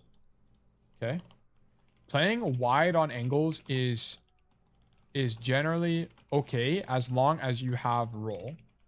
And when you have roll, you must use it to roll back to cover / safety. Okay. This is something you have to have built within you to succeed in Overwatch and is a core pillar of the game. Using mobility CDs to live. Okay, very critical. Like this is a must know. You won't get above this rank if you don't fix that. You didn't get punished for it there, but the fact that you didn't is like more a testament of the enemy team playing incorrectly than you doing anything correct. So here we're about to have Deadeye. Here you walk across bridge. Sure. Push the soldier. Okay, he's gone. Okay. It's a little bit of a gamble there, but sure. You need to go top. Okay, yeah, nice. Anyone else sometimes like to hop across the boats to cross the bridge? You do it very rarely. Sometimes you do it in the Widow matchup, like genuinely, but it's very rare to jump across the bridge. It's actually good for me. I like this a lot. So here's the only problem. You play wide here. Same idea. You're getting walked on by Ram. I want to see you roll away here. Like you take half your health. You need to roll away here. This is a must do. Okay. So this is a must know. You're just under pressure, under threat here. This is another example of this. You take half your health to Ram. Must roll away and play more passive as to not risk dying, even with pocket here. Okay. So that's the only thing. Like here, you should have. Hey, let me show you just how to play this as well. Okay, let me roll over there. This is where the no clip would have been helpful, actually. Our life goes on though. Roll across. Okay. So on this angle, peek the Ram. Sure, it's a bit aggressive, but sure. Boom, boom. You can even play wider in an attempt to dodge his projectiles, and then roll back to cover. And then you play passive into the Ram, or even back up. One of the two. That's kind of your idea.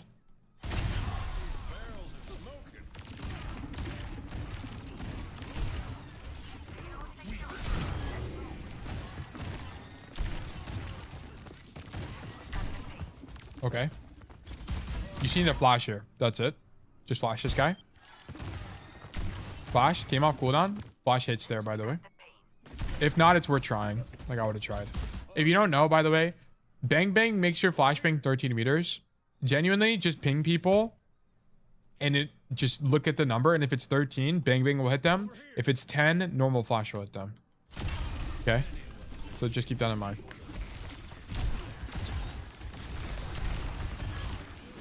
I don't think your aim is fantastic, but it's good enough. What is your goal rank, by the way?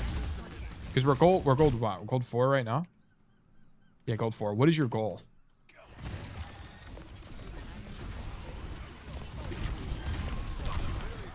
You have really good crosshair placement. Like you're aiming head level, which I really like from you. I guess GM Poppy, you are not the guy. Diamond would be cool. Yeah, I think you should be fine enough for diamond, to be honest. You would probably benefit from like 10 minutes a day of just like, no, I think your aim's probably fine. Probably fine. Okay, so you got baited on this Onron matchup. Okay, people ask me all the time, Tail, how do I kill Onron? How do I kill Onron? Onron is impossible to kill. Onron is so hard. Okay, you have to understand, there's one trick to the matchup. It's really easy, okay?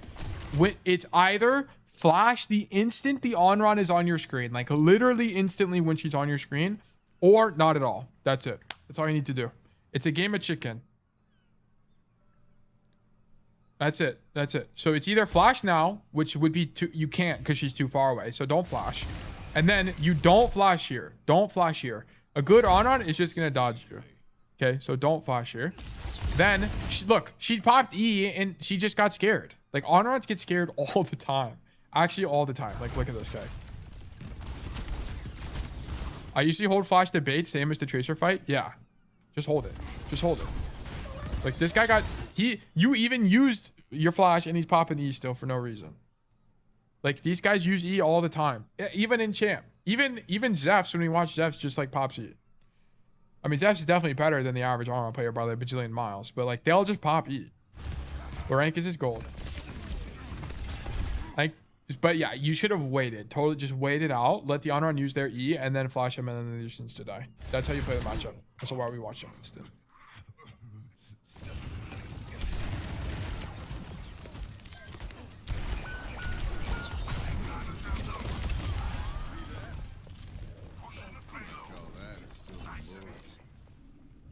Okay. Big kill. Now we're resetting, waiting for our team. Huge.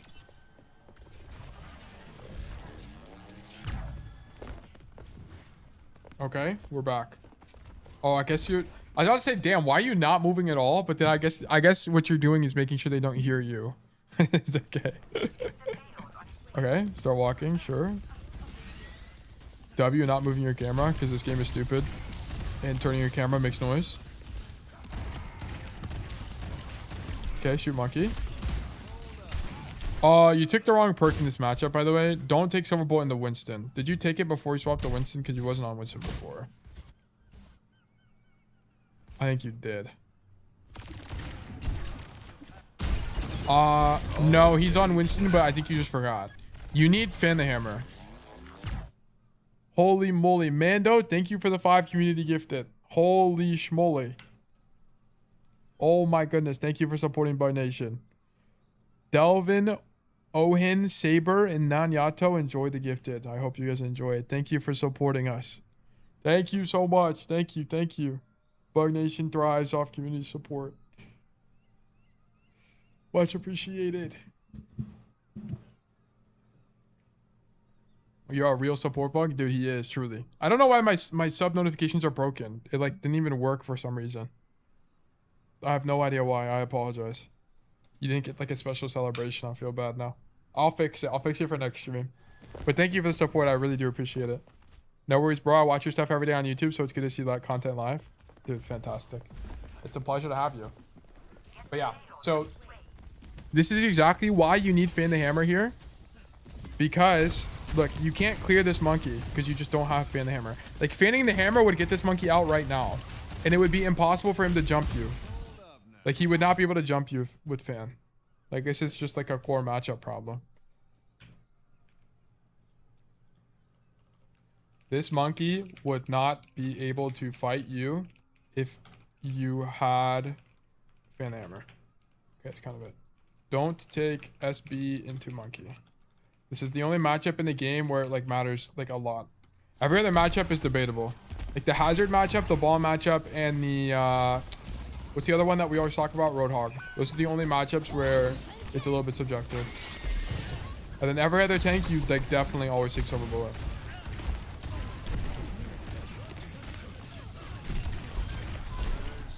Got my prime sub on the 18th. No problem at all, man. One of the great, like, if you guys can't sub, like, it's actually legitimately no problem at all. One of the greatest things you guys can do is just be a part of the community, like, unironically. Like, you pay way more dividends back to me by just being a part of Bug Nation. Genuinely.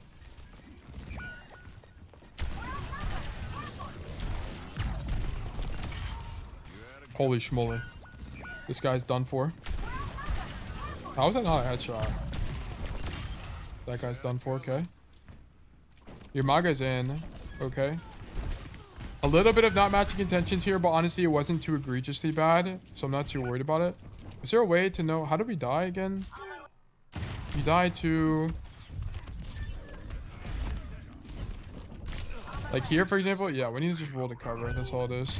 Like, you have this problem where you're just like not rolling to cover all the time. Like, we'll be low HP and you just like don't use your CDs. I don't really know why. You don't have a bone of safety in your body. Like here, you aren't rolling to cover / playing life much at all. Your roll is for this purpose. In situations like this, use roll to cross gaps to safety. Okay, this is where we need to be rolling. Like, I'm glad you're not rolling forward. That's a really good habit to not have. But you need to be using your roll to get to safety or something. Maybe I'm a noob, but I don't see the vision for Fan into Roadhog at all. I don't take Fan into Hog. I don't at all. I don't think it's very good. But some people do, and I can see why. The reason being is because on some maps, okay, so for example, let me just show you. So on some maps, Roadhogs will be playing space that you want to be playing in. Let's say my ally comp is me, like it's me, Cassidy DPS, and a Tracer ally DPS. My Tracer is gonna like flank for this space very commonly. And then if there's an enemy Roadhog, you'd be playing here. And it's part of my gameplay loop is probably just gonna be fanning this hog. Because I want to play for main space anyway. So it's like kind of appropriate. But I think Silver Bullet is just better. So like even then I wouldn't even take fan. But I could see why you would take fan there. It would depend on the map. Maybe Hawk can play more aggressively if he knows he can hook without taking under 300 damage. I mean, that's probably... I'm gonna be honest. I think like if you wanted to be like super objective about it, probably. But I think most Roadhog players aren't considering whether or not Cassidy has... Like if we asked Six... Is Six streaming right now? We'll actually ask him. I'm actually curious. I don't think he's streaming because I think he normally streams later. But I'm genuinely curious. Six. Fuck, he's not live. When does he normally go live? I guess he's streaming in a few days. I don't know. Okay. But like I'm sure if we asked him, he would say he probably doesn't care about it.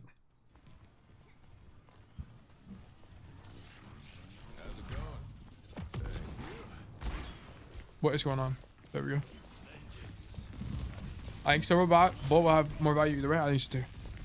The thing about Silver Bullet and the reason you want to err on the side of taking it is it opens up a new type of playmaking for Cassie that's just not possible with fan. All right, this is what's called a blind Deadeye. I don't mind the idea. I think it's interesting, but you don't know who's on your screen. So you turn the corner and no one's here. Okay, they all unswing you. This is blind. You could argue, but Taylor, they're on my screen for 0.2 seconds since I turned the corner. I can very clearly tell you're doing it. Your idea is to do this Deadeye regardless of if there are people there or not. So this is definitely a blind Deadeye. This is I don't think you know this, but this is like a cardinal sin basically. Don't do blind Deadeyes. Always get visual confirmation of the enemy team and the fact and determine whether or not you can get Deadeye value before using your ultimate. There are basically no exceptions. There's there's like 1 in maybe 1,000 codes where blind Deadeyes are appropriate, just for the record. Backlink to Bad3C, I do need to do that. But I don't have a Bad3C page yet, but I need to have one. Bad3C, let me actually just copy paste the command, Bad3C. Okay, so there's 6 variables that go into good Deadeye hygiene. Number 1 is blind. Make sure you visually confirm your enemies. Number 2 is angle. Prefer to be on an angle from your team. Number 3 is distance. Prefer to have distance between you and the enemy. Number 5 is cooldown. Or 4 is C for cover. Stay near cover. Number 5 is to track cooldowns. And number 6 is to cancel your ulti. Okay. So this is a blind Deadeye. Everyone already unswung you. You should cancel now. Is this your last code? Yes. This is the last code for today. Unless, how long is it? Yeah, it's definitely the last code. 1,000,000,000% the last code.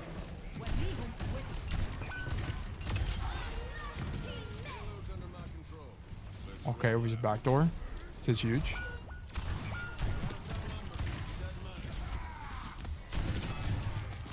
Okay, this Brig dies. Puncher! Puncher! Oh no. Just punch her, she's 1 HP. Okay, so you want to punch people that have shields because punch goes through shields, so you should just punch this guy. It also guarantees you kill him. Add roll too? Yeah. We're just like never rolling for our life. Like, ever. It's like it's definitely our biggest problem. Like not even close. I mean honestly, the macro is actually like good. I actually like a lot of these macro ideas. And this is probably why you find it difficult to VOD review yourself, because I think you were talking about this before, Scuffed. Wasn't this in your notes? VOD review. Maybe not, I don't know. Someone was talking about it. But like, this is difficult to VOD review because you just don't know how to use roll properly, so you can't identify whether it's good or bad. Okay. David M goes for the big blossom, I suppose. True Brig. Okay. Okay. Your team is kind of doing everything. Your aim is definitely fine, by the way. Your aim is definitely fine, I can tell you that. You're probably like 50-20 right now, which is really good in terms of accuracy. Good idea to hold spawn too. I like it. Okay. I think you pick Widow off rip. Oh, no, you play on the floor because your Ashe is top, presumably. Okay, sure. Homie got better aim than me. His aim is good, yeah.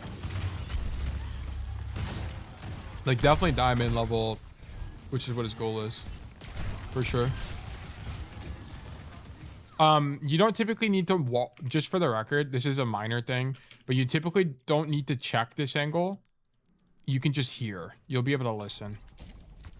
So, because here's the thing anyway, you kind of want them to push this angle. It's like it's kind of like counterintuitive, but you kind of want them to walk across the bridge, because if they walk across the bridge, you know you can kill them. So it's actually worse to mark them as they start to cross. So it's kind of an interesting situation, but like you just stand here and then you just listen for if they're close. That's it. Just like a little bit of a nuanced thing. Okay, and then you do this play. I don't really like this play until you have Silver Bullet, by the way. It's okay, but Silver Bullet makes this play way better. Because look at this. This is the kind of the problem. Like you're just out of your effective range, right? Like from there to there, I do like 50 damage. It's okay. It's not the end of the world. It largely translates to that kill, but I think that guy dies no matter what, by the way. I don't think you actually changed the outcome here. Yeah, this guy dies independent of you. You didn't do anything here. That flank kind of sucks for most DPS. Yeah, it's not really that good. I would only really prefer that if you had Silver Bullet. Let me just ping this. Let me move to, whoops, let me do GPOW's printer. Scroll down here. First, defense. Not a big fan of this flank, as even when you end up here, it's out of your effective range. And if you get marked, this is kind of the most important part of this, by the way. If you get marked, the rotation out is long. Is long with no cover. Okay, so like for example, it's very common where you come here and then like some random guy pops out here and then you're forced in a fight with no cover. It's kind of the problem. The only cover you have is this, but it's like this isn't even that good to use.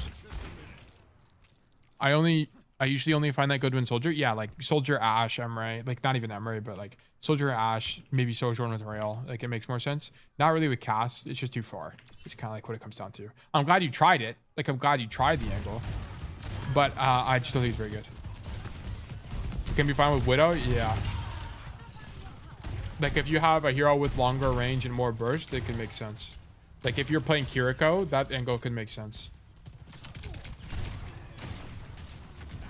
Okay, like here, same thing. This is the same problem. You take half your health to the Sojourn and your instant reaction is to walk out of the angle. You have to roll. You have to roll. I'm not going to make any more notes in your thing about it, because I mean, it's definitely your biggest problem. Like it's not close. It's not even close. We're never rolling here.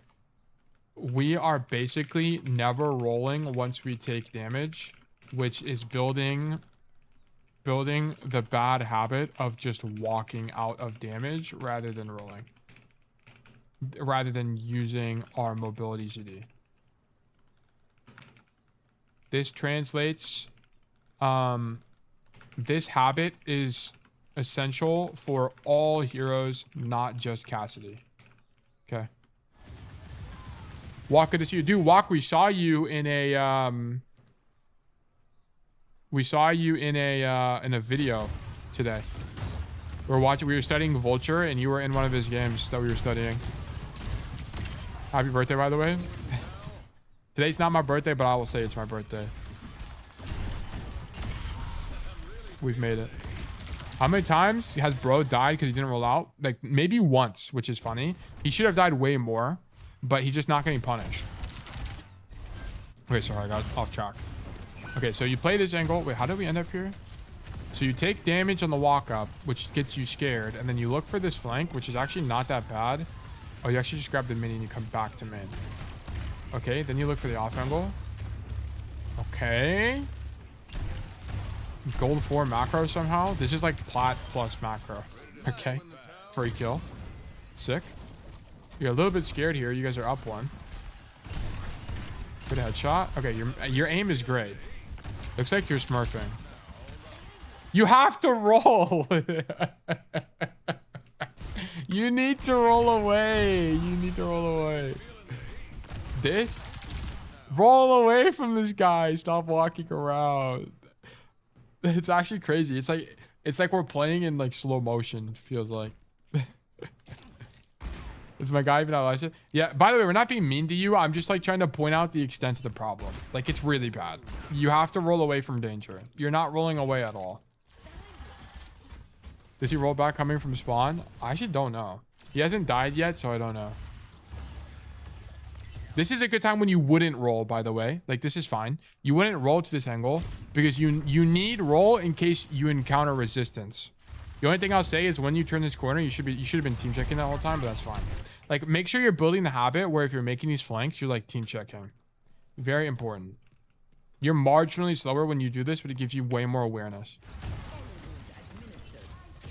Was the Ram not punishing that? If that was me, I was gonna run down. That's what I'm saying. Like, if he was in higher elo, he just dies. He should have died like 10 times over, but the enemy players aren't very good.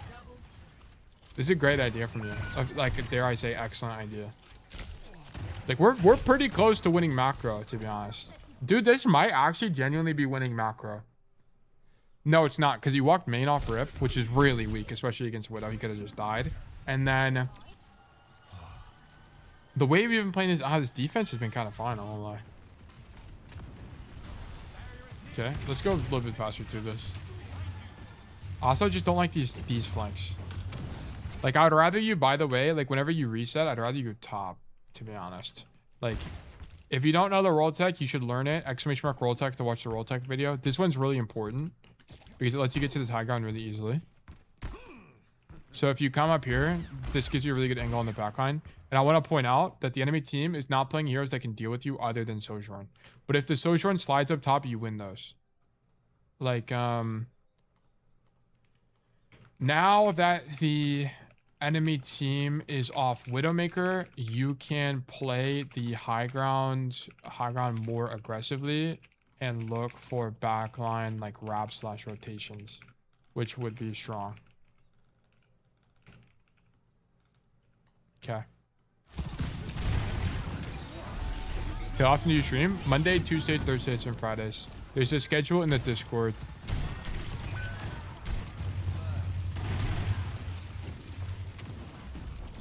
Oh shit, I forgot to do pro analysis today. What time? Fuck, we shouldn't have done another one. 2? Yeah, we're not gonna be able to do pro analysis today. And I can't go long today or else I would. Okay, you should have been up top this whole fight, which is kind of like your core problem. I actually don't even mind the idea of this Deadeye, to be honest. The only thing is, this is a little bit risky given that they're playing Ana.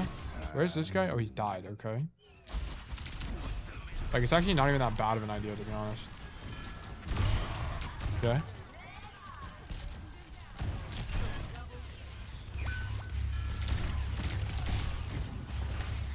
Shoot Bastion. Okay, that guy's dead.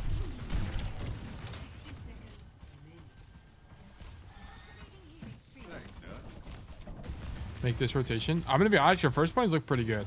The only thing you missed is you need to be up top. It's definitely not winning based off that verdict alone, or like that idea alone. But these ideas are great. Okay, you missed shots. Okay, no problem, happens. I can't lie, bro's aim is solid. Yeah, it's definitely really good. Okay, just don't walk forward here. I think you just kind of get antsy. You don't know. This is panic to me. This looks like very clearly panic. Like, you want to walk through, but you just like don't know what's happening.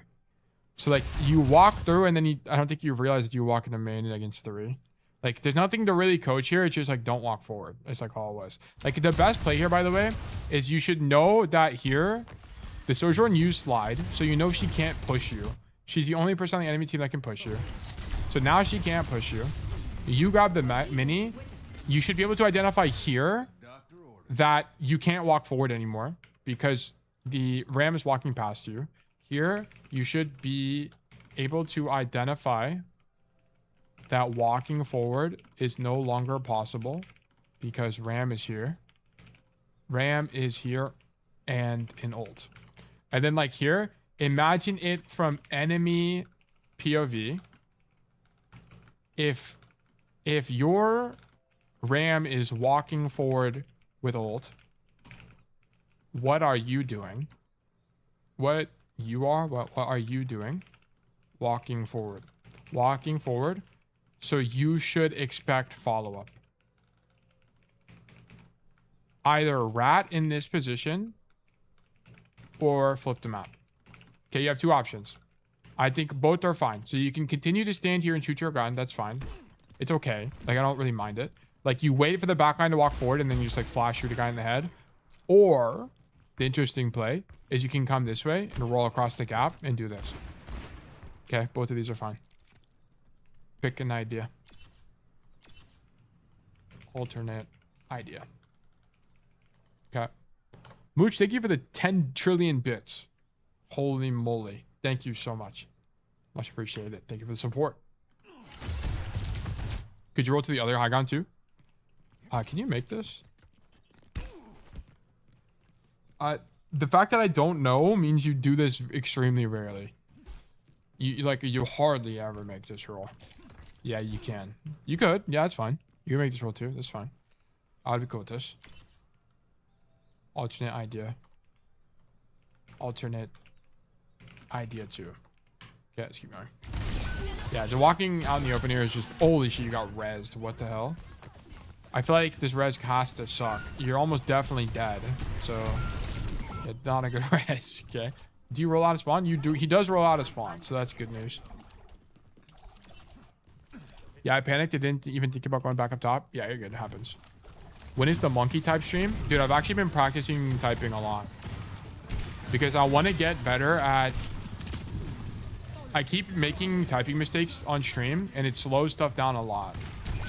Like, at least 20% slower because of typing errors. It's a good idea from you, by the way. I like this a lot. Clear the Kiriko. Nice head, like nice crosshair placement, intentionally aiming for head there. And then you come left side. The only thing about this is once you're in this fight with Yana, like you shouldn't be going for this anyway because it's just out of your range. We're also taking a bunch of fights that are out of our range, which is a mistake. If you're on Ashe, sure. Pre-aim this guy. If you're on Widow, pre-aim this guy, no problem. But it's just not really going to work. I mean, I'm on the other side of the map, but you can very clearly see that that's like way too far. Okay. Cassidy's gun is 25 to 35 meters. You're going to do 20 damage to Zana. Even if you hit it. Even if you hit a headshot, you're doing 40 damage max. Even with Mercy Pocket, you're doing 50 damage. And a good Ana is not going to stand in the open and let you headshot her twice. Yeah, and then we're dead. So it's like, you shouldn't really be... And because you're tunnel visioned on this Ana, who's out of your effective range anyway, you don't realize you're about to die in a Sojourn. Okay? Shouldn't be tunnel visioning on an Ana from this far away, as it is just out of your effective range. This is a backlink effective range. Okay. I'm GM, but I really want to get my aim better on Cass. Any tips or recommendations? So what I did for a long time is I booted up Thanks 8, which is like a harder Vaxta. And I did it every day for like 20 minutes.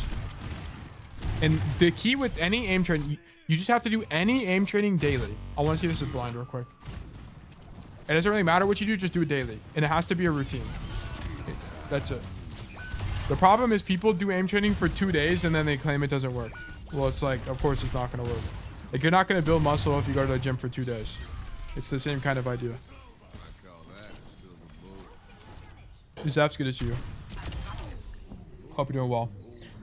Zafs, whenever you play Onron into Cass, are you predicting when he's going to throw flash, or are you reacting to the animation? By the way, I'm curious. Because I genuinely don't know. Because I feel like most Onruns predict the thing. Bobby Kerbal, hello, welcome. Surely you have to predict it? I think you have to on Onrun. I think the animation's too fast. But I don't know for sure.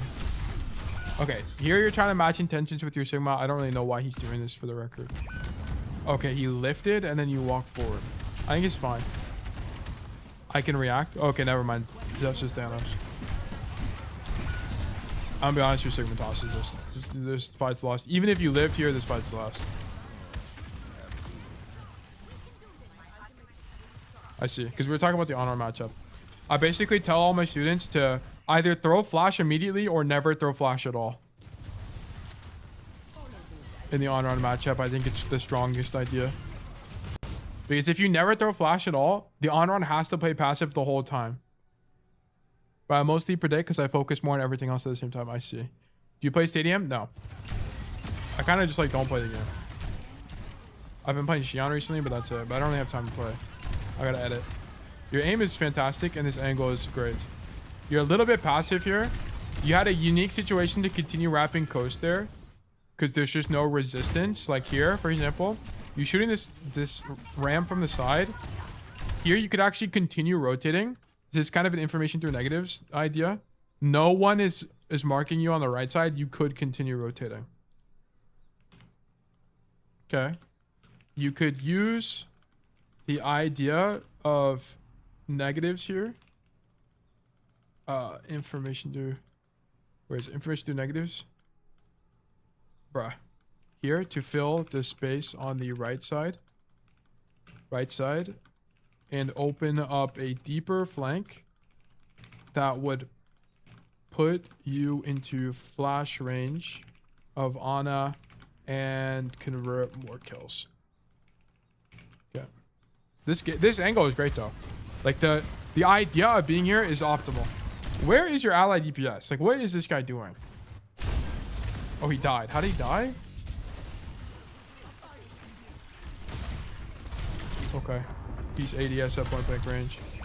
Gets slept into anti, then dies. That's actually kind of goated from the enemy Ana, I won't lie. And then when that happens, your ally Ana, I think... Wait, why did Sick die? Why don't we have anti-nade? Or why don't we not have heal nade? Oh, because we kind of just throw it. Okay. But I mostly... Wait. But for the most time, it's better to use E early because I can win if the cast gets ignited before he throws flash.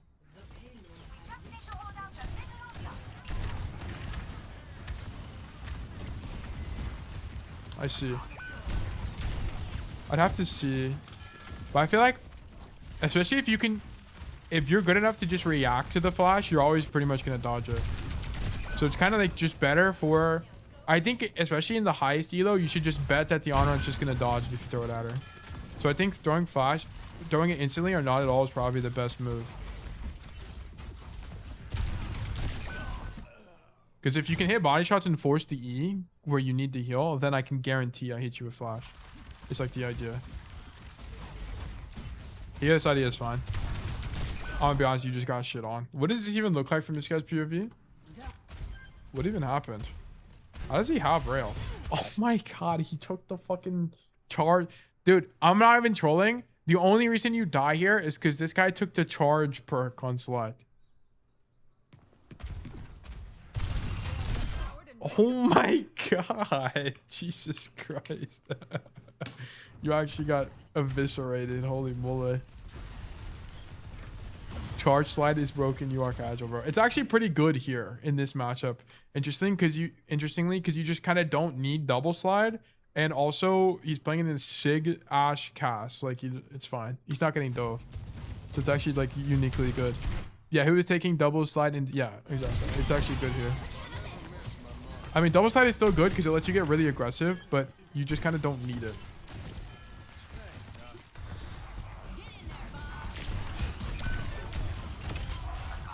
I'm going to be honest, J-Pal, you're underrated. Minus the fact that you just don't roll away from damage. If you roll away from damage, you probably go up a whole rank. Like, we're talking 5 divisions.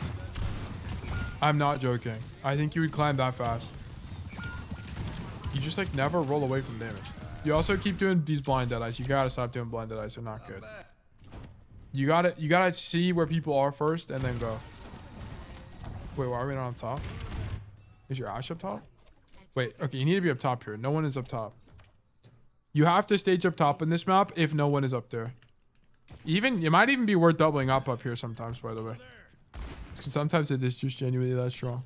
But you need to be up here. Either know the roll tech. If you don't know the roll tech, that's fine. There's an easier way to do it. You can come this way. And you can roll across this gap like this. But either way, you need to be back up top here. And then you need to stand here. Wait to know that the enemy teams are or are not playing Widowmaker. And then if they aren't playing Widowmaker, you can play the high ground aggressively, particularly if they're not on a dive tank. If they are, then you just stand back here and shoot, man. That's fine. But the reason you need to be here is because you need to deny high ground. This is the important idea. It's not really about you doing anything. It's more about you denying this space. Okay. You need to start first defense up here if no one else is up here, because you need to deny this space for your team. Very important idea. I think charge side is also OP just because no one expects it swinging from spawn. Yeah, but how often does that really happen? Like, maybe a few times per game. I don't know. I don't want to play enough Sojourn. I think double slide just lets you play more aggressively. It lets you slide 2 angles. Like, if you had 2 rolls as Cass, you could roll 2 angles and then roll out. It'd be so strong. Okay, I mean, you're just playing the wrong angle. You need to be up top. Like, I'm just gonna skip all this because there's no... You'd stack with Torben, man. Like, and I want to point out... Okay, actually, I shouldn't simplify this. I should actually explain why it's bad. Okay, so my apologies. Here's the problem. So, we're playing in main with our Torbjorn. And I want to point out, look at your team's formation. Okay, first of all, your Arissa is on the... She is in enemy territory. I mean, she's dead. Okay, but let's act like she was alive. Let's act like she was alive. Notice your whole team is stacked on one angle in main.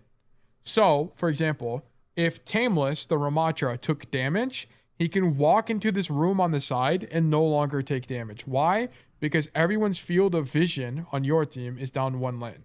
This is the problem. This is why doubling up is bad. This is why you need to look for where your ally DPS is playing. You should be able to identify that Torbjorn is in main. So what does this mean? You do not want to play the same angle as Torbjorn typically. What you should do is choose a different angle. You should be standing here right now. So it's a little bit difficult to see on the map, but there's a door here. You're going to be standing at this door because I want to point something out. If you were here right now, you would have this LOS. Okay, so let's say the Ramatra takes damage to your Torbjorn in main. Boom. What does Torbjorn see? He sees this. So he would take damage to your Torbjorn here, and then he would walk backwards into cover, and guess what? He's also in your LOS. So no matter what this Ramatra does, he's kind of screwed. And this is why you need to not stack with your ally DPS, because you will open up crossfires that will exert more pressure on the enemy team. So then you can ask, okay, what is the Ramatra supposed to do against this? So if he's taking damage from the people in main and he's taking damage from the person from the side, what is the Ramatra's natural response going to be? It is going to be to, number 1, use cooldowns, or it's going to be, number 2, to back up. He's going to do one of these 2 ideas. And both of those things are good for us, because if Ramatra uses cooldowns, that means he's more likely to die later in the fight.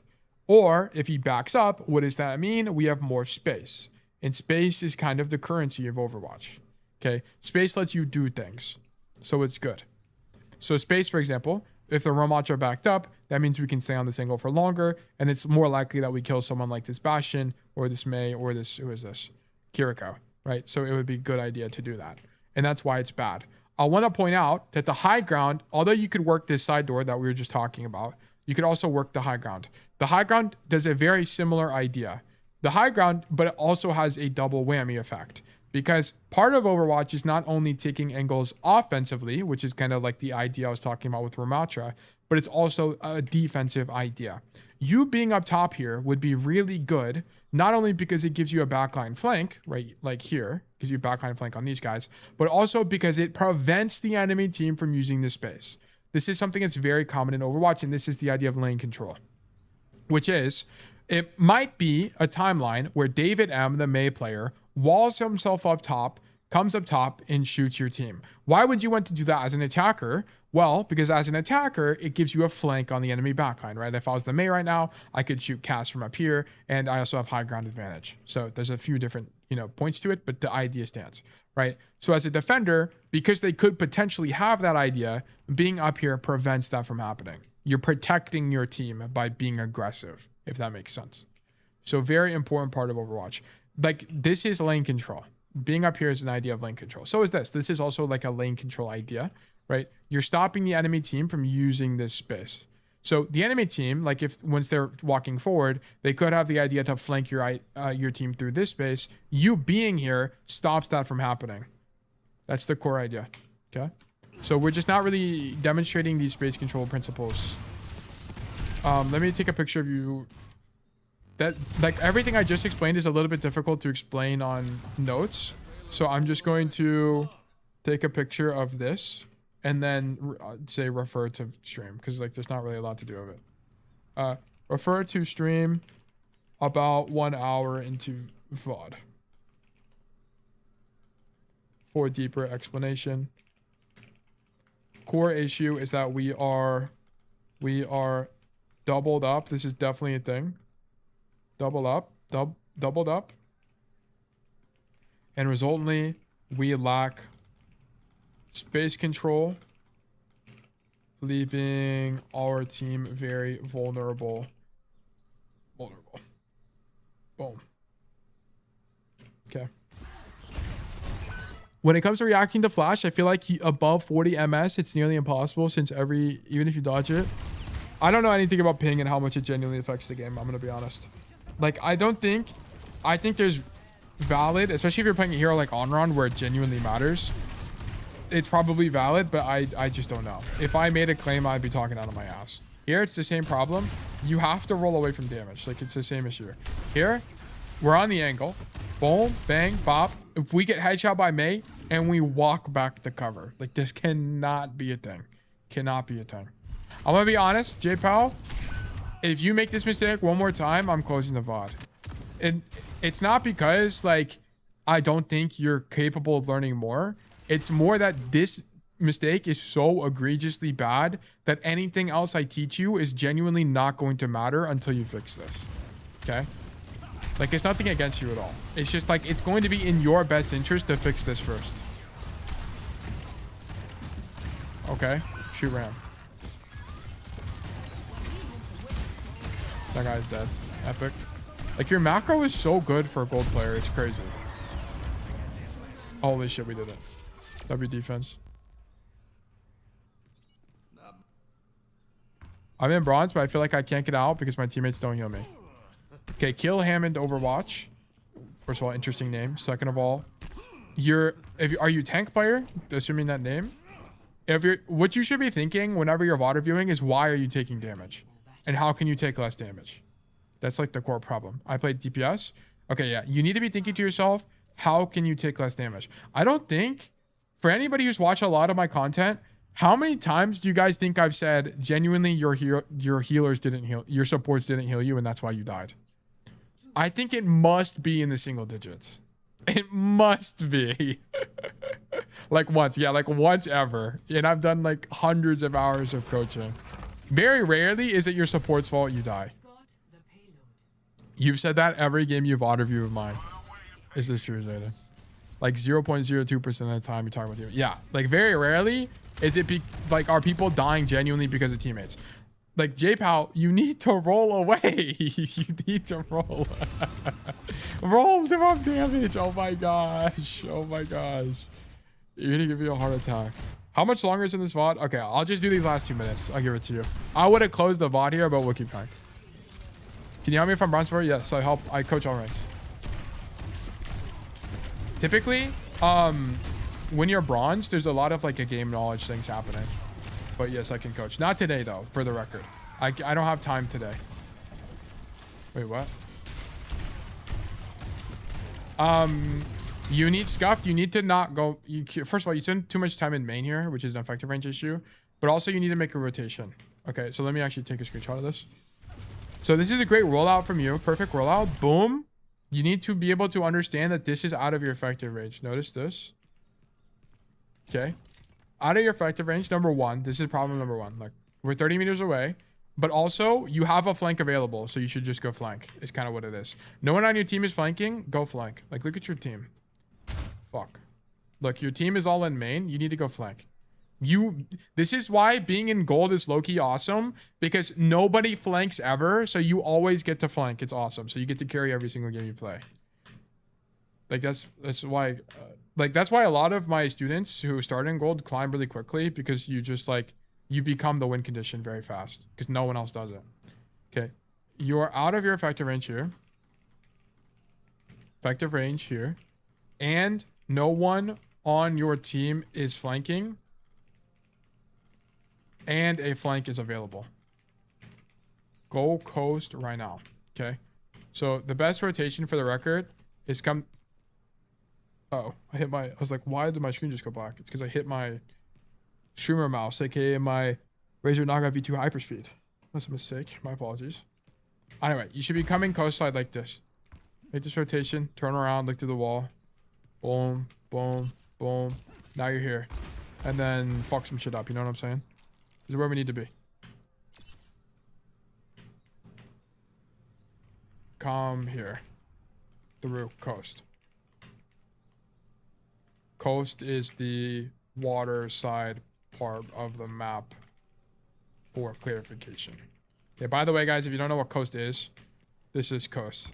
Why? Because there's water here. A lot of the time, there's like an extremity like this, people will just call it coast. Okay. Like when there's like water down here and stuff like that. Because it's like the coast. I don't know, it's kind of self-explanatory.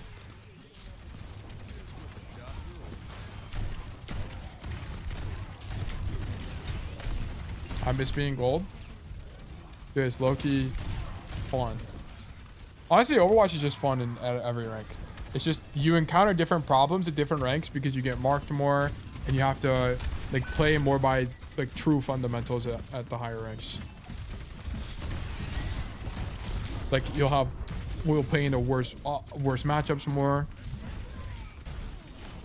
Like I feel like at the lowest ranks the game is more in your terms.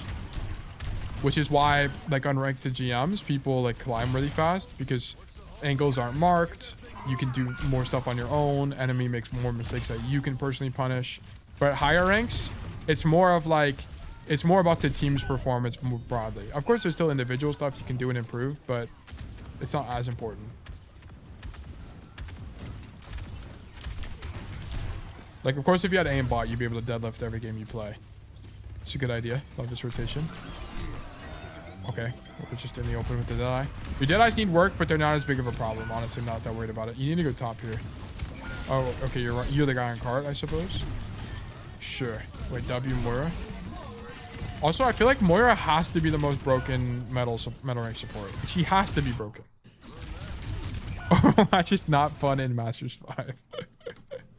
Okay, this is verdict losing for sure. Okay, your homework is extremely easy, by the way. I also expect you to go up 5 divisions. I'm not joking. I am not joking. You should be going up 5 divisions. This has to be solved. This has to be solved, okay? Has to be solved. Okay, you're going to have an instant closure term. Instant closure. Okay?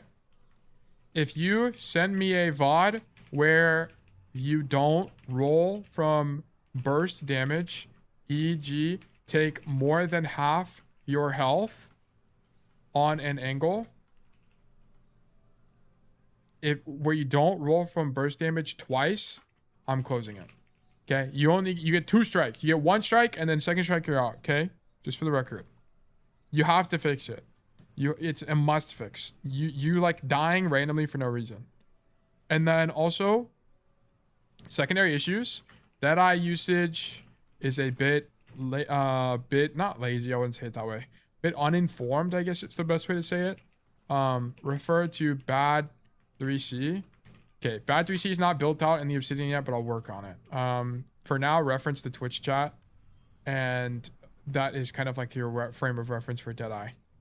And then what other secondary issues do we have? We had some effective range problems, but it wasn't as big of an issue. And then like we just missed some flanks, but honestly your macro was really good for gold 4. And I think it's very apparent to me that you watch my content because like you played the macro almost perfect. Almost perfect. There's a lot of great ideas. Like this flank is like a master's level flank, by the way. If you continued going, you could have convinced me you were a master's. Like genuinely, not even trolling. Like really well. Like you have a bright future. I don't mean to like put a lot of pressure on you, but this is really good. Really, I would not be like you should be diamond in no time with this level of improvement. Strengths. Genuinely impressive macro. for this rank. Like, genuinely impressed. Also, strengths, your aim. Aim is good. You do not need to work on this. Definitely good.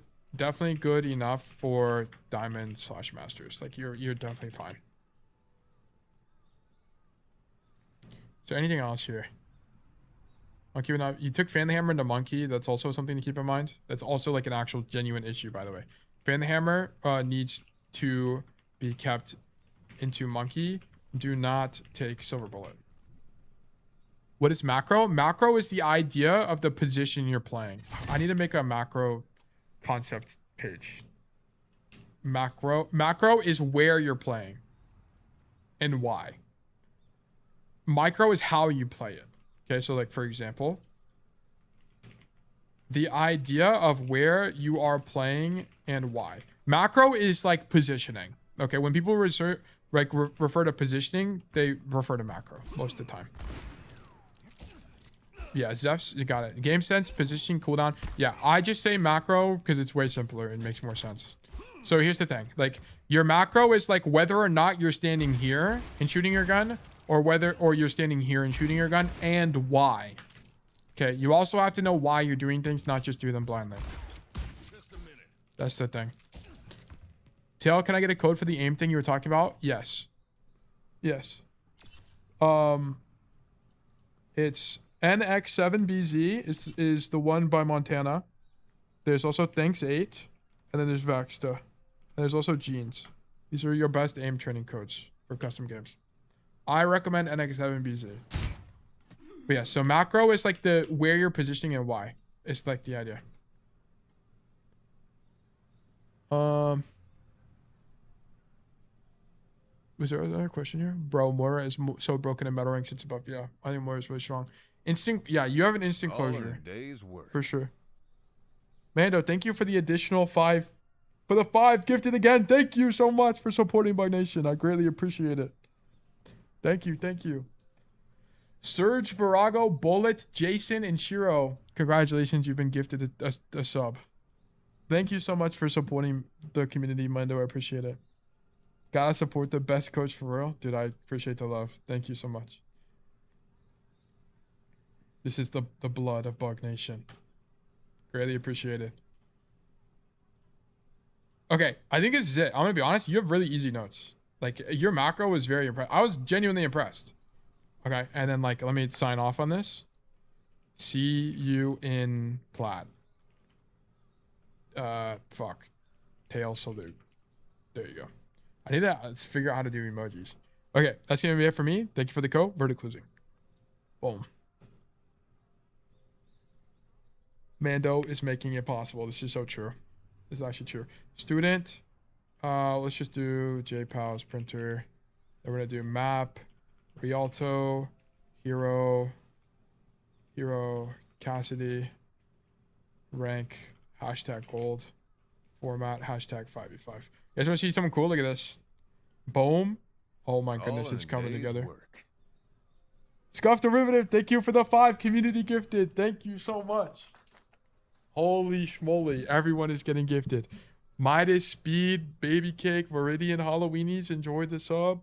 Thank you for the support. Thank you so much. Guys, keep in mind, that you guys don't feel obligated to give gift subs. I do coaching for free. It's no problem at all. But I greatly appreciate the support. Thank you so much.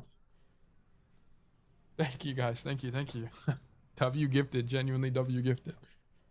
Thank you guys for keeping the stream up and open and watching and being a part of the community. I greatly appreciate it. But yes, let me push this to live and then I'll share the notes with you here. Okay, publish. Let me do student notes, new as well. Select all. There we go. Publish. How long do you end stream? We're gonna move into Silksong. We're not gonna do pro analysis today. I shouldn't have done this VOD review, to be honest. Today we did coaching for so long and I also yapped for a long time. Today was a very unproductive stream, unfortunately. I do apologize for that, guys. VIP 1v1? Yeah, if you want to do it right now, now would be the time, Zeta. Sure. No pressure or anything. We're talking. Okay, 1v1 tail for VIP in Overwatch from Zeta. Holy moly. This is it. This is for all the marbles. Let me send this out real quick and then we can do it. JPal here. I'll put this in chat so you guys can read JPal's notes if you want, but I'll also put it in the Discord. JPal, here you go. Boom. Perfect. Can we get some gambling going? What, you guys want to bet channel points? Yeah, sure. I'll open up a poll. Manage prediction. Start prediction. Over on, what is it doing? Oh, previous prediction. Winner of 1v1. Ah, you know what I'm not going to do? I'm not going to put extra pressure on Zeta for nothing. I feel like that's kind of mean. Unless Zeta wants it. But nah, I'm not going to do it. Actually, I'm not going to do it. Even if he wants it, I'm not doing it. Yeah. No, do it? I don't know, bro. I don't want to. I don't want to have like an expectation here. Okay, fine. Fine. Well, fuck me, dude. We'll do it, I guess. Who wins 1v1? Zeta, Freya, God, Tail, Noob. Okay, what do you guys think? You have 2 minutes. Start. Good, got it. Freya, God, brother, my win rate is 33%. Dude, don't undersell yourself. Lock in, bro.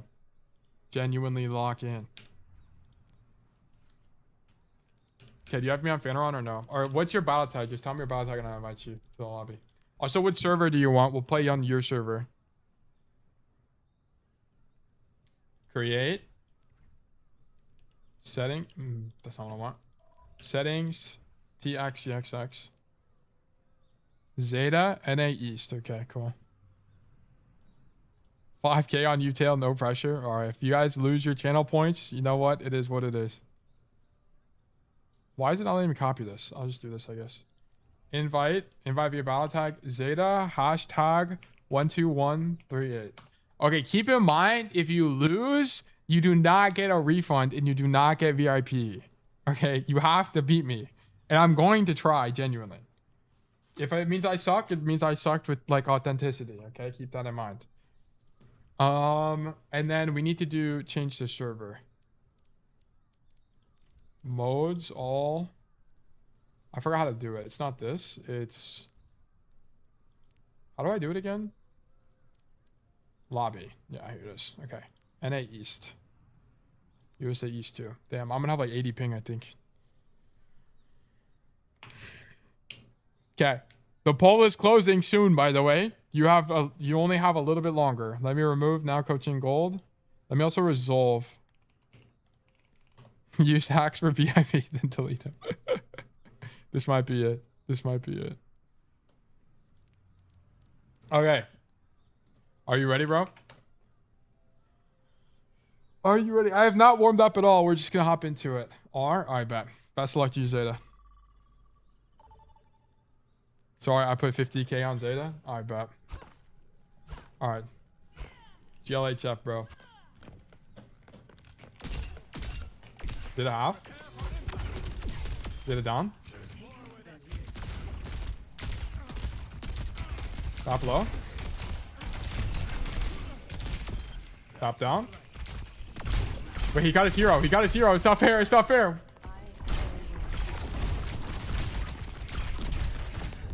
Fuck, I suck at this hero. No! Fuck, I didn't mean to dynamite. Where am I? I'm lost.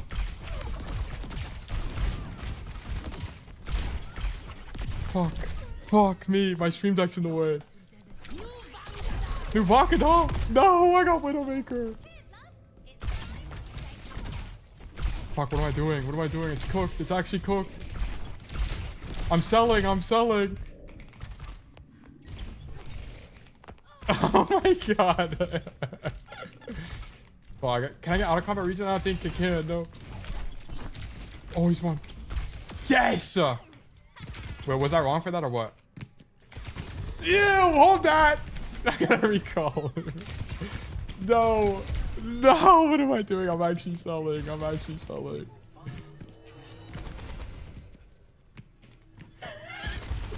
Oh my god, it's actually over for me. It's actually over. It's actually over. It's actually over. He's won. He's won.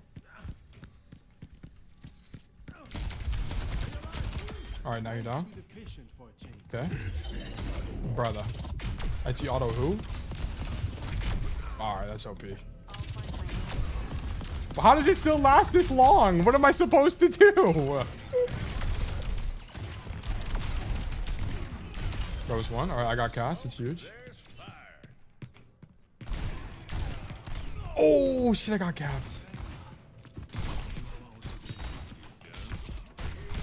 I got cover. Wait, hold on. Fuck, I didn't thought he was gonna be on the left side, the right side. Oh, it's actually over. It's actually genuinely over. It's actually genuinely cooked.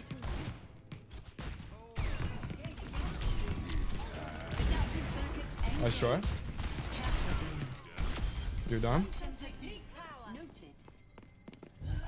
Wait, what? My dupe just ends? How come my dupe just ends, but he got Emery ult the whole time? Make it make sense. That's a recall. Fuck. Oh, I'm on Xion, okay. This is the only hero I've been playing recently at all. In the last, like, 2 weeks. Okay. Ooh, nice triple tap from me.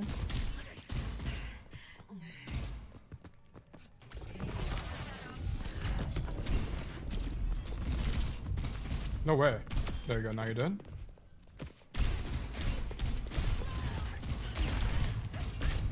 Okay, you're done. Okay, nice.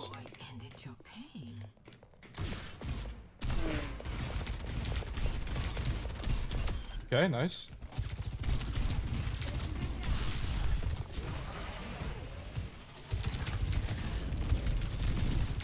No way! I missed the bike.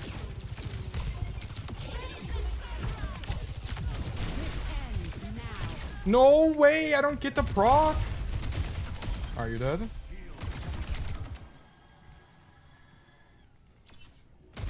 Okay, alright. This is dupe too, I think. No dupe, okay.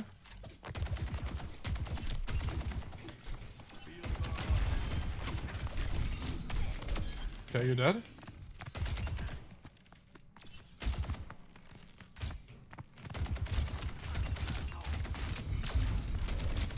Okay.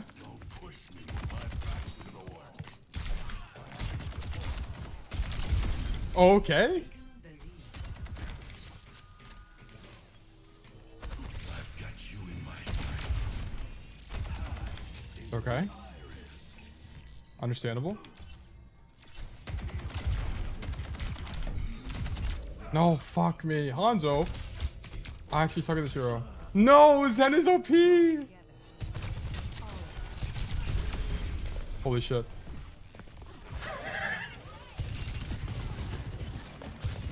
No! Fuck. Fuck me. Fuck. Alright, GG's, Zeta. GG's. Not even close? Dude, it was not even close. That is true. / VIP. Zeta Hamster. Congratulations, you are now a VIP. Welcome to the club. Holy moly. That was close. That was close. I actually fumbled at the beginning so bad. Like, actually unbelievably bad. And then I had to lock in. Holy. When is Zeta hitting champ? That's the question that must be asked.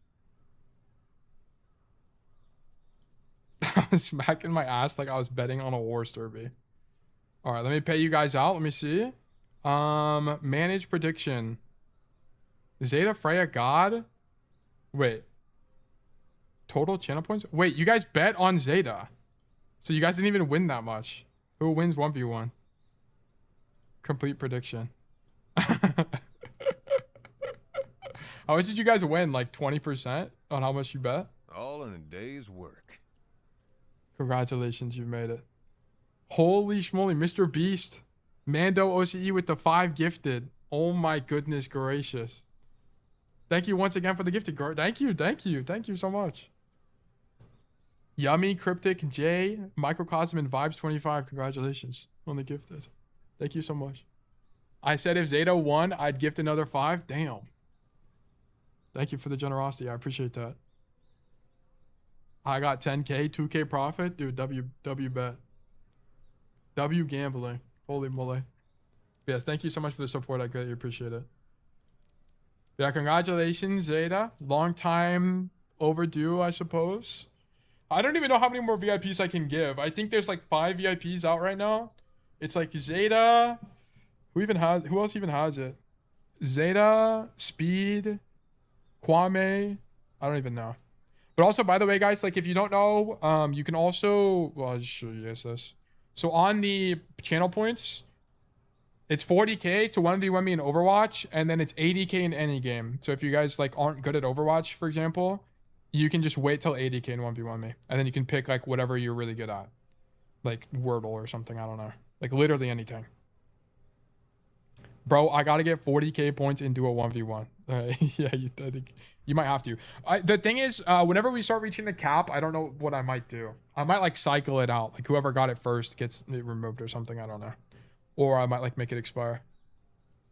Wait, I could have done 80k 1v1 for VIP. Yeah, but it's any game at 80k. It's double the price. Yeah. What if I'm only good at farming sims? Okay, then we can 1v1 in a Roblox tycoon or something. I don't know. Whatever you want. Whatever you guys want. Like, cause if you have 80k channel points, like you did, like I greatly appreciate you watching and supporting the stream that much. Like the least I can do is play a different game with you. No, they have to beat you again to keep the VIP. We can maybe do that. Like maybe I just do a day where I re-1v1 everybody. Maybe. Okay, that's gonna be it for today's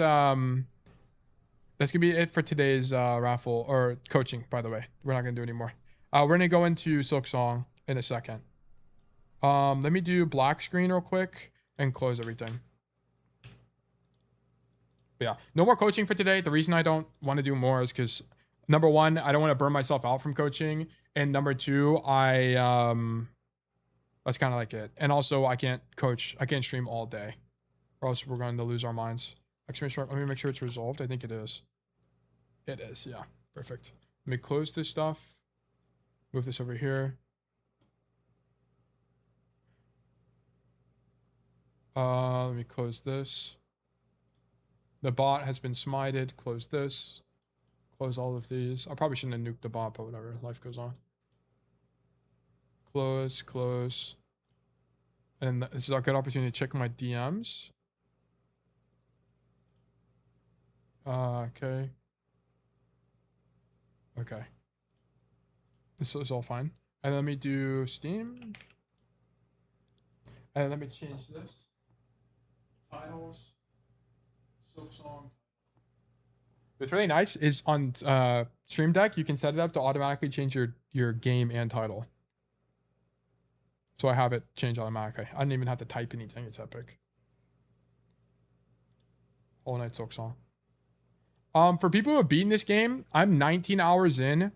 How far in terms of percentage do you guys think I am? Like genuinely. Like am I closer to a third or am I closer to halfway done? And this is a slight spoiler, but this is fine. Because I want to have an idea on if I need to buy the next game or not. Oh, shit. Let me run 3 minutes of ads. I'm going to be right back, actually. Let me just do that, and then I'll just play a video. This is going to be a good segue to be right back. Let me run ads. Oh, wait, I already ran ads. Oh, I'm running ads right now, I see. See you later, Sketchy. Thank you for tuning in, man. See you Thursday. As usual, Holy shit, that's loud. We've got great clips to bring you today, from fails and funny moments to huge plays and all the rest. Okay, we're gonna play this real quick. I'm gonna be right back. Viewed Overwatch Twitch clips of the week. My name is Nate, and welcome to Blizzard Guides.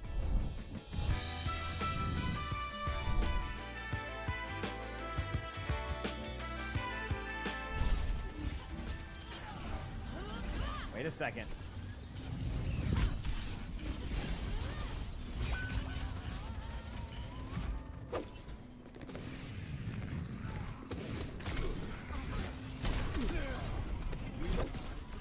I got touch.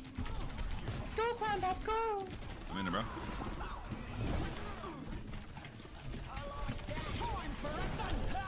Killed her.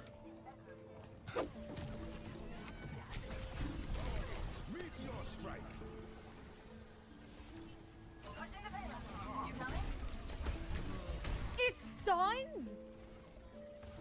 What?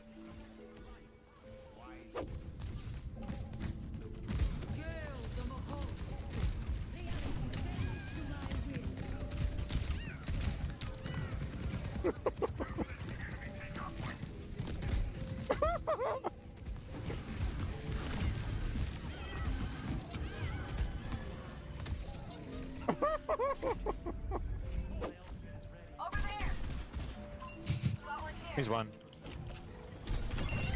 No, don't you dare!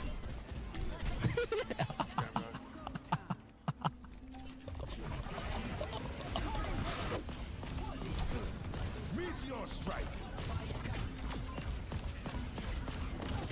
Oh my god! I didn't even mean to do that. No, that was on purpose, actually. That was actually on purpose.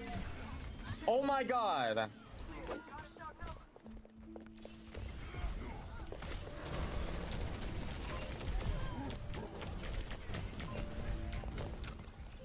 Can I go? Oh, you can't jump over that. Oh, you can't jump over that. What the fuck? Yeah, so you're not gonna. No, you won't believe this. Why can't you jump over any roof in this fucking game, bro? How shit is this game?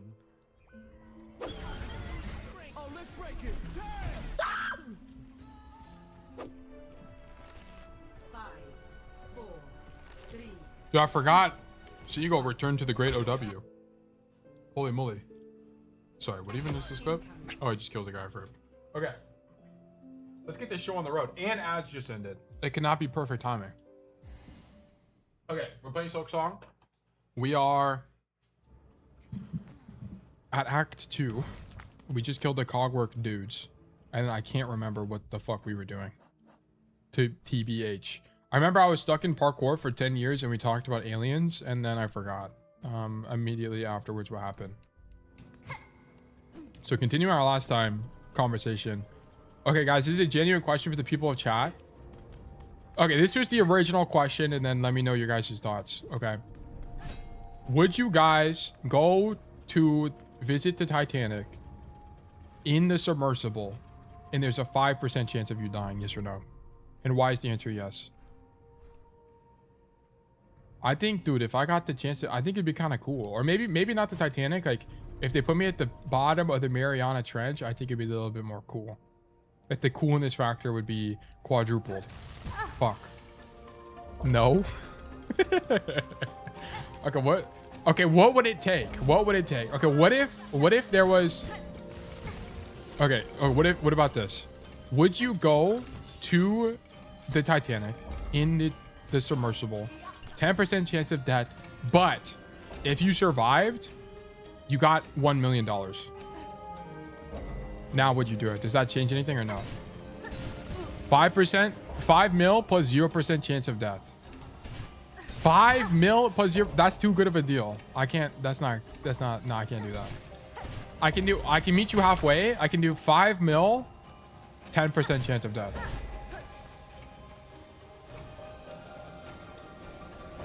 I wouldn't because I'm scared of the open ocean.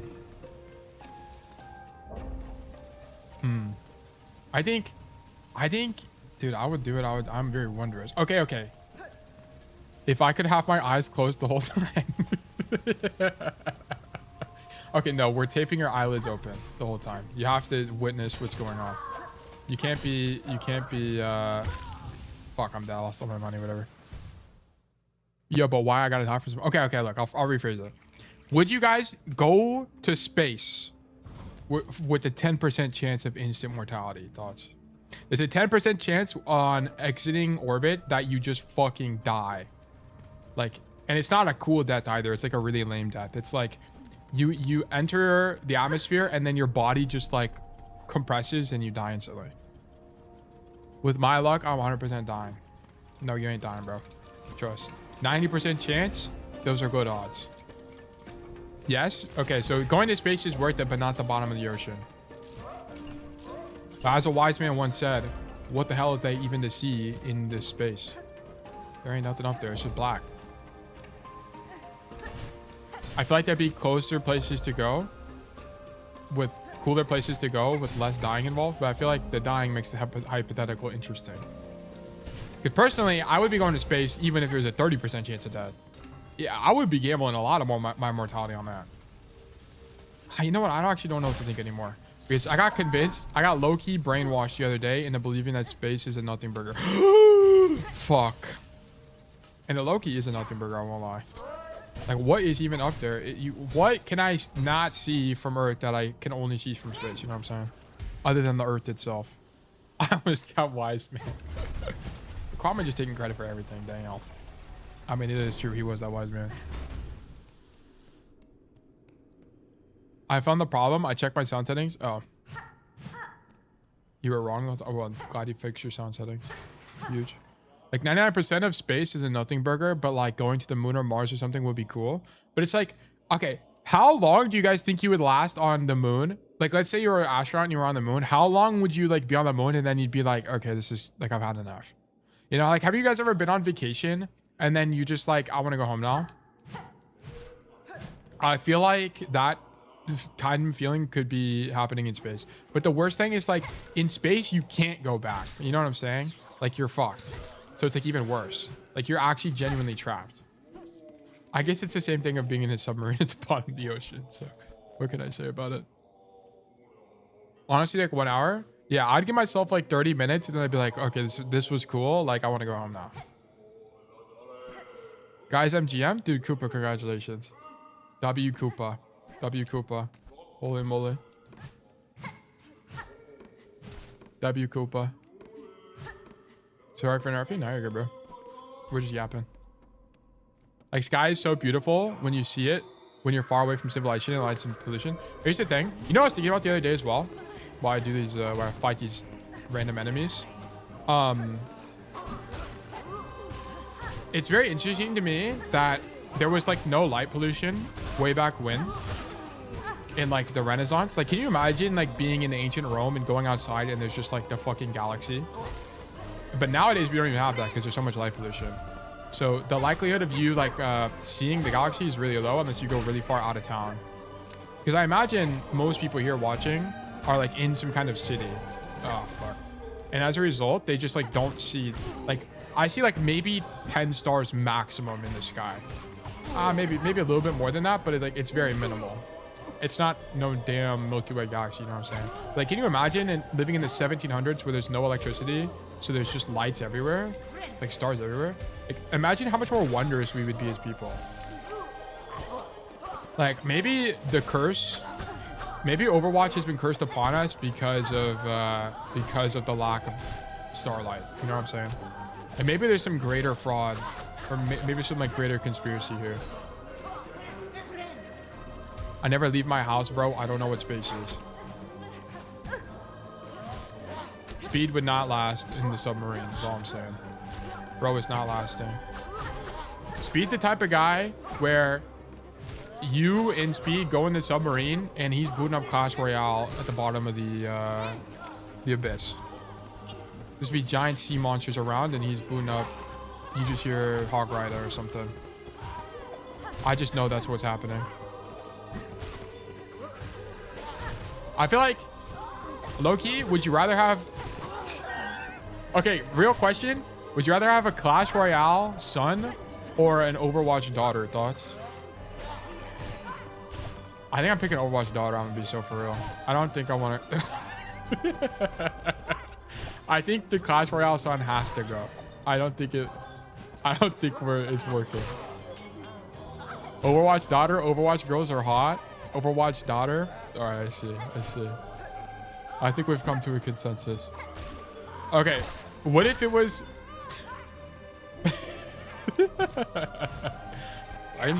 What the fuck is this guy? Oh, I gotta lock it for this guy. Bro, chill on me. Come on, man. Come on. Oh, shit. As long as she doesn't play Kiriko. Okay, she plays Mercy. Overwatch daughter means Mercy. What does that even mean? You've never heard the meme? Where, what's the meme? It's like gay son or thought daughter. And then they just like make a bunch of derivatives of it. Mercy is fine. But just not Kiri, I say. I think the Clash Royale son gots to go. I think it's just not the answer. You know what's interesting? I never really played Clash Royale, even though I feel like I was around when it was becoming popular. And I don't really know why. I guess it's more because I just kind of didn't play mobile games and that it was just a mobile game. at the time. Is there anything down here? Acting like we go and get a wife or some. Who knows, man? This guy's cool. He throws fire. Just like me, spin fire type shit. But, yeah, I think it'd be really cool to be around in like the 1700s when there was just galaxies everywhere. Because like, I feel like I'd be more wondrous. Oh, you know what? Also, I was thinking about this the other day. Like, have you guys ever heard of like Plato's allegory of the cave? Or is it even an allegory? Have you guys heard of the cave idea? All right, Mr. Tail, I'm off to play the codes and try to get GM4. Hope the rest of the stream goes well. Dude, of course. Thank you so much for the support as always, Mando, and I hope you have a great rest of your day, man. Thank you for tuning in. Nope, you guys have never heard of Plato's Cave. It's like, okay, shadows on the wall. Yeah, it's like basically like if you put a dude in a cave and then you like he lives his whole life in the cave. He's like born and raised in the cave, and you feed him slop every day. Just like throw a hole in the wall, essentially, or like you throw him bones. His whole world is just going to be interpreted as the cave, right?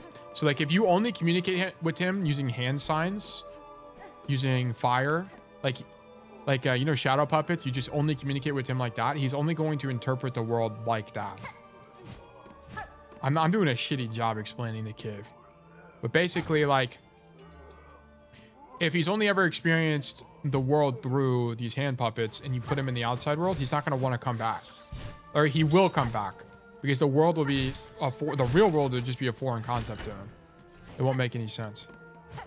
So that's why, like, that's like the whole Plato's allegory of the cave. Dude, I'm gonna be so honest. I started this tangent, but I legitimately can't remember why I brought it up. I'm just cooked, I guess. Only give the guy Overwatch. Dude, I might be cooked. It might be over for us, guys. I can't remember why I brought it up. I was talking about like space or something, and then something. I don't even know, bro. Whatever. Anyways, keep going.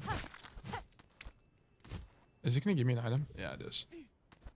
Something 1970. Yeah, I was like something lights because the night sky. Oh yeah, I was wondering. Where did this guy come from? Bro, get out my way. I wonder like how much of our world is just like we're just like locked in, like where we just like genuinely don't know stuff because we can't even interpret it. You know how people talk to me and they're like, Tail, I don't know how to get better at Overwatch because I always think it's aim. Like, I wonder how much of the world is just like that. Like, we genuinely just don't know shit. Like, I wonder if there's like, I'm fucking not fighting this guy. This guy's a piece of shit. I wonder if there's like, please don't kill me. I wonder if there's like a fifth dimensional beings that we just like genuinely don't know about. If we could see the galaxy, we'd be wonder something. Oh yeah. Oh wait, yeah. I don't remember the train of thought, to be honest.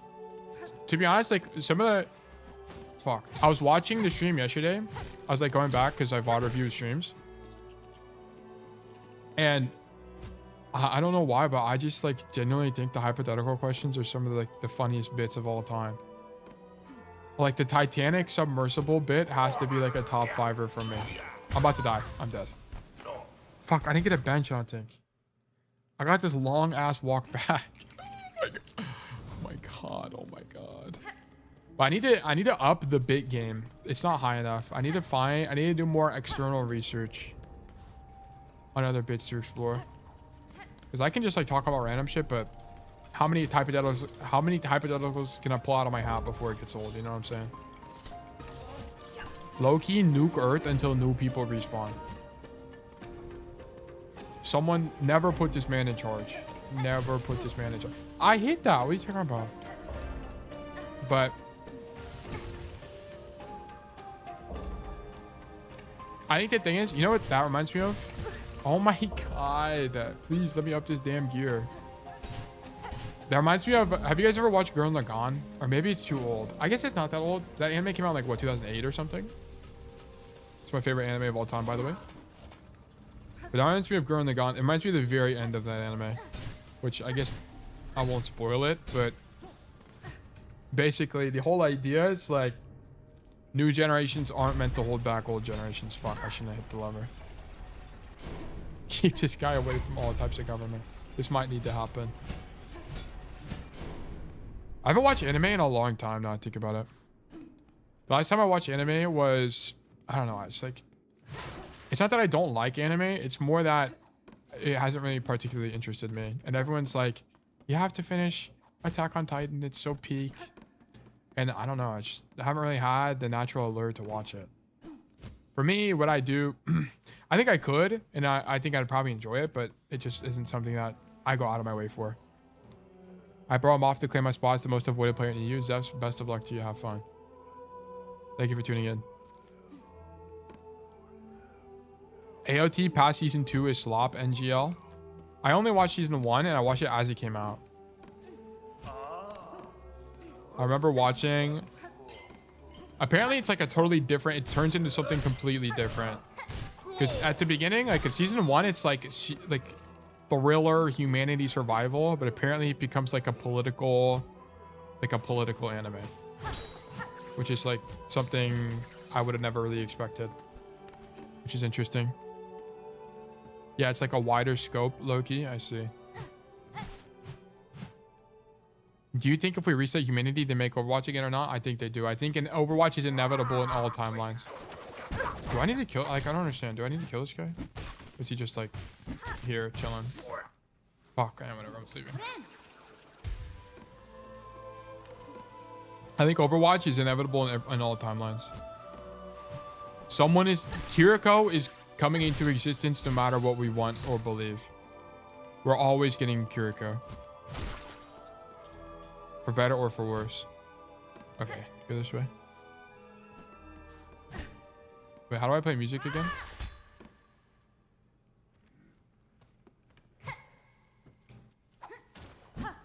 What the fuck is the key? It's, Y. Damn, I keep hitting the wrong thing. Okay, I don't think it does anything. My apologies. I thought I was creative there. I thought the music related to... Oh, is that a snake? Or a worm? What was I was talking about before Overwatch? I forgot. I don't even remember. So I had to come back with that Hammond guy. Ask someone else I know for coaching, and bro's shooting the floor. Oh, that goes on, dude. It happens. The problem with like a lot of bronze players is they just like, they don't know what they don't know. It's like, it's the same problem.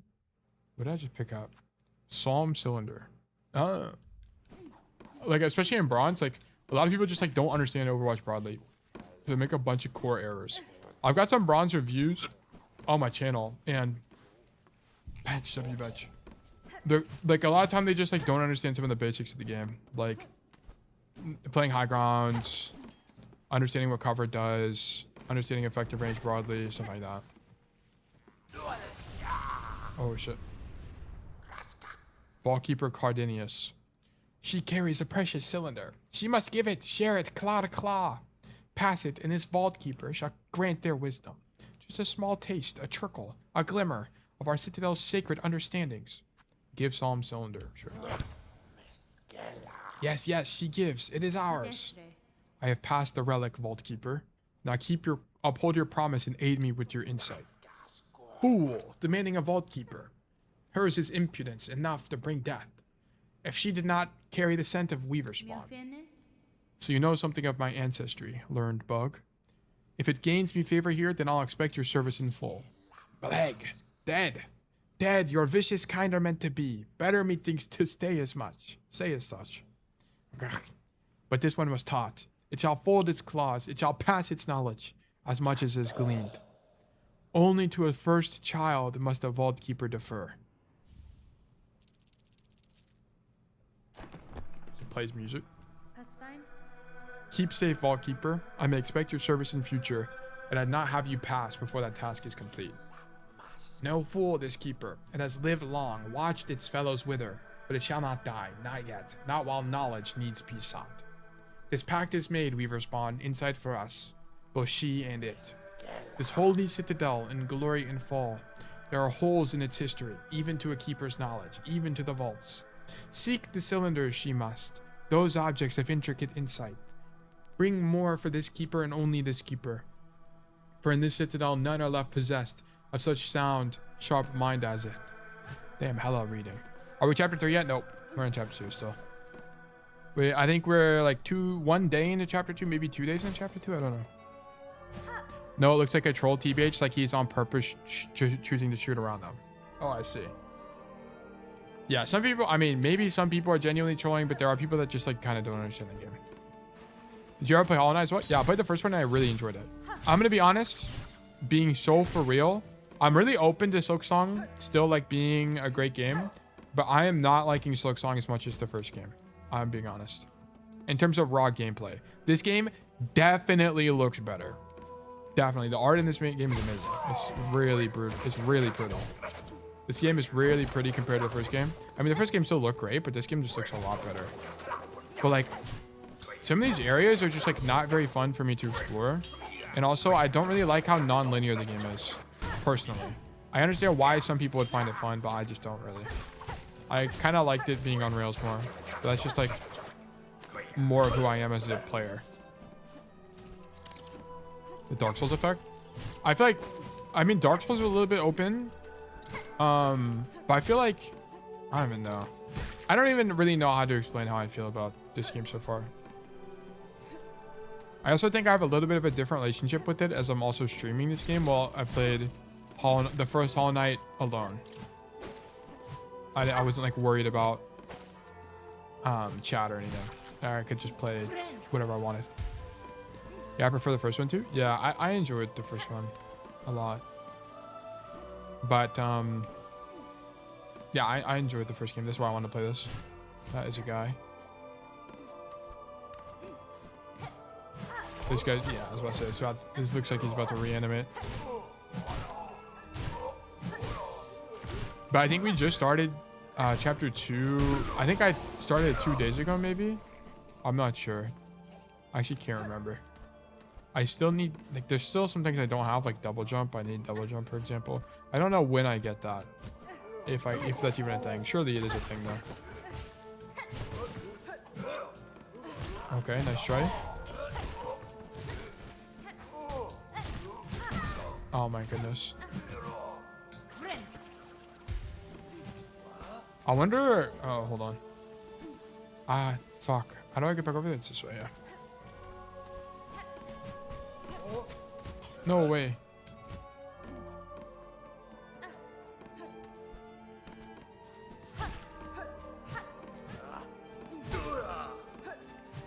Dude, come on. The projectile? I feel like there's way more projectile. Oh my god, I'm so bad at platforming. I think there's way more projectile enemies in this game than in the first game. Without a doubt in my mind. Or maybe it's just like recency bias. I just legitimately don't remember the enemies of the first game. I also think some of the, I don't know. I feel like some of the character design in the first game was slightly better too, but I think it's also just like rose tinted glasses. Did you ever figure out Neon Junction first point hold spot for Cassidy yet? Not really. I haven't really played the game. Like, I recorded all the gameplay videos that are getting published. I recorded like 3 weeks ago, like when the patch came out. And then I just haven't really played the game since. I played some Xion, but like that's basically it. Fuck. I haven't really played Cass. I need to get back on it because I need to record more videos, but I just like don't want to play Overwatch. I kind of need to, but I just don't have the desire. Maybe I'll do it today. Nah, can't today. I think I'm gonna play Overwatch probably starting again next week. I need to not die. Oh, that's a hit the wall as well. I will come back for that because I need to get my silk. They should just stop making hybrid maps. I enjoy hybrid maps. I think Neon Junction is probably one of the better hybrid maps for sure. I would say it's the best. I still enjoy Numbani more, but I definitely think it's better. It's a step in the right direction in terms of like good design. It's better than Midtown, for example. So it's like a choir. Oh, you know what? This was the room where I had like the vision, you know? There's like a vision with guys standing on chairs, and this is it, I'm pretty sure.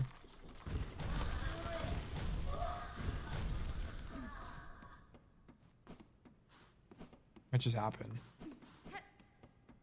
Okay, the lights turned on. What? Maybe I have to come back here? Midtown needs rework. Oh, what the fuck?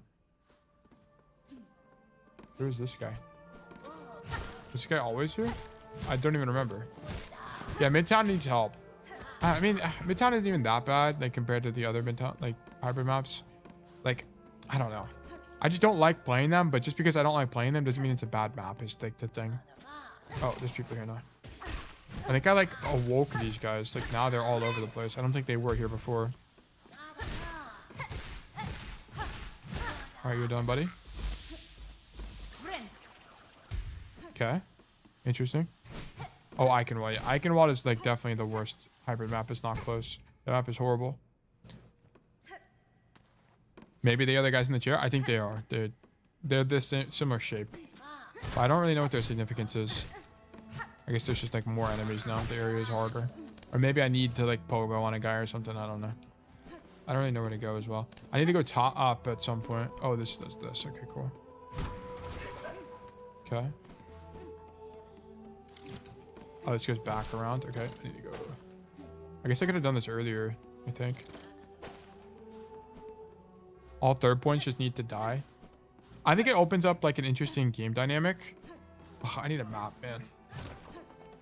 Like, I'm glad they exist, but, you know, it's kind of like a necessary evil. It's kind of like Striker Royale. Like, I'm in Paris, so I'm glad they exist, not because I enjoy playing the map, but because now Blizzard knows what it's like to make those maps, so hopefully we never get another one ever again. It's like, okay, great.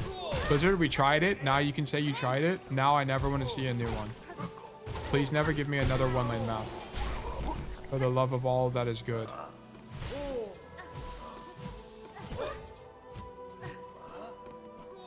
Then we can kind of go from there. You know what? I was thinking about it the other day. I was thinking about making a video on this at some point. But I think like counterintuitively, I think one of the biggest problems of Overwatch is the fact that there's too many maps. Because Overwatch is one of the only games, competitive games, that has as many maps as it does. And it's actually kind of a problem because now you have to learn how a given hero works on 34 maps or however many maps are in the game. Valorant's not the same. There's like 9 maps or something. That's so much more doable than Overwatch. Because the problem with Overwatch is you have to learn 30 maps and you have to learn a billion hero matchups. So what ends up happening is now you have to learn it. You can't teach things. You have to teach intuition, which makes the game hard. It's like a good and a bad thing.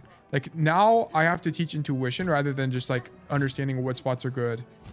And it's way harder. Like it's way harder to learn a hero because you might not properly understand like when exceptions exist and when they don't exist. Because there's so many different maps and situations that can arise. And I think it can make it really difficult to learn. Like, I think Overwatch would be relatively stale if there were fewer maps. Just because the games are so fast and you'd be playing King's Road 200 times, for example. But it would also help in learning. I played a lot of Neon in the mini room. It was really good at Safer. And you're, oh yeah. I think the mini room is good. For Cass. It's just going to depend on where your Flex DPS is playing. Should go back to limited map rotation. I just think like by design it's a little bit cooked. I don't know where to go. I'm actually kind of lost. I think I go this way.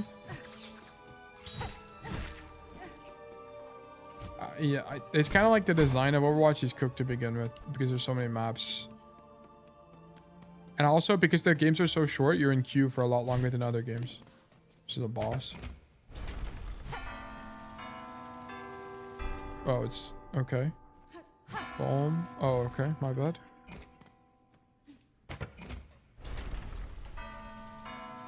One, two. How many are there? 1, 2, 3, 4, 5, 6, 7. 1, 2, 7, 4. 1, 2, 7, 4. 7, 5, 6, 4, 5. 7, 5, 6, 4, 5. Oh, it worked. Okay, cool. 2, 7, 3, 5, 6, 1. 2, 7, 5, 6, 3, 1, right? Oh, it was the other way around. My bad. Fuck me.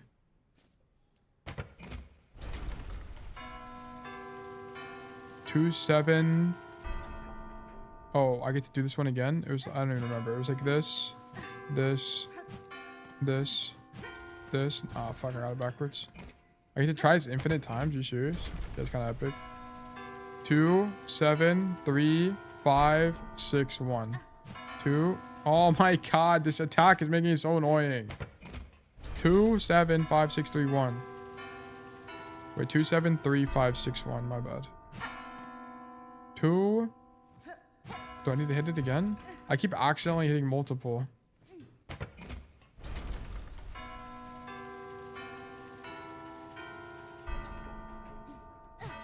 Oh my god, I'm gonna explode. I'm actually gonna explode. 2, 7, 3, 5, 6, 1. 2, 7, 3. I think that counted as 3. 5, 6, 1. Huge. Okay, last one. Oh, okay, we just got it. New Marvel Rivals season is crazy. We will not be playing. I haven't played Marvel Rivals in literally years. Actually, no, it's not been that long. It's been like half a year maybe. One piece of a cogwork heart containing an intricate mechanism of wheels and regulators. Many are wheels and regulators. Very interesting.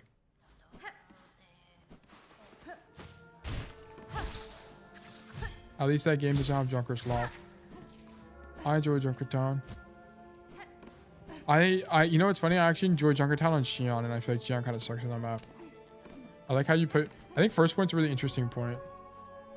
Okay, I need to go left and up, I think. So big boss. Okay, I'm just leaving, I guess. Oh. Alright, we're gonna do one of these. Bro.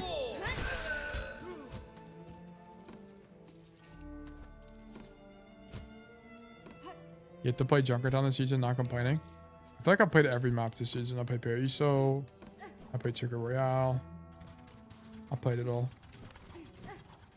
Oh, okay. Let me inspect, bro. Oh, great land, whose flame doth falter, whose choir, conductors, all doth fail. Observe, take heart, that spark still burning, yon butterfly of crimson grace. All bells shall peal, and voices raise, when brave Trobio steps at last upon the stage. That's a boss. That's foreshadowing a boss. Trobio. The Almighty. Oh, what the fuck? Haven't I been here? No. This is very ominous, though. Oh, I have. Okay. So this reconnects back to this area. Oh, there's a bench here, isn't it? There's like a bench above me. I also feel like on this game, the areas are way bigger than the last game. And I don't know how to interpret that. It makes it a little bit more difficult to navigate is like my big problem. I thought this was a bench, or maybe it's down. I can't remember. It's down, yeah. Would you play the new Doom DLC? I don't think I've ever played. I've never really played Doom, but I'm sure I would play. Like if I did, I'd probably play all of it. The roll tech video should be up in 2 to 3 days. W comms. Excited now. I don't have to make a new one. I really don't like making like guide videos. I don't find them very fun to make. I just like making coaching videos. I just like coaching. That's what I want to do. Like I don't really want to make guides. Like if I made guides, it's more out of necessity, not really out of interest.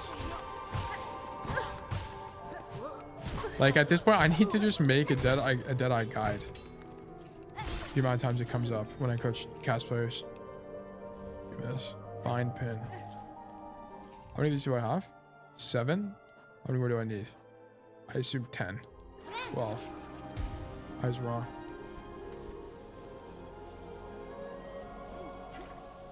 Let's go top. I think I need to. I have the key. Wait, isn't there like a key thing here? Isn't it here or is it somewhere else? I can't remember. I got like a white key. Hello, friend. It's not here. Okay. I'm trying to find role text in every map that was in or wasn't in your video, and I found a lot, but not all of them are really useful. Most of them are rotting. Yeah, most of that's why I didn't include a lot of text. There's a lot more text than the ones I included in the video. Like a lot more. Like quadruple the amount, if not more than that. But the problem is most of them are just not useful. Like I genuinely only included the ones that... The only ones that I missed that are useful are like the Havana one because I didn't know it existed. And then that's kind of it. There's not really any other ones that are worth doing that I can think of. Bruh.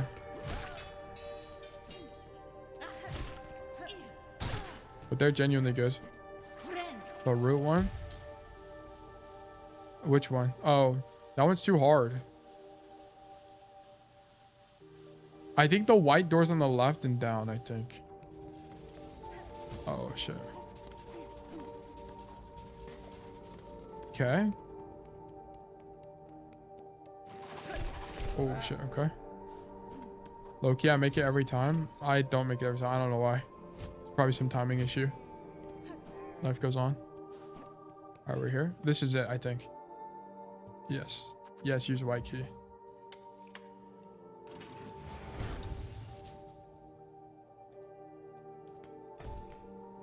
What's this way? Oh, hello, friend. Bench. That. So I think I have a diverging path here. So I got one mechanical heart. I think there's probably another half of the mechanical heart. And then there's like other stuff to do as well. It's a very big area. Even the elevator is pretty, like really pretty. Like the art is so cool. Like look at this art. There's so many like trinkets and gadgets. I wonder if they, yeah, they definitely drew like one of them or like maybe 3 of them and then copy pasted them over a bunch of times. Gee, I got a work call and I got busy and I turned back to chat and the last message I typed but didn't send is dying is scary. What are we talking about? Yeah, we're talking about the Titanic submarine submersible thing. What's up with this chair? Okay, ominous chair with lighting on it. Oh, there's a dead guy on that one. This one is on a wheel. Interesting. Mega chair? Is that what this is? Yeah, it's like a surgery. It's like surgery or something. I can't even tell what I'm looking at. An ornate lock mechanism with a keyhole in its center. Okay. Interesting. I think almost fell on me. Go top. Good rotation. The goon chair, that might have been that. Fuck. I need to, oh, you know what I forgot about? There's a bunch of trinkets that I never bought from the merchants. And mostly because I just don't have money. I keep dying. Okay, so there's, I'm gonna go left here. Nothing, okay. Waiting for the day bro plays peak Bloodborne. I don't even know when I would, unless, don't I need a PlayStation to play Bloodborne? It's not even possible. Because doesn't the emulator suck? And also, isn't Bloodborne locked at 30 frames? I heard it's locked at 30 frames. I'm gonna be honest, that might be a deal breaker for me. That might be a deal breaker. Why did I get a gifted sub? We had Mr. Beast come by, which was very nice. He supported the community. Is this a crib? Choral Commandment. Oh, it's a historical item. I can sell it for money. Oh, what the fuck? Oh my god, I just killed the crib. And the fucking guy is dead. I'm so sorry. The game's so peak, it won't matter. Dude, I can't imagine playing a game. And maybe I've just like seen the light and I can't go back. Is this still corrupting these guys? Is it like an actual corruption and I'm evil? Because like, why was that guy crazy mode?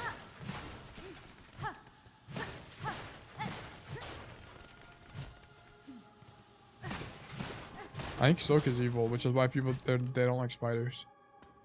Did I hear Mr. Beast? Oh yeah, Mando is here. Yeah. Mando is very kind and donated 15 subs. Thank you so much, Mando, for supporting Bug Nation.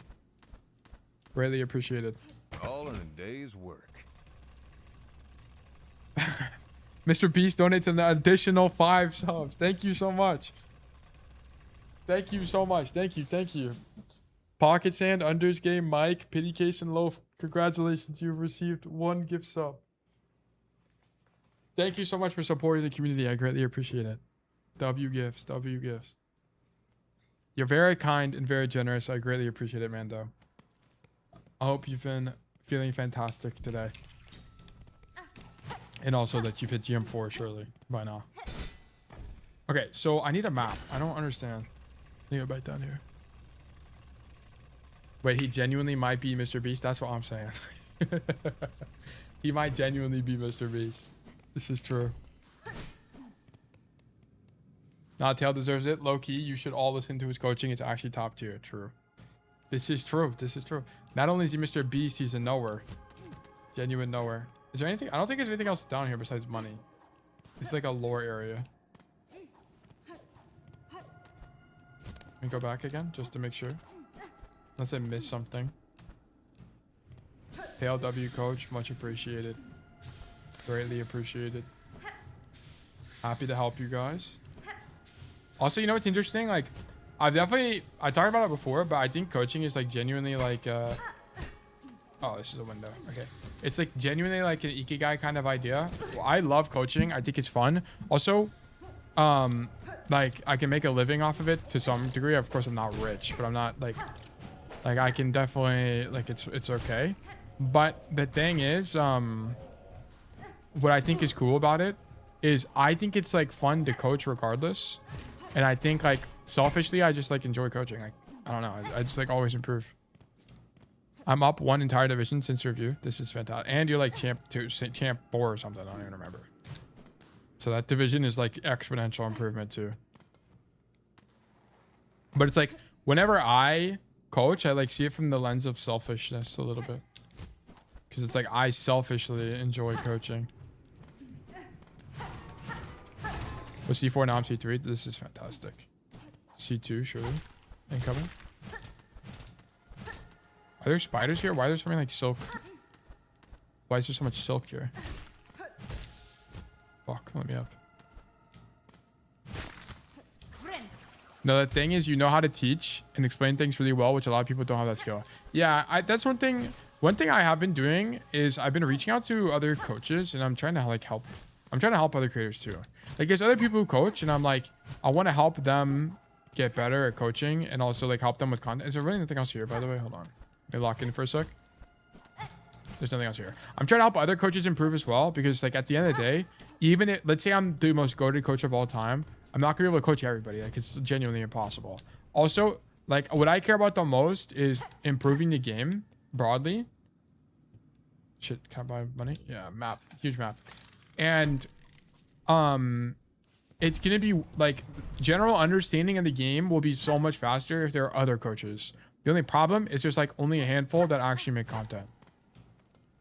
This is cool. Oh, holy shit, this guy's freaky deaky. Like most coaches just like don't make content, or if they do make content, it doesn't last very long. So I'm like trying to help as much as I possibly can. And the important part is I feel very confident while playing this lobby. Yeah, I think it's really easy to feel like an imposter in champ. And I think like, especially when you get coaching, if you're high elo and you get coaching and you realize that you're actually like doing it right, then it feels really good. I think. Like I used to get imposter syndrome in champ, but like now that I've done so much coaching and I like I've seen other champ players, I'm like, oh, it's like they're not playing that much different than me. Like I think I do play like a lot different than the average champ player, but it's like I fit in here. Like, do I deserve to be champ 3? Absolutely not. But do I think I am capable of holding my own in champ 5? Yeah, absolutely. I just got dead. I low-key understand how to coach after just watching you coach. I think most of you guys will if you just watch the content. Yeah, you have to. The key thing that people miss is they just, and I get it wrong sometimes, but you have to explain why. As long as you're explaining why, it's generally fine. Injector band. Brace of surgical pins from the white ward. Used to forcefully insert silk deep inside a bug shell. Damn. Okay. Increase the speed of binding. Interesting. So they're like injecting silk into bugs. Maybe for like immortality or something. I don't know. Oh, magma.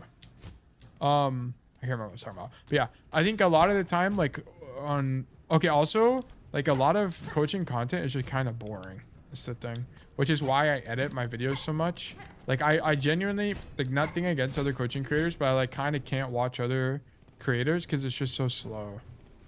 Like I just get genuinely so bored. I'll watch it for it because it's interesting, but I don't know, it's difficult. Like I need the cuts. I don't know.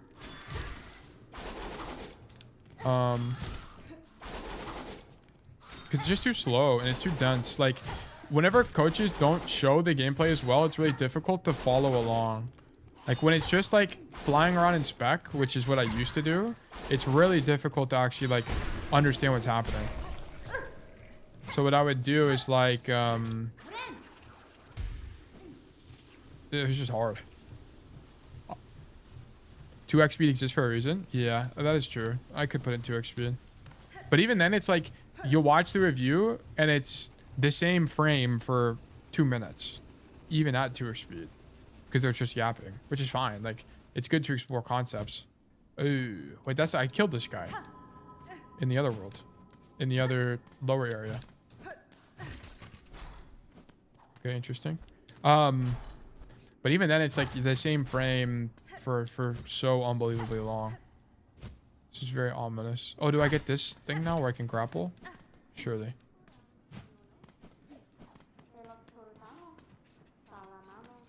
Okay, you're talking. Oh, this is a bench. Okay, what the hell? Hold on, can I equip a better thing here? Ejector band, polyp pouch, shard pendant. I kind of like the shard pendant, and I love these weapons. I could equip the magnetic dice. Whatever. I low-key coached my friend. He went up from P5 to D5 after I explained all the concept. You explained in one code only. Yeah. Like once people realize that like doubling up is a concept, once people realize how important effective range is, people are like generally smart enough to figure it out. It's kind of what ends up happening. It's just kind of like getting to that point is the thing. Like there's so many people, like I guarantee you for like every one chatter, there's 10 people that like just lurk. And then they learn like great things over time. Like I think people, especially like from the community perspective, like they greatly underestimate how many lurkers there are. Or like people who never watch streams but always watch the videos. Or people that don't watch the streams and watch the streams afterwards. Like there's hella people that do that. And there's also a bunch of people like for example, Woohoojin was someone that I used to like respect a lot and watch all of his content. And I actually ended up like emulating a lot of his style in what I do. But I never once participated in his community. I'm a chatter and a lurker. Yeah. There's a lot of people like you. Lots of friends. And it's like, that's totally fine. Like, no problem at all. Like, I have no problem with people doing that. I also feel like some creators like feel like they feel like obligated to, like they feel like everyone should be a chatter. I'm like, that like doesn't really make that much sense. Also, like some streamers like just don't give people things to talk about. Which is why, like, sometimes... I don't know why I'm healing. I have full HP. But... Which is why a lot of the time when I'm coaching, there's not a lot of chat activity because there's just nothing to talk about. Like, it happens all the time. And I've tried to, like, add stuff to chat about, but I feel bad about it sometimes because I'm not able to respond because I'm coaching. I was a YouTube lurker, then became Mr. Beast. This is true. This is true. Now we know him as Mr. Beast. True YouTube lurker, I guess. True YouTube. I always lurk during coaching and chat during Silksong. Yeah. That's what like a lot of people do. Or like akin to that. Because it's just like, I also think chatting is like, you have to have it open. Like a lot of people, especially because they stream during the workday in the US time zones, they just like watch during work. Like Sketchy, for example, he watches during work. Because he does like IT or something. So he just like has it open. Alright, go bye, bro. That was me during whenever I used to work on my old job before like I went back to school and started streaming. I used to do the same thing. Like I would study spy low and I'd watch streamers during work because I just like have it open. Because I had a really easy job. Like my job was like I did Photoshop, graphic design, and then I did like personal, like I did a lot of like menial desk job stuff. So it's like I just had it as noise. And I think that's a lot of viewers as well. If they're just like kind of lurkers like that, which is great. Which is why I also want to do it where whenever you're just lurking in stream, which is why when you're just like lurking in stream, I want you to be able to claim a ticket because like I know people can't tab out because also some of you guys like play Overwatch and watch the stream. So tabbing out is like not really doable. Please give me this. No. Huge. All right, now if I die, it's fine. All right, whatever. Who even has a job anymore? So like, this is so true. We're just all unemployed, surely. Oh, I do have 3 of these silk eaters. Loki, I'm gonna use that. I'm not gonna go back there. Oh, I think I need to go back. I think I actually need to go back because there's more over there. Where's the map? No, there was not more. There was more over there. I need to go back. Fuck. I really didn't want to have to. Maybe it goes back around. I don't know. I low-key pre-type exchange claim and send tab out of 0.2 seconds to send it. Yeah. Yeah, like I know a lot of you guys just like play Overwatch during the stream. So, which is fine. But it's like majorly inconvenient for you guys to claim. Because I want you guys to be able to claim automatically. Like that's the goal. And I can do that. Because whenever the Twitch API tells you who's in chat. Like who has the chat room loaded. So I can definitely add that as a feature for Warminator. Like that's an end goal idea. And it would just like greatly increase quality of life. The other thing is, it's like as a streamer, it's a little bit bad for me because you don't like, it decreases chat activity, which is like an indication for like the Twitch algo for a bunch of stuff, but it kind of just like doesn't matter at the end of the day. Like I'm not really that worried about it because at the end of the day, what I want to do is like, I want to provide like the highest quality content or like coaching possible. So like, it's fine if people just like lurk. I don't really care that much if they're active. Like I think people becoming active in the community is just a side effect of being a good coach. It's like whether or not I get one extra chat message just like kind of doesn't matter. Before my tail era, I used to have the same flank cast playstyle. So when I found you, I was like, oh shit, finally someone flanks his cast. 2 peas in a pod, I suppose. Gotta figure it out now.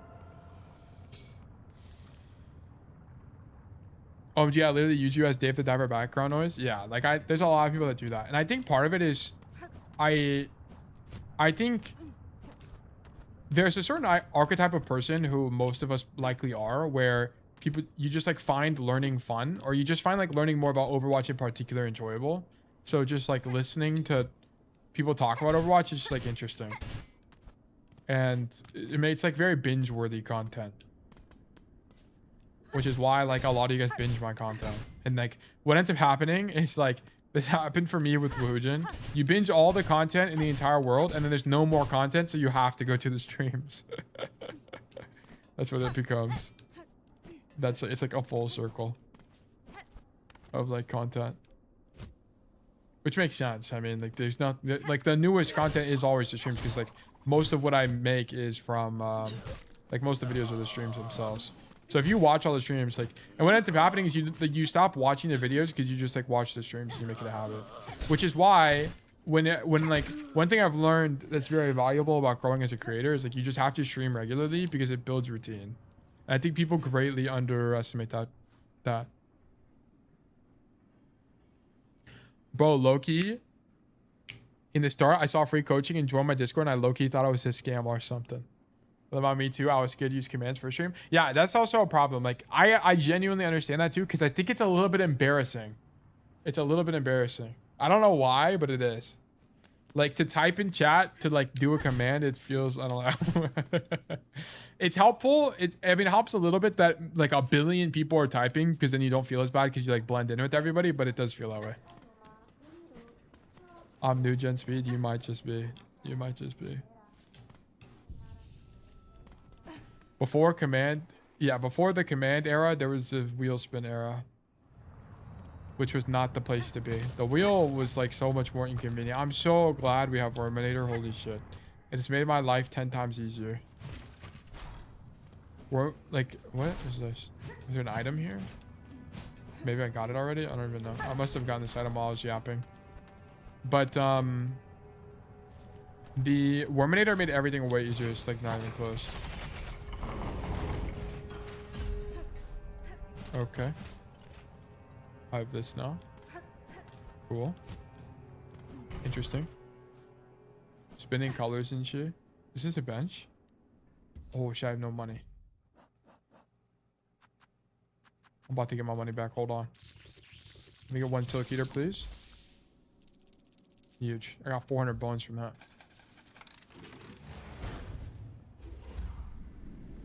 Oh, this is a fast travel. Okay, cool.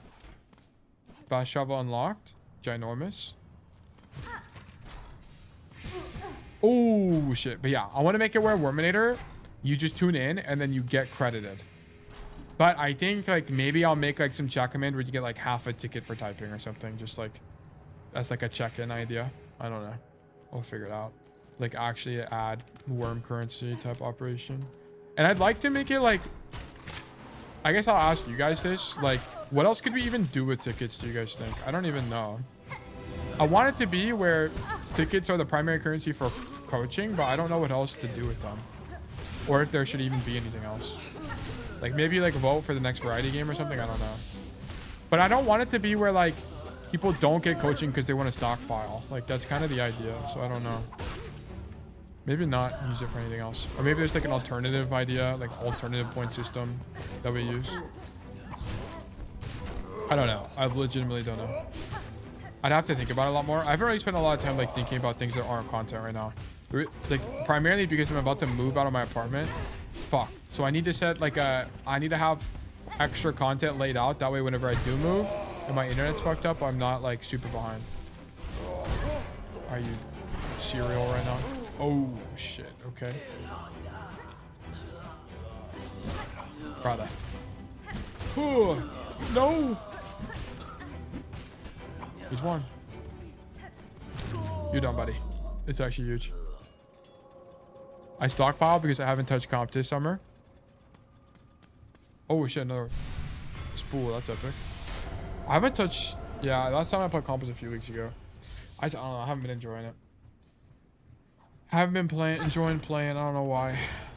Partly because Mizuki is strong and Mizuki is really boring to play against, and also like. I don't know. I just think I'm enjoying the game. I just have way more fun like documenting the game and coaching.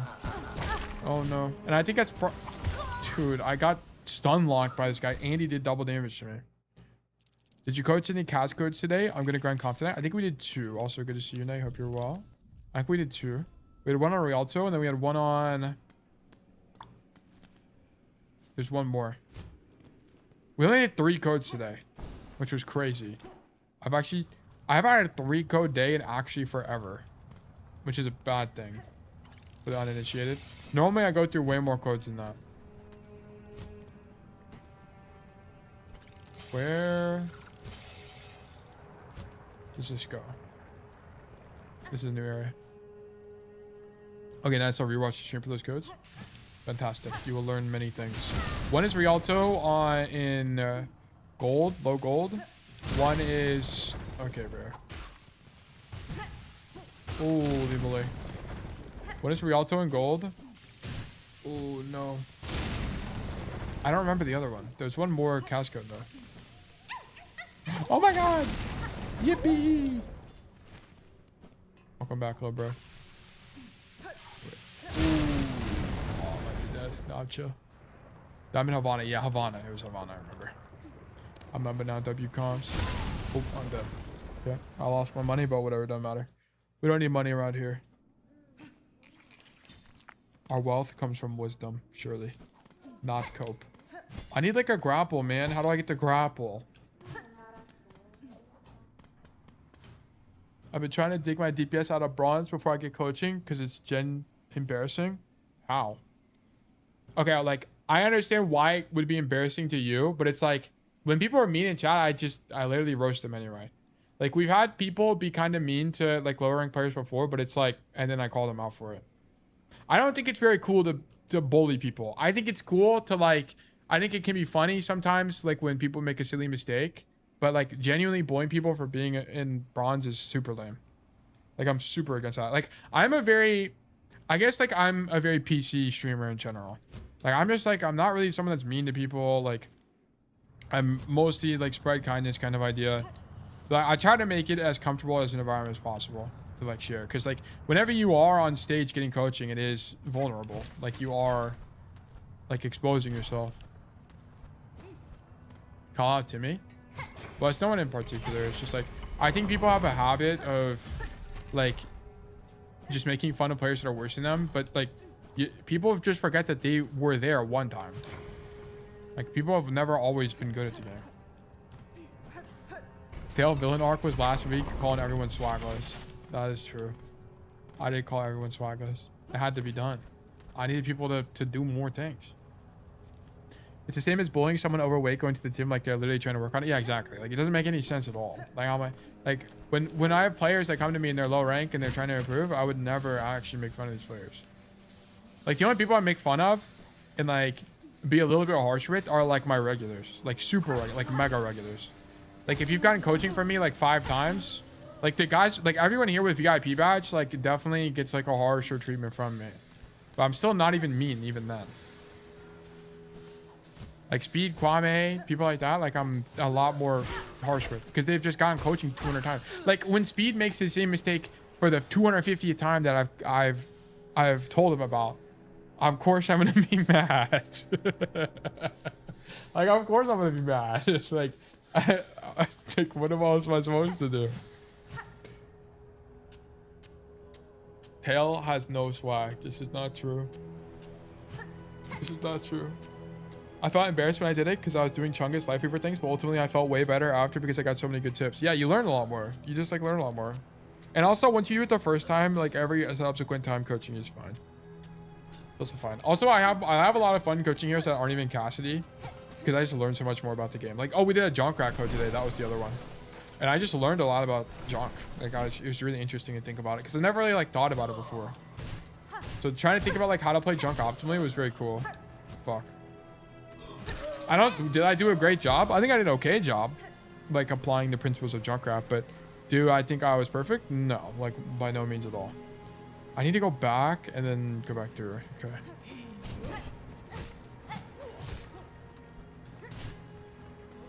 Bro, Taylor, you remember why sniping has wall? Sniping has wall. What do you mean? I don't remember. What was the situation? Okay, guys, by the way, like, there's nothing against y'all at all, but it's like when you guys point out, like, Tail, do you remember XYZ VOD? The chance of me remembering is very low. It's very low. You have to understand, I do so many codes. That remembering a specific VOD is just kind of rare. I remember winning VODs because they don't happen very often. Like Poppy had a winning VOD, Raptor had a winning VOD, or winning code. I don't remember. I mean, there's a bunch of them, but yeah. He's so fake. I'm sorry, guys. I'm sorry. Tail, is it crazy to start a new spreadsheet because the old one has bad vibes? No. Dude, Zeta, you have autonomy, bro. If you want to make a new spreadsheet, make a new spreadsheet. It's fine. You have the old one. As long as you don't delete the old one, it's fine. It's no problem. Start a new one, sure. Oh, Life Fever player because I'm so mechanically challenged. It's not funny. Well, it's fine. Like, you're probably not as mechanically poor as you think. Like so many people come to me, like the guy on Rialto. Or no, maybe it wasn't him. But it was like someone else came to me and they're like, dude, my aim sucks balls. I checked the gameplay and it's fine. Like, it's literally fine. Like, so many people overrate their aim. It's not... Like, aim is a problem sometimes, but I've had like 3 students ever where aim was genuinely something they needed to work on. I forgot how to get down. I think I need to go like up and around, I think. Yeah, I need to go up and around. Use my site for the new spreadsheet. Oh, yes. Oh, fuck. You guys should use Bonzo's site. I highly recommend it. Highly recommend. Very useful. On my way up.gg. / referral one still tail, I think. I don't even know what it does. Oh, shit. Money. I thought I'd been down here, but I guess not.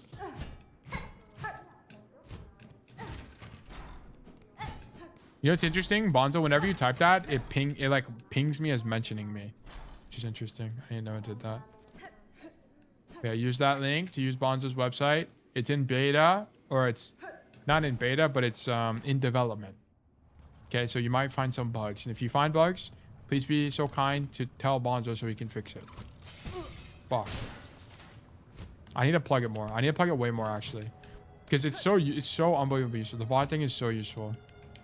And then the plan is to scale it even more so I can like pull up vulture VODs on everything. Like that is the goal. That would be so goated. Can I go? I can't go right from here. I think I already did this. Yeah, this is just silk. How do I use this? It's a website where you track your games. And then, oh, dude, you know what, Bonzo? We might need to make a tutorial. You can track your games in there, or you can import your spreadsheet. It makes it a lot easier to use. But it does some really cool things. Like, if you take notes consistently, it'll tell you, like, the keywords you're writing a lot. So, like, let's say if you write cover many times, it'll tell you that cover is a constant problem you're having.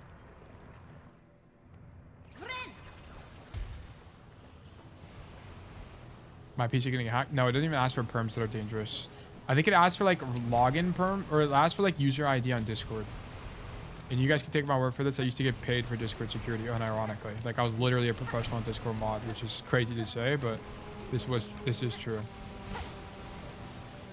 Oh shit. It doesn't ask for any perms that are like genuinely dangerous. The perms that are like genuinely dangerous are like join things for you and stuff like that. Fuck. Like when it does things on your behalf. You use a glass pad? No, I have a cloth. I have a Zowie. No, I have a SteelSeries QCK. I used to have a different like budget mouse pad, but it got really dirty, so I bought a new one. And the QCK is fine. I actually like it a lot. It feels nice. I think you can, if you want, you can get like super scientific with your mouse pads, but I never really got into it. It's kind of like its own subculture because there's like artisan and there's like other stuff like that, like glass pads and stuff. And I just really wasn't interested. Did I ever go up top? I don't remember. I don't think I did. Did not.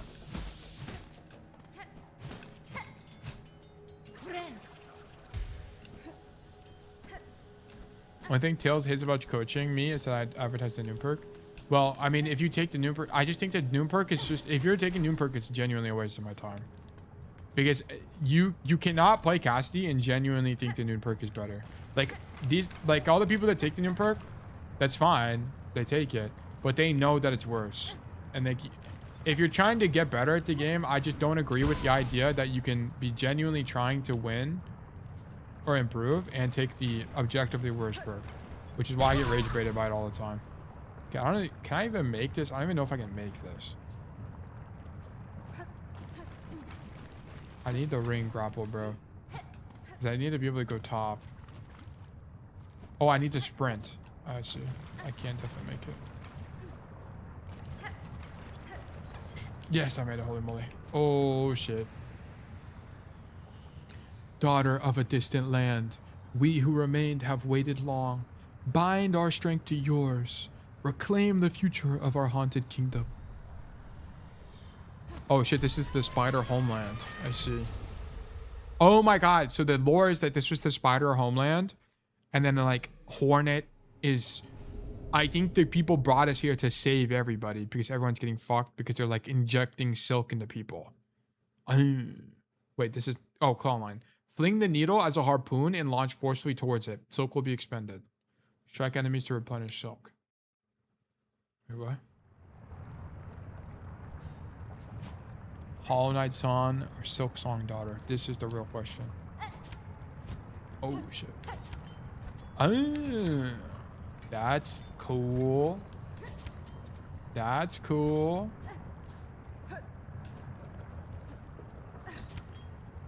So far, unironically, I'm probably Hollow Knight Son because I just enjoyed it more, but Silksong is cool. Like, I enjoy Silksong. We've unlocked a new way of getting around the map. Bang. Item. Shard bundle. Huge. Never mind, we have fallen into lava and died. I need this man to stop attacking me. I'm spreading Overwatch propaganda in my Discord server. This is fantastic. The people are learning of the way. Make sure you tell them the way of Kiriko in the way of purchasing skins. Surely this is what we need. Everyone would agree this is great for the... Oh, shit, I almost died. Back up top here. Oh, shit. They're playing Brig. I'm not sure if that's I'm not sure if that's better or worse. I'm not sure what to make of it. Oh, dude, I almost made it. Come on. Bang. Made it. But they like it. This is fantastic. Oh, I think Brig is fun. I actually enjoyed Brig when I played her. Oh, dude, I want to play Vendetta, man. Whenever we watched the Vendetta code the other day, like, I thought that was so interesting. I kind of want to play that hero. What's here? Oh, my Siri went off. Siri, chill, bro. Anything here? I think... Oh, this looks like a door to drop down. Oh, wait. Maybe I... it's a door. Oh, never mind. It's a boss. It's enemies. Bruh. What's up with this toilet brush guy? Hey, you're done, buddy. Stay away from me. Stay away. Huge. But this thing has piercing? Dude, I actually got silver bullet. It's nuts. Holy moly. You're done? No. No. Nice. Okay. Oh, big parry. Okay. He's low. Ball one. Ball one. Ball down. Huge. I used to be a Kiriko whale. Genuinely bought every skin.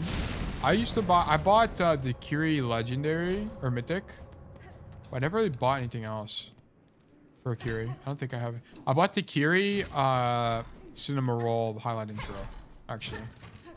And then I bought the Kawaii voice line, unironically. But that was it. I have not purchased more. Okay, so now I have the capacity to use the rings. What was it? Right button? Left trigger. Okay, I see. So now we're here. I can't go that way, I bet.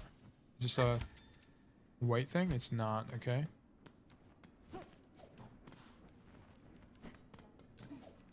Well, I haven't bought a skin in a long time. The last skin I bought was Cass Nerf, I think. The